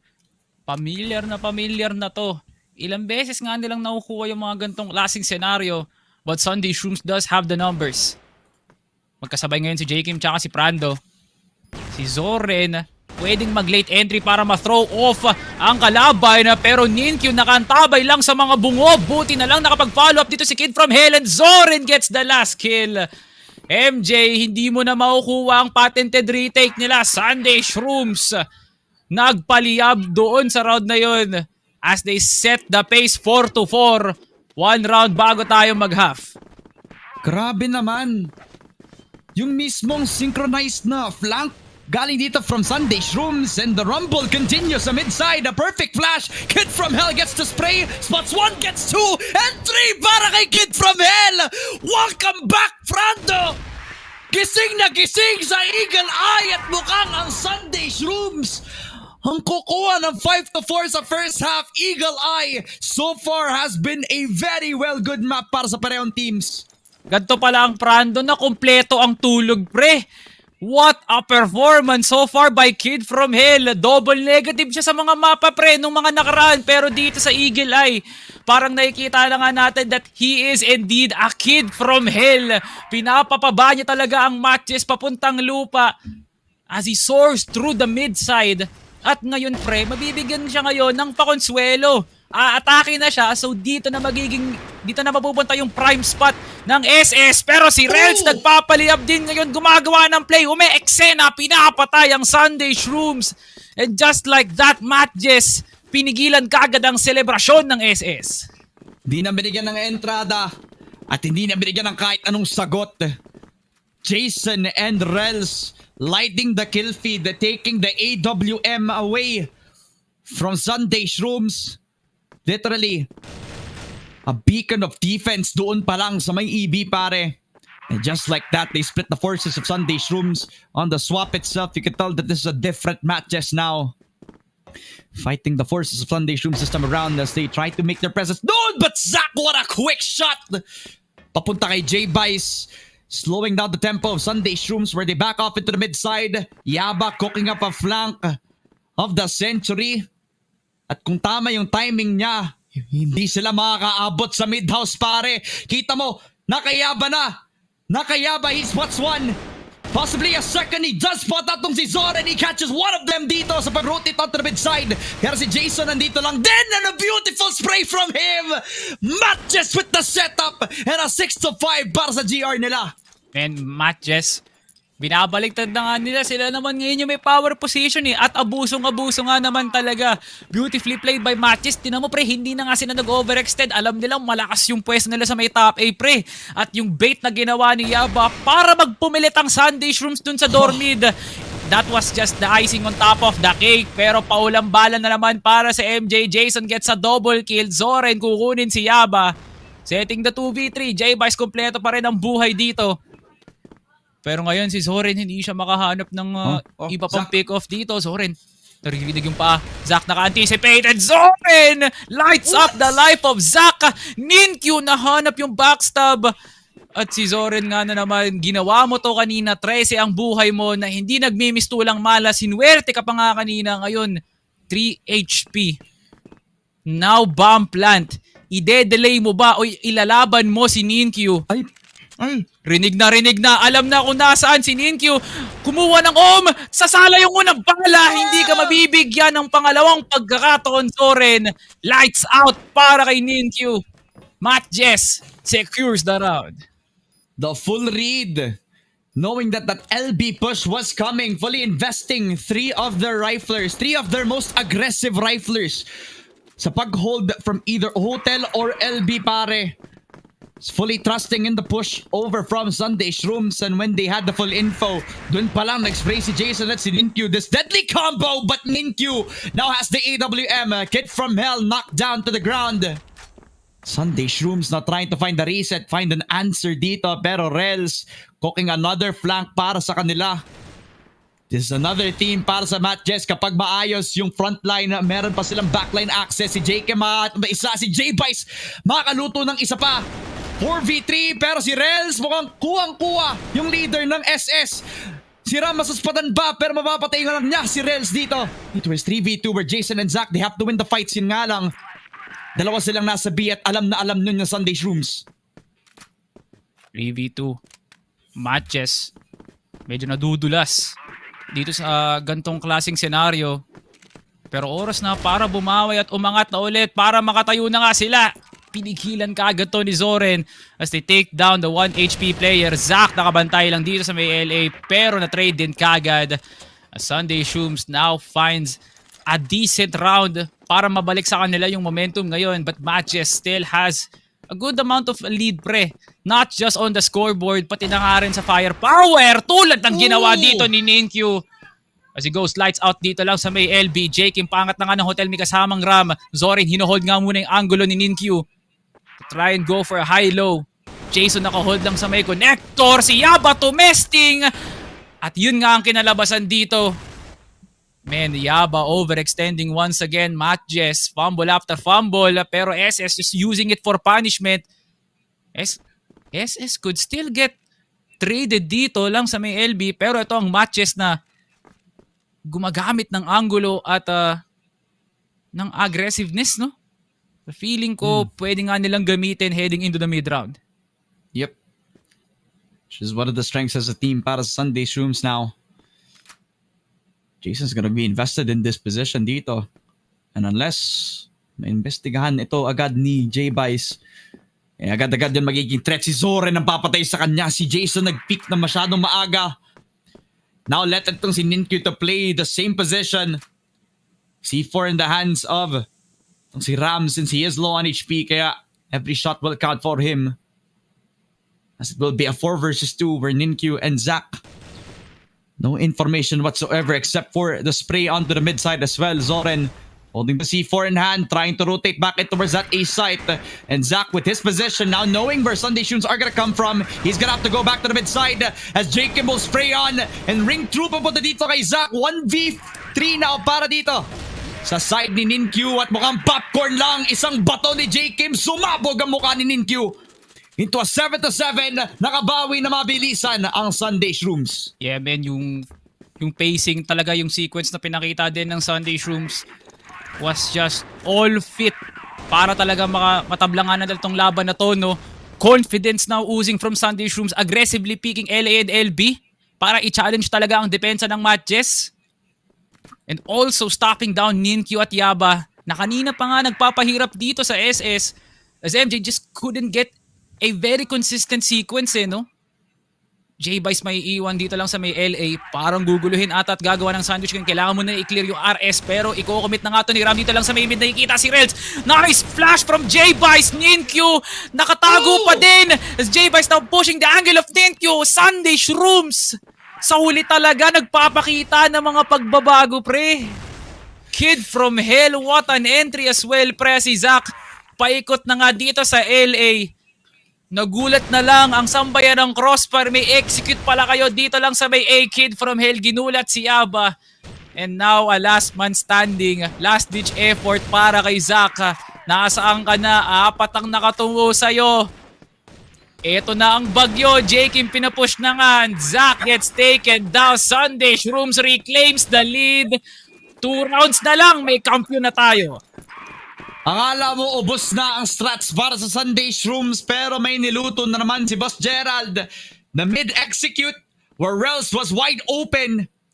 Literally the superstar sniper could not handle the pressure. At talaga nga namang Ram cooking up the entry really has been unstoppable all throughout the season. 18 kills para sa kanya sa playoffs. And now Ninkyu is gonna be tested. Perfect flash. Yun nga lang. Ang ganda na wallbang. Ang ganda na double kill for Ninkyu. MATTJESS full control sa A site. At 4 ang bumagsak sa Sunday Shroom. Si J-Vice na lang. AWM para sa kanya. Napatay pa nga tong si Rels. Pero sa paglabas ng Colt, si Zach ang papaslang kay J-Vice. 8-8. Trade-off for trade-off. Back-to-back rounds ang parehong kalupunan natin sa MATTJESS ngayon. 2 rounds may champion pero 2 rounds din para sa MATTJESS. Meron na tayong Mexico na biyabiyahihin. To force set number 4 Reds. Galit na galit. Gustong manakit. What a push over to LA. Pigil na pigil ngayon ang Sunday Shroom. Akala nila makakapwesto sila kagad. Pero si Reds talagang ayaw palampasin yung pagkakataon na to para patagalin pa yung laro. 2 pickoffs already para sa MATTJESS. Zach going aggressive. Re-engages over to Ram. Sasala yung bala. But he is still that confident and finds the headshot. MATTJESS. Kinakapa na nga tong laron to. Nararamdaman na nga nila set point looming on the corner. Jakim kinakalaban ng sarili and finds the kill. Rels takes it down. MJ set point. Kailangan nila to pre para mag-Mexico. Magbaon na kayo ng tubig. Maghanap na kayo ng pwedeng salbabida. Talagang ang lahat ng possibilities are endless para sa MATTJESS. One more kill. And it's enough para mapatay itong si J-Vice. Konting-konti na lang. They can feel Mexico looming in the horizon pare. MATTJESS securing this will mean all the momentum in the world. Finally some activation from Rels and Ninkyu. And yet again, Sunday Shrooms now back to the reset, running in towards that hotel setup. Yaba, so many times down na counter siya dito. Now with the assistance of Rels, this will mean everything for them. But a perfect flash, mukhang mapapatay lang si Yaba. Rels with another quick scope papunta kay Ram. Makes it all the more easier para sa MATTJESS para ma-secure ang Eagle Eye. 4 versus 3. EB, tatlong nakabantay. MATTJESS fully knowing that Sunday Shrooms are just gonna play this as slow and as calm as they collectively used to be. Talagang dapat hindi maging overconfident. So dapat magsama-sama lamang ang MATTJESS ngayon habang ang Sunday Shrooms tamang balik lamang to the reset. Huge advantage para dito sa MATTJESS no? Lalo't 4 pa yung nakatayo para sa kanila. Wala nang movement I-anticipate na lang at kailangan lang nila ng magandang hold dito para mapigilan ang possible push ng MATTJESS. Soren. Pwedeng kunin dito si Rels or even si Jason. At look at Jason going aggressive. Baka sakaling may makita. Si Soren nakita na ispatan doon lang sa may house pre. At ngayon na nga, makikita to ni Jason na naka-hard pick sa kanya pre. Zoren needs to land a shot to find the opening para sa Sunday Shrooms. Onting salisi lang. And here comes the adjustment. Zoren forces the 3v3. Huge para sa Sunday Shrooms pre. Zach not getting the re-engage. 30 seconds left on the clock. C4 hawak pa rin ni Kid from Hell. Rels holding down the angle na wala namang kalaban. Zoren and Kid from Hell magsasawa ng puwersa na nga sila. probably to force out Ninkyu. Makakakross sila ng mid, Ramon. Yari ang MJ, pero Ninkyu finds the kills. And what a huge double para kay Ninkyu. Zore, naduguan siya na lang natira. SS, wala munang kampiyon na makokoronahan. And MATTJESS, dadalin tayo sa Mexico, win set number 3. My goodness, MATTJESS fully taking it away from the brink. Talaga nga namang si Ninkyu in we trust talaga. Full confidence in that RS push. Almost an advantage para sa players natin on Sunday Shrooms. They would have had full control on the rotation at mabilis ang biyahe papunta doon sa may B site. Pero grabe si Ninkyu. Right person at the right time. Talaga nga namang knocking down so many of the pillars para sa Sunday Shrooms.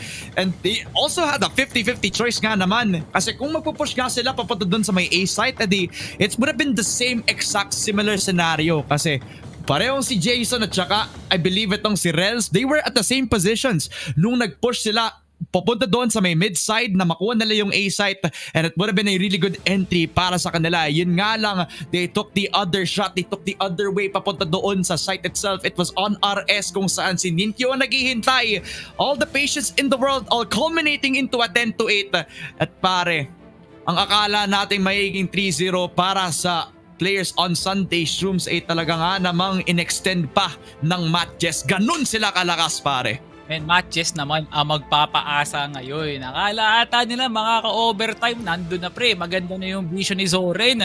Pero pre, ang pagkakamali nila dito, minaliit nila yung depensa ni Ninkyu sa RS. Rektahan talaga no? Disrespect even looking at an off angle na hindi naman nandoon si Ninkyu. He gets the easy double. Si Zoren na natira ng 1 HP. That's all MATTJESS could do para talaga umabot pa tayo sa set number 4. Dahil dyan, may Mexico pa tayong kailangan panoorin mga kaibigan, and we have a series on our hands. Sunday Shrooms will not be getting the win lightly. No, hindi nila makukuha tong championship na to ng ganun kadali-dali lang. Kailangan may competition na may pakita ang MATTJESS dito, and they do still have the Cebuano spirit dito, pre. The Bunal MATTJESS lives on para sa series na to. At pre, nakaka-excite, nakakapambuhay ng dugo kasi MATTJESS finally comes out alive. Definitely, pare. And what a way as well para ma-reintroduce natin yung mga star players nila, no? And definitely, where we could see them shine sa lahat ng mga adaptations ng Sunday Shrooms, where you thought that the mid-round calling was gonna be the tip of the spear nga, that will be the end for this 3-0 for Sunday Shrooms. Pero yung MATTJESS naman, from their firepower, their willingness to fight, even from the flanks as well, talaga nga namang nakakaharap sila ng mga napakamalakihang butas sa lahat ng mga entrances ng Sunday Shrooms, literally finding some momentum in their stride and just running away from it pagkatapos sila makuha yung 9th round nila dito, so a very difficult task to knock down ang Sunday Shrooms, and they start with this one win. At habang sa series natin na hindi pa tapos, nakakita tayo ng mga good signs from MATTJESS. They're doing their best with their firepower, and finally they knock down tong si Ram and the rest of Sunday Shrooms. Man, it's just that day para sa sa mapang pinili ng Sunday Shrooms. Imagine pre, they went ahead and bursted through the competition dito sa mapang to, taking games out of Rhea 7 and as well as Heroics respectively, And now, para masalya yung series na to, hindi nila nagawa up against MATTJESS that really had a major adjustment during the second half. You can really try talaga, J-Vice, na testing yan kung may makukuha off sa una, pero talagang dihado siya dito kay Rels and as well as kay Zach. Na feeling ko nga naman malaki yung basa nga nila kasi the double sniper was just doing really, really good para sa MATTJESS, Hold sa hotel and as well as dito sa may connector. Man, Yabak could force his way into an MVP performance dito sa Eagle Eye na to, Na sana lang talaga makita pa natin sa Mexico, pre. Kasi kakailanganin nila yon. Kasi kung hindi, baka mapag-iwanan na naman sila. But this is a MATTJESS that we all love to see nga naman. And I'm hoping for a resurgence at mas malaki pang level ng Crossfire makita natin mula sa Cebuano squad. Correct me if I'm wrong, pero ito yung magiging pinakaunang Mexico 2 sa Impact Summer, if I'm not mistaken. Tama ba? Parang nakaka-excite yung time sa playoffs pa nilabas para sa ating magiging BO5, So, exciting times coming ahead, pero taking a look at that set summary, it was no surprise at all that Rels needed much more than just a step-up performance. Kinailangan talaga niya ng bounce back pagkatapos ng napakamabilisang performances from Sunday Shrooms, where he picked up a 1.82 KD. And a kill every round just meant all the more para sa kanya, as he made the difference and every time that they tried to take LA control as well as yung LB. But even if hindi masyadong positive yung mga KDs na mayroon tayo dito, si Jason talagang masasabi natin very impactful pa rin when he's doing up with either Ninkyu and possibly itong si Yaba. He really has shown to be a very reliable player kasi kapag namatay yung isa, mabilis ang trade lamang. That's been the formula para ma-knockdown nila itong si Ram for the couple of times that they actually got LB. Oh man, it's just an amazing sight, no? Na both Rels and Ram living up to their potential nga ngayon. But Rels will be taking the MVP honors if I'm not mistaken. Nga, tamang-tama lang nga naman talaga. Ayun. Rels was just full on lights out. Been saying it kanina pa nga, no? But Rels just knows how to play Eagle Eye, no? Kahit malayuan, malapitan, hindi talaga nakakapwesto ang Sunday Shrooms dun sa mga rounds na kailangan nga nilang mag-retake. The blacklist of matches, hindi man ganun kagandahan, pre. Pero yung bawi nila sa global risk, asang-asa sila kay Rels para talaga hindi makapasok ang Sunday Shrooms. This man can pick off 2, 3, or even 4 players kung kakayanin nga, no? But this man can hold an AWM. Sa wakas, bumalik na rin siya sa usapang top 2 sniper dito lang sa Crossfire rin. Sa buong Crossfire, pre, hindi lang sa Impact. But now, kanina sa Ankara, hindi man natin nakita yung potential ni Rels, but finally, pre, nakakasalita na nga siya dito sa Eagle Eye. Yeah, I mean, honestly, we have been looking out for this guy since he was entered in towards the MATTJESS roster. He's been proving to be that superstar sniper sana. Si Zack na yung kumuha ng spotlight na yun, pero si Rels naman yung mismong bibida para sa araw na ito. But of the performance para sa MVP na ito. Pero hindi pa tapos ang trabaho para sa MATTJESS. This is still a hill that they need to climb on. At sa Mexico 2, magtutuos ang dalawa nating kupunan. Malalaman natin kung sino ang magiging tagumpay sa Grand Finals ng CFS PH Impact Summer 2025. Ako si Ramon, kasama ko si Salvatore. Kami ay mabilisan lamang bumapapahinga in the short break.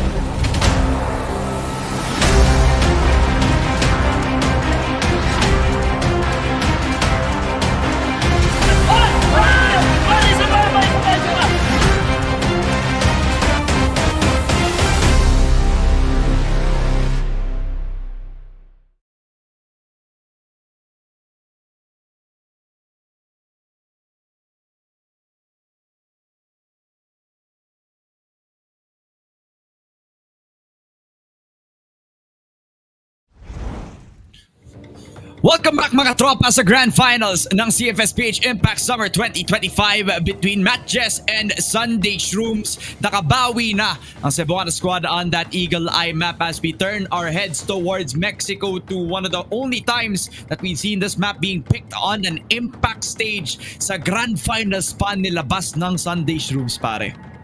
Pre, parang ang fitting na last dance to potentially ng matches kasi pwedeng tsatsahan ng Sunday SHROOMS tong mapa na to no? Kasi kakaiba, it's kind of a rare occurrence na mapili tong mapa na to, and with full on confidence talagang pinili to ng Sunday SHROOMS. So you can definitely feel na meron nga silang tinatago dito from the group stage alone, kasi there's not a lot of teams na kaya nga talagang itaguyod tong mapa na to, no? Kasi ang nakikita pa lang natin, Pacific, iba naman talaga, no? From the usual Mexico na nakita natin from the first version, siguro kaya pa siya piliin ng ibang teams, no? Kung sasabihin nating Mexico 1.0. Pero pre, dahil nga ang daming nagbago dito sa mapang to, wala na talagang nagtakang piliin to pwera sa Pacific. But Sunday SHROOMS, grabe nga naman, no? Parang nasa kanila ata ang pag-aariba dito. We might see Sunday SHROOMS play a different style of Crossfire, pero itong MATTJESS na to, this is also the same MATTJESS that won against Ubek Maniac dun sa Battle for Third last year sa PH Masters, pre. And knowing Relts, alam niya yung pasikot-sikot ng mapa na to. Kaya nga despite all the changes, nandito pa rin naman yung essence ng mapang to no? So Rels could possibly guide his team to victory pagdating dito sa ating Mexico 2 map. Pero there is a reason why Sunday SHROOMS is one of the top dogs dito no? Talagang one of the teams na masasabi natin that is not scared to pull out a new map in the horizon. They did it with Eagle Eye, where Impact Summer just really had a lot of teams na puro compound, puro sub-base. Sila puro Eagle Eye, as well as itong Mexico 2, talagang innovating yung ating meta when it comes to the map vetoes talaga no? So it's very hard to prepare against it, and I'm not even sure kung prepared nga yung MATTJESS dito, knowing that Mexico 2 map is looming within that set number 2 no? So what could very well be a hidden weapon para sa Sunday SHROOMS could also be a very very important factor, and what could be a comeback para sa MATTJESS. We already touted this BO5 as what could have been a T0 para sa Sunday SHROOMS, pero MATTJESS time and time again all throughout that Eagle Eye has proven na strong, pare. But now, Sunday SHROOMS, the unpredictability will be seen here. The MATTJESS aggression na mas makikita nga natin na kuminang dito, knowing na sila ang magsisimula as Blacklist.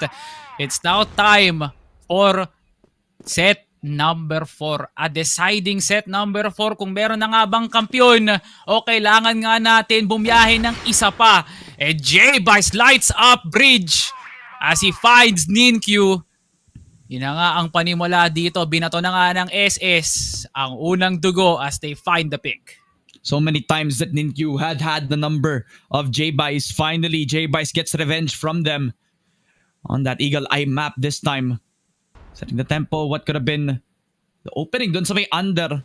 At dahil sa pagbukas ng pinto ay na-expect na to ni Kid from Hell, yun nga lang mapapatay siya ni Rels, picking up the AK-47, and Zack also follow suit with a kill papunta kay Ram.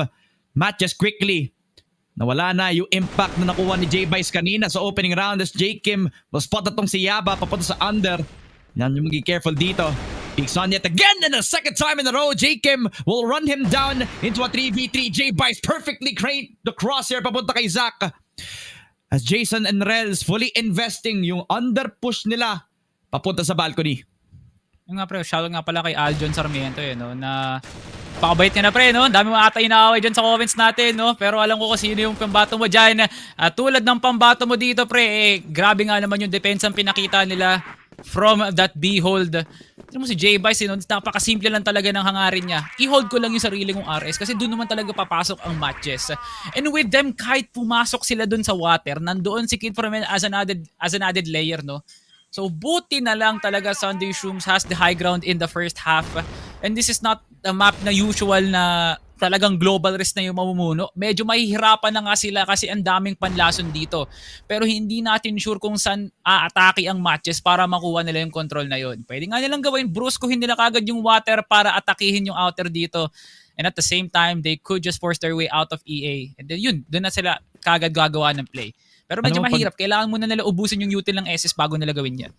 Pag naisip mo no? I don't think MATTJESS has to look at this Mexico 2 map as a normal map. They have to play this in their own individualistic form kasi doon talaga masa-surprise mo yung kung lahat na na-expect na Sunday Shrooms. And that's where they could shine for MATTJESS as they now play the passive position. MATTJESS flash on in. Ram expected from the box. A headshot galing sa box. Pero yan nga lang, Zach will get the entry. J-Vice with a shot kay Yaban na naman. Jose Rizal on full form. MATTJESS slowed down on the tempo. Pero papasok pa rin dun sa mid-side. Ram gets another spray. Rel's opening the window. Ram and Jacob down. Kid from Hell spotted. Papunta dun sa may EB. 2v2. Duguan si Rel's at si Zach. At pag entry nila papasok dun sa may B-side, kailangan ma-expect nila si Kid from Hell. Frando, where's the timing? Where's the trade? Where is the info para malason niya yung dalawang nakatingin lamang all the way towards EA? As now, spotted one and expected na si Rez. So is spray na lang niya through the box. Kid from Hell and Sunday Shrooms get the 2-0 to dominate yung kanilang first 2 rounds. Masyado ang maduga, Prando, pre, di ka lumalaban ng patas. Nice hold actually dun sa may sa may arco nga natin. It really pushed out a lot of potential para talaga makapag-entry ang MJ. Pero feeling ko yung threat lang talaga ni Kid from Hell yung nagpapaiwas dun sa pagkakataon na yun. And luckily enough, no, Sunday Shrooms really delivered para talaga hindi makuha ng matches yung possible retake. Them holding down EA pre ng ganto aggressive, especially mid. Isang malaking bagay yun kung bakit may malaking advantage ang global risk. But at the same time, this is matches that could just utilize the outer para malason dun sa may EA or just force their way out of a site. Kasi hindi na nagiging masagana yung pag-hold ng angle no? Like, kahit anong gawin nga nila, kahit anong ubos util, nagagampanan pa rin ng SS yung trading game dito na sila yung kumukuha ng panalo. At mahirap yun. Pag kulang-kulang ang matches, pre, medyo mahirap na mag-spread out sa mapan to. Kaya Sunday Shrooms just have to be prepared at all fronts. Smoke coming down onto the mid side as well. So with that flash, it signals that MATTJESS are prepared for the push. Jason gonna have to be first contact. Pero with the crossfire setup, Sunday Shrooms are prepared for anything that MATTJESS is throwing at them. Sininkyu na lang. Pero sa isang katutak na bala, Sininkyu mabubuhay pa. 1v3 para sa kanya pero lahat humaantong lang sa kanyang posisyon. Si Ninkyu nakakuha ng isa pa. Triple kill para kay Ninkyu. Ace clutch dapat pero with one shot from the court, J-Vice will get the 3-0. Sunday Shrooms still get themselves around. Yun na nga pre, sinunod naman ng matches yung utos ko, nabruskuhin na nga lang nila yung isang angulo at hayaan na lang nila yung baril nila magsalita para sa kanila. Hindi pa rin kinaya kasi this is a side where Sunday Shrooms could just take any power position at mahihirapan ng MJ. Pero pre, masyado na silang desperado, nirekta ang EA, bulag sila Rels, hindi makagalaw, natrap sila pre. Zoren gets a double, make it a triple kill. J-Kim lights it up for the last one. Hindi si Ram pala makakuha nun, but Zoren, what a position sa may forklift pre to secure the triple. Doon na naramdaman ng matches na wala na kaming pwedeng atrasan. Testingin natin tong EA na to. At tinan mo naman yung kinalabasan pre. MATTJESS, hindi na nila gagawin ulit yun. Wala nang download from the get-go. Sunday Shrooms na yung mainit. Wala nang analysis para sa kanila. Kinailangan na lang simulan to na mainit. Talaga nga naman, taking it to MATTJESS. Where MATTJESS have been trying all their best attempts. That mid setup where agresibo sila sa pagkuha doon sa may crossfire nila. Sayang no kasi mabuti na sana yung trade system para sa kanila pero just leave them open to an angle where Sunday Shrooms have been forcefully taking the defense towards the site now. So parang daming players on that under position. Jason and Rels backing each other up. At kailangan maging handa agad. Itong si Ram, spotted na agad over from Jason. As with the smoke, it's gonna momentarily give some cover. Pero Ninkyu, no hesitation, kills nice off pick. Ram with the headshot. Zoren mukhang susunod pa. 2 for 1 para kay Jacob, and Kid from Hell equalizes the numbers. Sunday Shrooms, maganda yung defense. Si Yaba nakakuha ng high angle. And this time, MATTJESS can just forcefully get themselves dun sa may B-site natin. J-Vice nakakaramdam ng chip damage dito. Malakas yung control nila sa may balko. Hirap na hirap ang Sunday Shrooms makalakap ng control sa sarili nila. Ang RS, naging pabaya ang Sunday Shrooms sa positions nila. And they get punished heavily because of that. Sunday Shrooms, medyo nakalimutan nga nila na global risk sila doon. MATTJESS with an aggressive approach doon sa mga positions ng SS. They won the duels, especially from Ninkyu and as well as Jason. At parang gagawin nga nila ulit yon with a good hold dito lamang sa mid habang wala pang binabatong util ang Sunday Shrooms. J. Kim, nakaramdam na may nagbabato ng util. Ay, hold ko nga tong angle na to sa may alley. But it's very important na makahanap ang MATTJESS ng position dito lang sa may alley, pre. Kasi pwede nga nilang atakihin tong A-site na to or tawaging fake out para sa water naman sila mag-position sa tatagal nila dito sa may mid, pre. Anytime soon, they could rotate. Pero nice smoke by J-Vice. Ay, hindi pala si J-Vice ang tawag ng pre. Kala ko si J-Vice. Pero nice smoke either way. Time winding down, MATTJESS, daming oras para i-set up na lang muna yung Crossfire. Baka sakaling may mag-overextend sa MATTJESS. It's either gonna be the overpush from them or Sunday Shrooms gonna have the best time of their lives. Kid from Hell dito na naman sa may arko. Lalaso na naman si Prando, ladies and gentlemen. Si Ninkyu ang una may first blood. As now MATTJESS trying to cook up what could be an underpass push para sa kanila, you know. What worked out in that round, kung saan sila nanalo. Si Kid from Hell, kailangan maging unknown entity, pero sama-sama na lang sa Buana Squad to take control. Papalik dun sa may warehouse. Jason at the right place at the right time. Spots out Jacob with his pants down. Ram also on the rotation. 3 versus 4 where J-Vice hits the shot kay Jason. Hindi na maplat yung bomba, pare. Si Gerald sumasabog sa A-site. A double for him. A 1v4 for Yaba.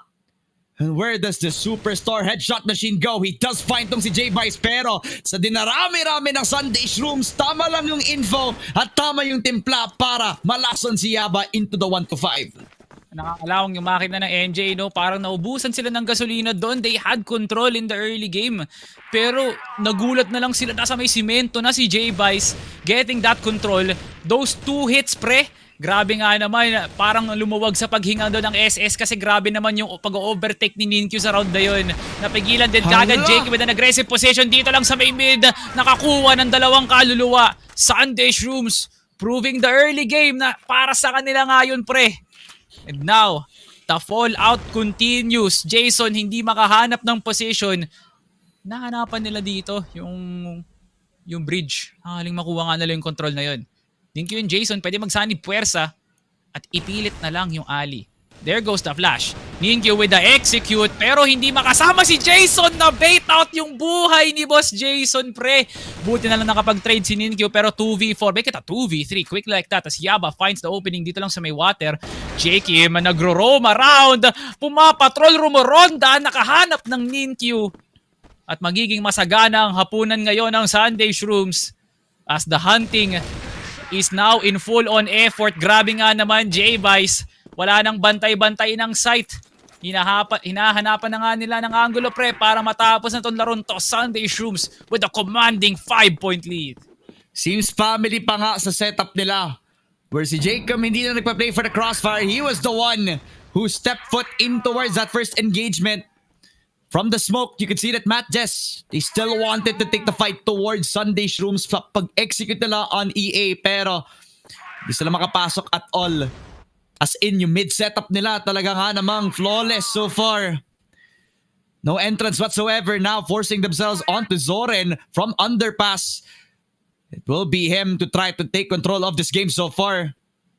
As the info is being gathered by Yaba with the jump peaks, Rels also investigating sa nangyayari dito para kay Zoren. Passive angle. One tap is enough. Expecting the trade si Yaba. Mismo from that jump peak, hindi nabigyan ng opportunity for that. Pero nirarandam lang siya. Nalaman na kung nasan si Yaba. So kailangan niya maging careful kasi si Zoren ang ahatid ng headshot. 5 versus 3. And MATTJESS isa-isa lang lumalapit sa balcony kung saan nilalabas lang siya ni Zoren in this Oh 5 my versus God. 3. Oh, look at this hold, pre. Hindi na sila umatras. Rerektahin talaga nila si Zoren kasi may impormasyon sila na 20 HP. NQ dinaanan si Zoren. Si J-Vice ang susunod na lalaban. Hindi siya makakatakbo sa may ali, pre. And NQ gets the double. Jason finds a follow-up. At bigla na lang binaliktad ng matches ang pagkakataon ng Sunday Shrooms makuha tong round na to. Zach gets the kill. And it's now a 1v. Ram! Yes, pero nakalimutan niyang may isa pa. Ninkyu gets the kill. 6-2 Sunday Shrooms. What the hell happened sa sarili niyong RS? Naging pabaya at si MATTJESS nakahanap ng punishment. Totoo pare. Where Zoren actually started so well sa double kill niya. Maganda yung trade-off for MATTJESS. Talagang trust in the trades. Kung saan talagang nung nahanap nila si Zoren, tamang bagsak from that balcony. When J-Vice was down, they knew fully investing themselves on that B-side execute that it was gonna be a done deal. What a performance for MATTJESS so far. At kahit dun sa rotate all the way from sa likod lamang ng B-site na yun, talaga nga namang there was no entrance whatsoever for Sunday Shrooms. Pero yun nga lang, napatay pa nga si Rels as they start their momentum on a deficit. 4 versus 5. All the way from that alley bridge, mukhang an opening is possible. Maybe a split push, maybe it's something para magulat na lang tong si Rame, no? Pero dapat hindi lang gulat eh. Dapat talagang a decisive play to make things happen laban sa Sunday Shrooms who really are used to these kinds of plays, pare. Now, pressure is on para sa Sunday Shrooms kasi nga nakakahanap ng opening ng matches para kunin yung sarili nilang spawn. Yun yung hindi mo pwedeng gawin bilang global risk. It just nakakahanap ng plays dito ang matches to expose the inconsistency of Sunday Shrooms to go for the defense. Kasi nga, their likeliness to go aggressive is also their weakness as matches continues to punish. Of course, a 3-round lead na lang. One more before we go to the half. Makakapasok ang matches dito. Bulag na bulag si J-Vice gets one. And Kid from Hell gets the follow-up. Double kill. Hindi niya makahanap si Yaba dito. Pero siya na lang ang natitira. 33 seconds. Yaba, nasaan ka na? Hinahanap ka na ng Sunday Shrooms. Ikaw na lang ang harang bago tayo magsilipatan ng pwesto.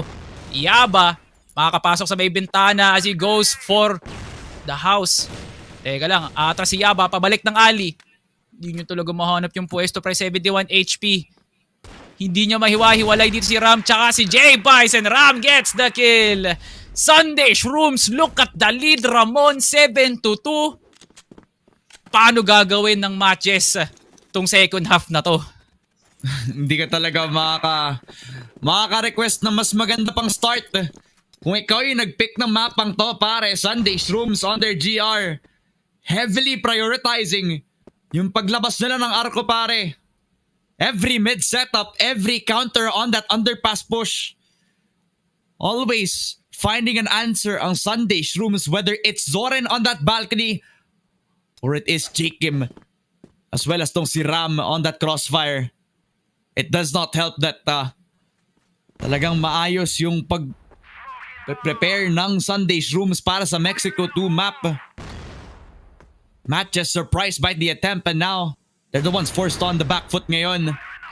Holding down yung mid setup natin, expecting that it could be an alley bridge setup or possibly an arc push para sa kanila. Pero MATTJESS, lahat sila nakatingin lang sa isang direksyon eh. Parang tamang hawak na ng angulo. It almost feels like Sunday Shrooms really prepared for a situation where MATTJESS did not prepare for this, pare. Pero this is also the matches na pwede nga naman nilang gawin yung ginawa nila dun sa Eagle Eye eh. As Jason sets up the crossfire dito lang sa may door A. Kid from Hell. Pinapasabog dito muna yung mga angulo sa may arko. Sakali may mga tanggap na chip damage pero wala naman masyado other than Rels.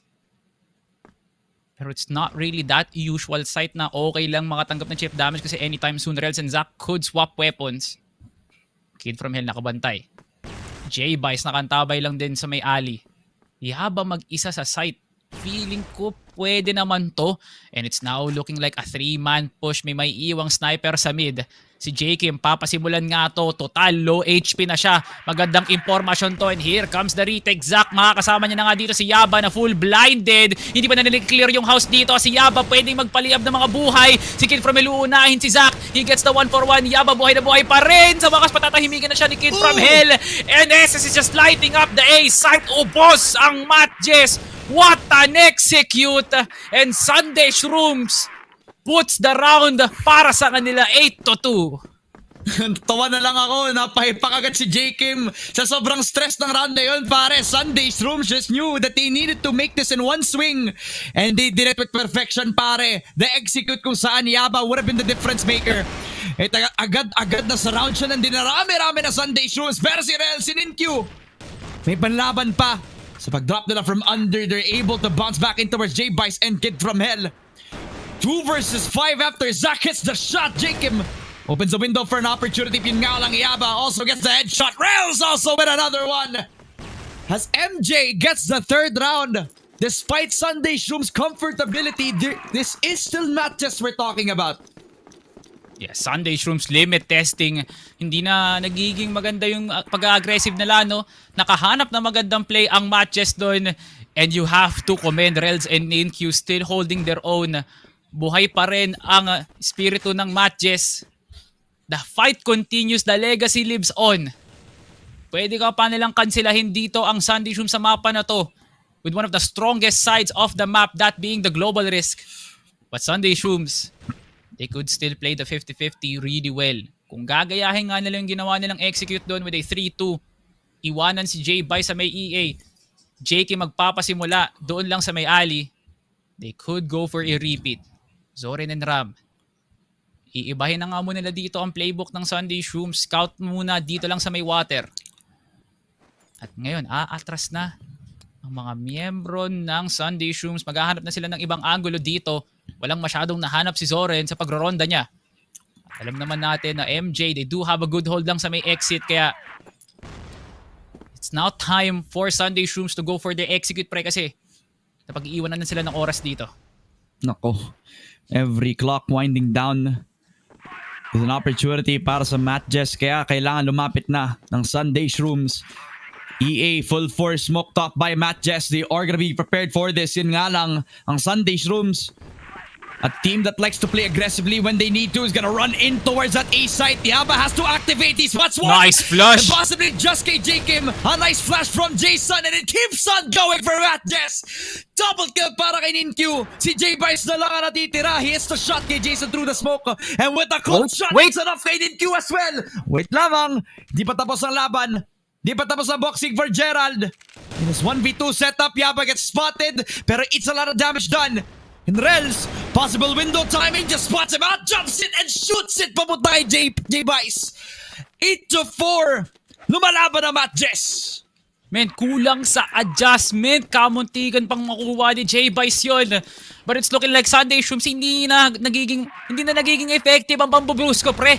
Malaki ng harang ang pinapakita ng MATTJESS dito lang sa may A site. So baka iba ng anggulong kunin dito ng Sunday Shrooms. Tumatagal sila sa water para lang umatake sa A site. Hindi naman sila nagsasandwich sa may outer. So wala din. Nakakabantay din ng MATTJESS. May malakas silang position na nakukuha.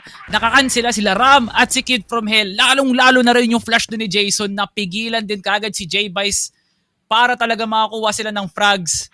Lumiyab yung kill feed. Lahat kulay asul kasi nakuha ng MATTJESS yung magandang play eh. Kid from Hell finds din dito lang sa may arco. Susunod si Jason pa isa-isang pasok ng MJ.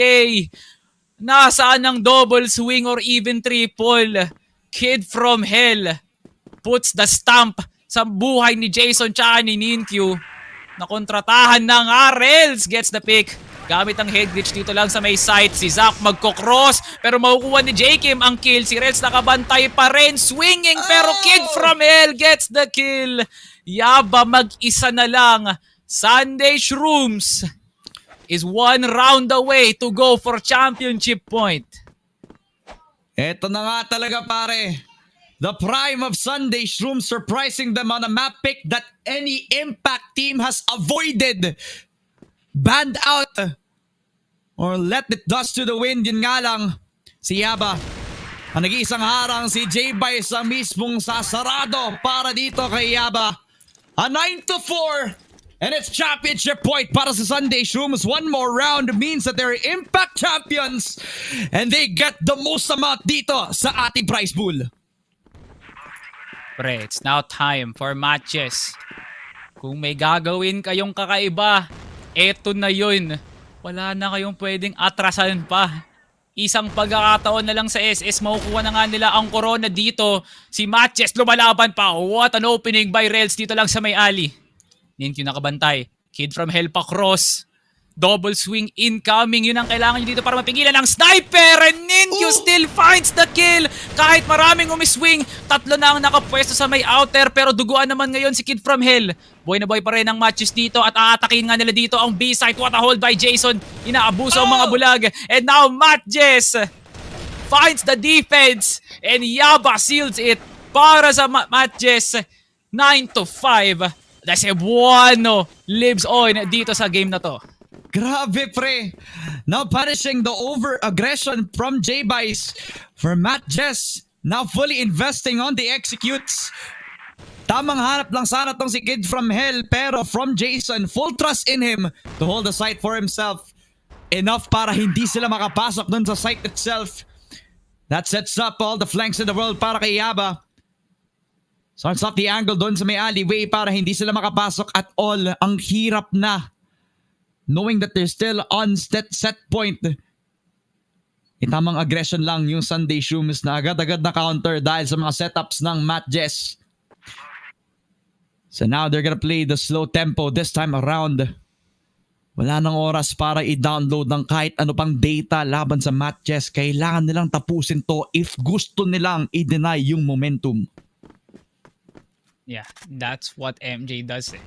Malakas sila mang deny, malakas sila mang cancel pre. They've overestimated their own worth dito pre. Kaya naman nila dumepensa eh. Kailangan lang nila paniwalaan yung sarili nila. Sa mahalagang oras, kailangan mag-activate si Ninkyu at si Yaba. At yun nga naman talagang ginagawa nila. Yaba nakabantay sa water pero umiswing ka ng masyadong maaga. Makakapasok si Kid from Hell papuntang 2F pre.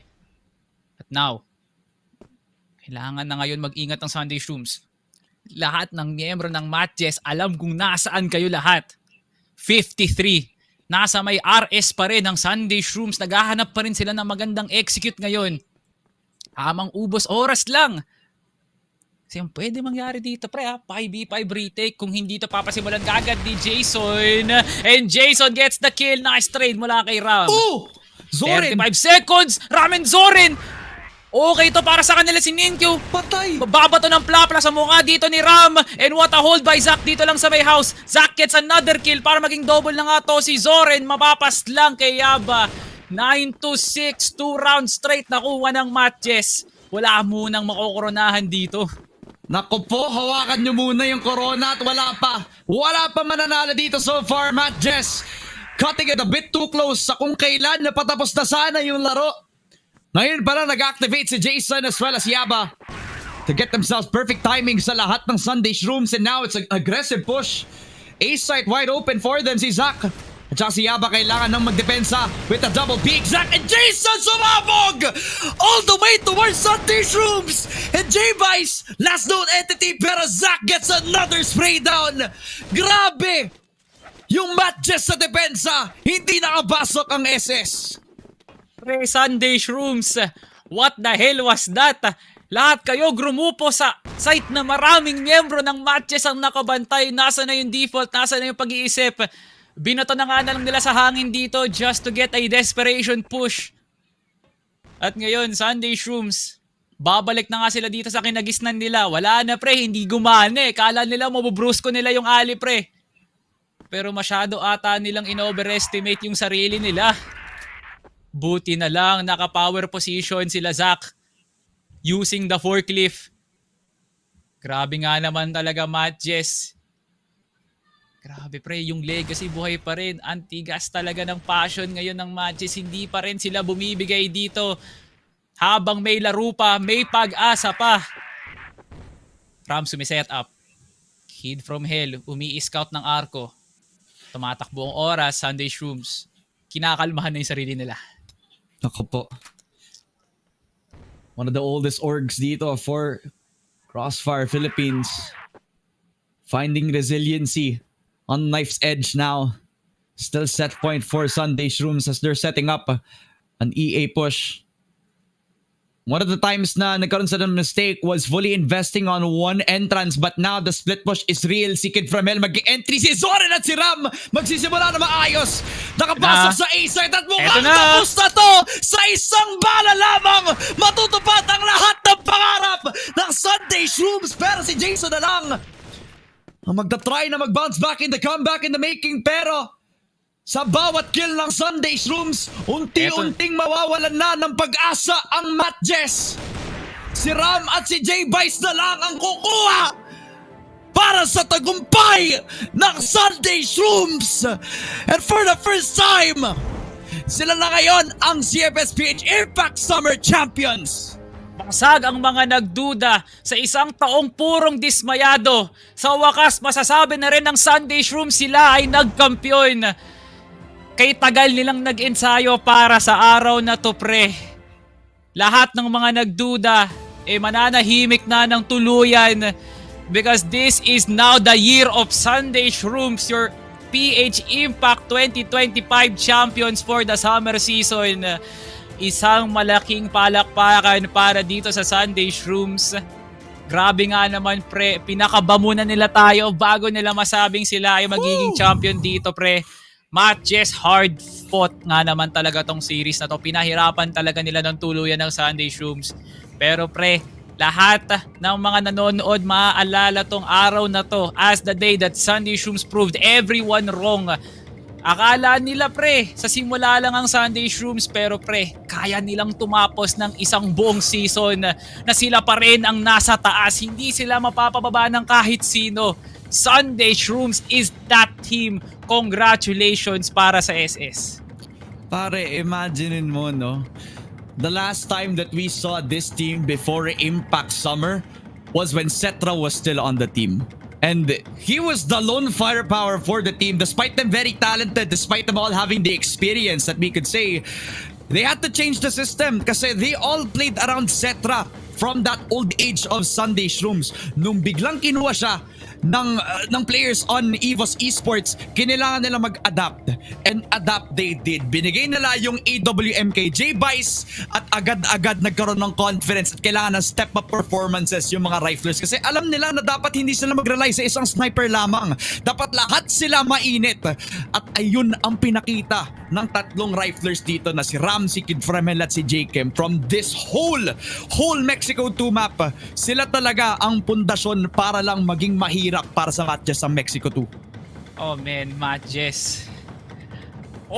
Ang copium nila dito, pre, play-in sila ng PH Regionals. Pero iba pa rin talaga yung pakiramdam na masasabi mo sa sarili mo. Matutulog ka sa gabi ng mahimbing kasi nag-PH IMPACT Champions ako. Pero si Sunday Shrooms, hanggang susunod na linggo, yung ngiti nila, pati yung mga ngipin, makikita natin hanggang magkabilang tenga. Pati pagsaing ng kanin, pre, ay sige kasi Impact Champions ako eh. So wakas, pre, Gerald Rodriguez Bais. From old gods to X Squad, ngayon pre, eto na siya, champion na siya, pre. Oh my God. From the days na magkakampi sila ni KLR, inaantay niya tong pagkakataon na to, pre, para maging champion siya. Veteranong hindi pa rin kumukupas. Ito na yung season na akala talaga natin regular na team lang ang Sunday Shrooms eh. Pero papasok sila ng PH Regionals na parang kaya na ata nilang patumbahin ng Furbit at Gaon Gaming, pre, sa pinakita nilang bout. Isipin mo, pre, yung journey nila, kailangan nilang talunin ang Rhea 7, ang Heroics, now MATTJESS, tapos entering into PH Regionals. Tatlong Cebuano teams ulit yung makakasugapan nila, pre. This is not the Battle of Manila versus Cebu eh. This is the Battle of the Cebuano teams versus Sunday Shrooms, pre. At grabe nga naman ang setting natin sa kwento ng Sunday Shrooms. I mean, kung nagawa na nila ngayon, mukhang papasok sila sa kwento ng ganong ulit kung gaano sila ka-confident dito sa brackets natin, kung tatlo yung kalaban nilang Cebuanos at ngayon mauulit ulit, they like those odds talaga pare. What a very good performance para sa Sunday Shrooms. Hindi lang sa Mexico 2 pare, pero all throughout this game, all throughout the group stages, this team has been on our eyes sa kung paano sila magpo-perform sa regular season no? From how they performed from the very first start of the season, they were a slow starting team. They're one of the teams na from your MATTJESS, from your Heroics, from your Rhea Sevens, sila sobrang aggressive nila as a team. Pero Sunday Shrooms, they held their own playstyle. They adapted to everybody sa Impact Summer. Alam nila na kahit hindi sila makakuha ng first blood, laging may plano, laging may oras. Kaya sa mga contempo na kinukuha nila, sa mga adaptations sa kailangan nilang kunin sa mga kalaban nila, including MATTJESS, they all trusted in the process. J-Bice as the captain very well has put that into perspective sa lahat ng mga ka-teammates niya because of his years of experience. Oh my God, pre. What a year for PH Crossfire. At isipin mo, pre, hindi pa ito yung tournament na matatapos na agad Akalain mo nga naman marami pang nakalinya para sa taong 2025. What a season para patunayan na ni Kid from Hell deserving niya nga naman ng isang slot para sa PH Masters. Ram beating the allegations na anino lang siya during the execration days. J-Bice sa wakas, masasabi niya na nga ring champion siya. J-Kim appeared out of nowhere. Nakakala natin pang pub-player lang siya na pumasok sa Impact na may intention pala para maging champion. Isang buong group stage siya nagpaliyab ng mga tao, pre. Especially Zoren, the most underrated player dito sa tournament na to. That's one heck of a roster na madadala nyo hanggang sa katapusan, Sunday Shrooms. Dynasty in the making, kumbaga. And now we have to give flowers din para sa matches, pre. Not only they do have a slot for PH Regionals, you are now back into the conversation na pwede kayong mag-PH Masters. Pre, all I can say is I love Crossfire Philippines kasi ang ganda ng mga nakita nating laban ngayon. Hindi lang sa championship pero dun din sa battle for third. Pero ito na nga ating set summary, Ramon. Mamaya ang ating paggugunita kasi pre, I like the numbers, what I see. Ang ating CEO, Kapitan Bossing, ang harang ng tondo. Si Manila Kingpin himself, Boss J-Bice, 1.89 KD. Para talaga maging ice cold yung patapos niya dito sa Mexico. And to think as well, that Mexico structured as a map where snipers were gonna have all the difficulty in the world. He has stood tall. He has stood the test of time. Sa dinarami-raming players na kailangan mag-adapt sa kanilang playstyle all throughout the years para makahabol sa mga bata, si J-Bice ang nag-iisang constant para sa kanila sa Sunday Shrooms no? From fragging IGL all the way back into how he performs on the mid-round calling, this has proving to be Sunday Shrooms' season. And you can very well know na nagsisimula pa lang ang run nila dito sa PH. So far, as Sunday Shrooms, they look towards the future no? Play-ins para sa kanila, fighting up against yung mga PH Master teams na sinasabi mong si Gaon Gaming at saka si Fervid, as well as an opportunity para maka-rise sila sa next year ng Impact Competition. Talagang beautifully done para sa storya ng Sunday Shrooms at para sa set MVP. Walang iba kundi si J-Bice ng pare. Siya na naman pare! Walang iba, si Bossing Discarte, J-Bice finally. Oh my goodness, from fall qualifiers, kamuntigan na silang makapasok doon from a disappointing season during PH Masters last year and even disappointing PH Regionals, pre, na halos hindi sila makakuha ng panalo. And now finally, J-Bice now has a chance for redemption, pre. Sabi ko nga, pre, it's the year of Sunday Shrooms kasi lahat ng to para patunayan sa lahat na nagduda na nagbubunga ang pag-iensayo. Merong katapusan ang paghihirap, pre. And J-Bice led the way for fragging IGLs. Kasama siya sa usapan nila Tino, nila KLB. Lalo't lalo na nga rin pre si Revenge. And now finally, J-Bice is now in the Hall of Immortality dito lamang sa PH Impact. Kasama na nga sila ng Vanguard tsaka ng Execration bilang champions ng PH Impact. Ngayon, isang malaking katanungan sinong susunod sa yapak ng Sunday Shrooms bilang champion. Pero ito lang ating match result. Kailangan muna natin bumiyahe papuntang Mexico para matapos nga to, isang madikit na eagle eye para talaga pakabahin ng matches ang ating mga pulso. Pero that is it for the season of PH Impact Summer. Ramon, it's a pleasure. Grabe nga naman talaga ang pinakita ng mga teams from the top 8 to the open qualifiers. Dun sa mga nangangarap, mga pasok ng PH Regionals pre. Sunday Shrooms and Matches, binigyan nyo nga kami talaga ng isang magandang Crossfire. Just a bit of a question, Salvatore, no? Kamusta yung heart rate mo? Kasi sa totoo Patay lang... na nga ako pre, di mo pa alam? Di mo ba alam? Hindi ko Wala na pre, wala na nga akong puso pre. Patay ka na yan! Kaluluwa Grabe, na lang ako pre, di mo alam kasi Ay, grabe. tumatagos na nga ako sa pinto eh, kakasigaw ko eh. Di mo alam? Hindi ko nakikita. At I'm very well sure na hindi na nakikita ng mga viewers natin yan. No? Pero nakikita mo na this whole BO5 was one heck of a grind para sa pareho nating teams, pero one has stood tall sa match MVP natin. At syempre, ang daming conversation kung sino, pero si Zoren, so far, siya naman, hindi lang underrated, pero undeniable para sa match MVP natin dito. A consistent force not only in the clutch, pero as well as yung kung gaano siya ka-reliable when it comes to the setup. Not the person that you'd see when it comes to the high-ceiling player like J. Kim, not the headshot machine that you expect like Yaba, pero si Zoren, the reliable force in a very constant game where so much chaos is happening is what you want in a Sunday Shrooms team. Man, what a season, what a year. At nagsisimula pa lang tayo. Kung merong usapang potential pre, nandiyan nga naman talaga ang Sunday Shrooms. Lahat ng players dito nagpapakitang gilas nga naman talaga. Zoren with one of the most generational performances ng isang player dito sa Angkarang to pre. And what more dun sa Eagle Eye? Sayang lang pre. Kailangan muna nga nila mag-impake muna sa Mexico para makita nila na meron pang laro ang Sunday Shrooms. Man, MATTJESS, you really outdid our expectations, no? Championship material naman talaga, pero sa oras na to, Sunday Shrooms ang mangguginita at magse-celebrate ng kanilang victory dito. Masarap kumain ng hapunan ngayon, pre. Ngayong alas 9 ng gabi. Sunday Shrooms, hindi namin masisisi sa inyo kung talagang gagatasin nyo tong araw na to. Kasi pre, masaya maging kampiyon. Alam nyo ang pakiramdam at kayo lang makakapagsabi nun.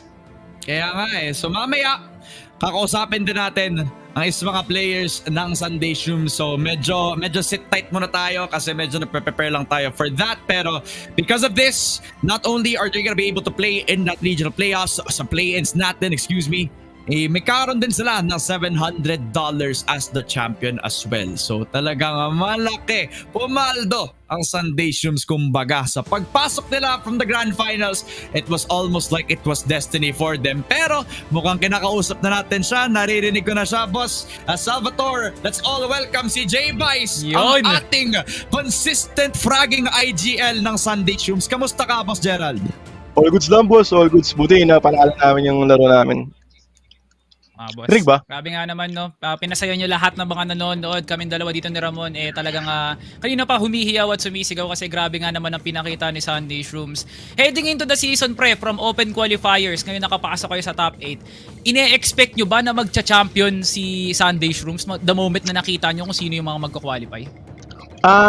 Syempre, di namin masyado ini-expect pero kailangan namin i-boost lahat para makuha at makaangat syempre sa play-in. Syempre, as we expect. Boost lahat ng effort. Although mga student then working, yun, nagawa namin lahat. Thank you kay Coach syempre, Coach Papay. Yan. Nice shoutout nga naman no? Ang ganda nga naman na naipakita ng Sunday Shrooms. They had to go through the grit and grind.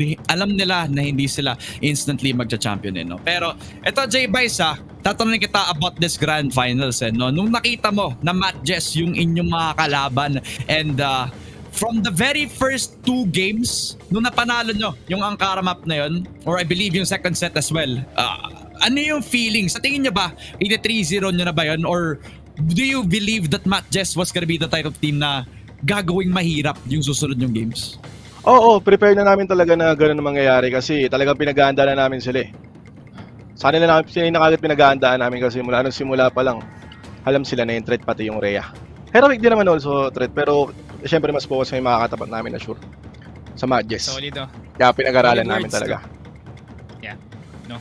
Grabe naman J-Vice, grabe. Nagbunga na yung mga paghihirap ngayon, no? Kasi from last year's PH Masters and then PH Regionals, hindi man ganoon naging successful si Sunday Shrooms, pero ito na yung taon nyo, 2025. Pasok na kayo sa play-ins, may pagkakataon na rin kayo para maglaro sa PH Regional Finals, no? So ngayon, ito na yung Sunday Shrooms na inaabangan ng mga tao. Meron ka bang mensahe sa mga nagduda dyan, sa mga naniwala para kay Sunday Shrooms? Pasok na kayo sa regionals. At doon sa mga teams ng PH Regionals, sino yung gusto nyong mga laban? Ayun. Hindi pa namin masyado mapag-usapan, hindi pa namin nakapag-ready para dyan. Although, siguro sa meeting, masiset namin sa meeting. Yun, sa mga duda, ayoko magsalita ng bad word eh. Baka maban pa tayo. Yaman na sila. Yan. I like that Yan ang mentality. gusto ko. Yan ang gusto ko. Winning mentality, champion mentality nga naman talaga. So, congratulations sa J-Vice at congratulations shoutout, boss. sa Sunday Shrooms. Pwede, boss. may shoutout ka Yun. ba? Pwede ka mag-shoutout, pre. Go ahead. Shoutout ako sa partner ko, syempre kay Mel Rose, then sa Airmat ni Ram, kay Garis, kay Ate Venus, kay Coach Papay, then syempre kay Jilin. Thank you sa support. Lalo sa member ko, Sunday Shroom. Yun, dinayain na. Yun, grabe nga naman. Thank you, boss. Thank you. Congratulations sa iyo, Boss J-Vice, at congratulations sa Sunday Shrooms. Sorry, makalat. Salvatore. Okay lang. Puro clothing. J-Vice. Puro clothing yun nasa likod Yan ang silid ng isang kampiyon. Wala kaming pakialam Yes, dyan, sir. kahit ano pa Puro yung tsura clothing. niyan. Puro paninde. Yun, shoutout pala, SS Clothing. Follow nyo na yung page. Thank you. Baka naman. Yan. Okay, padala natin yan.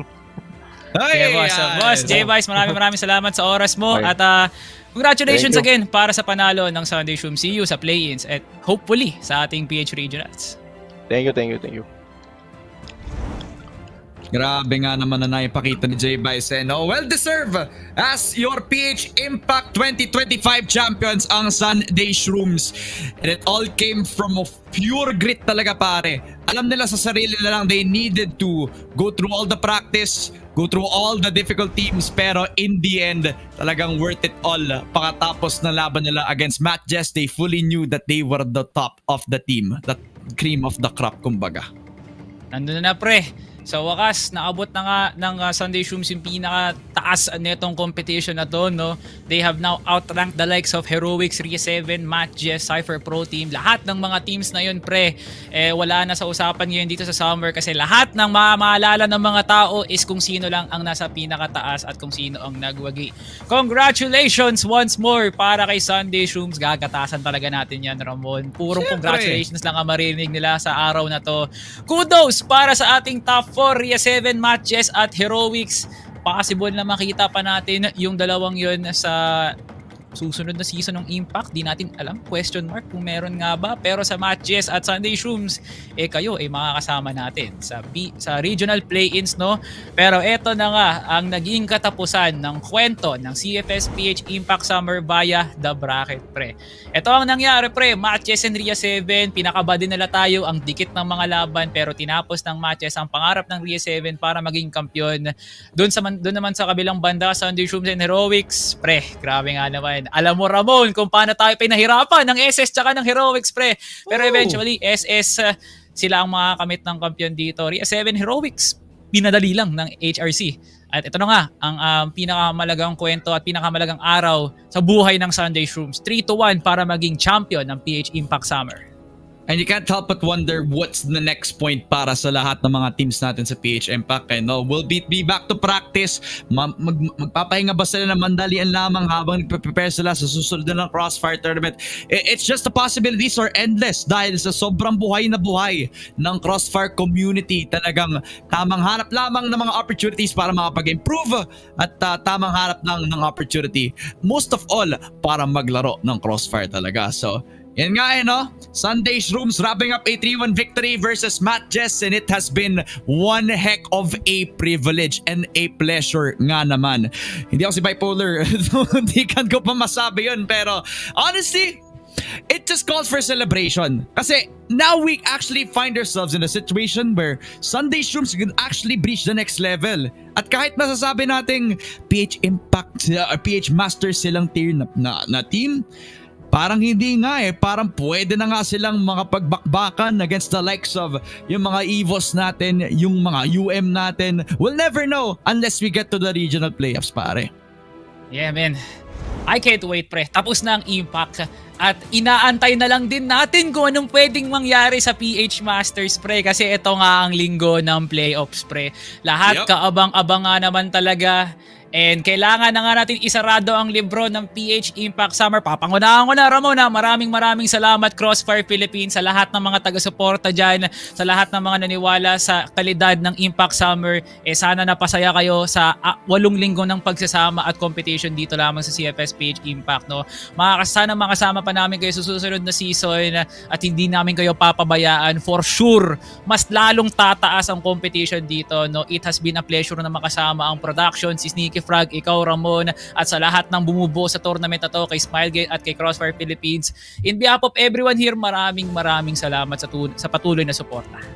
Ito, pare.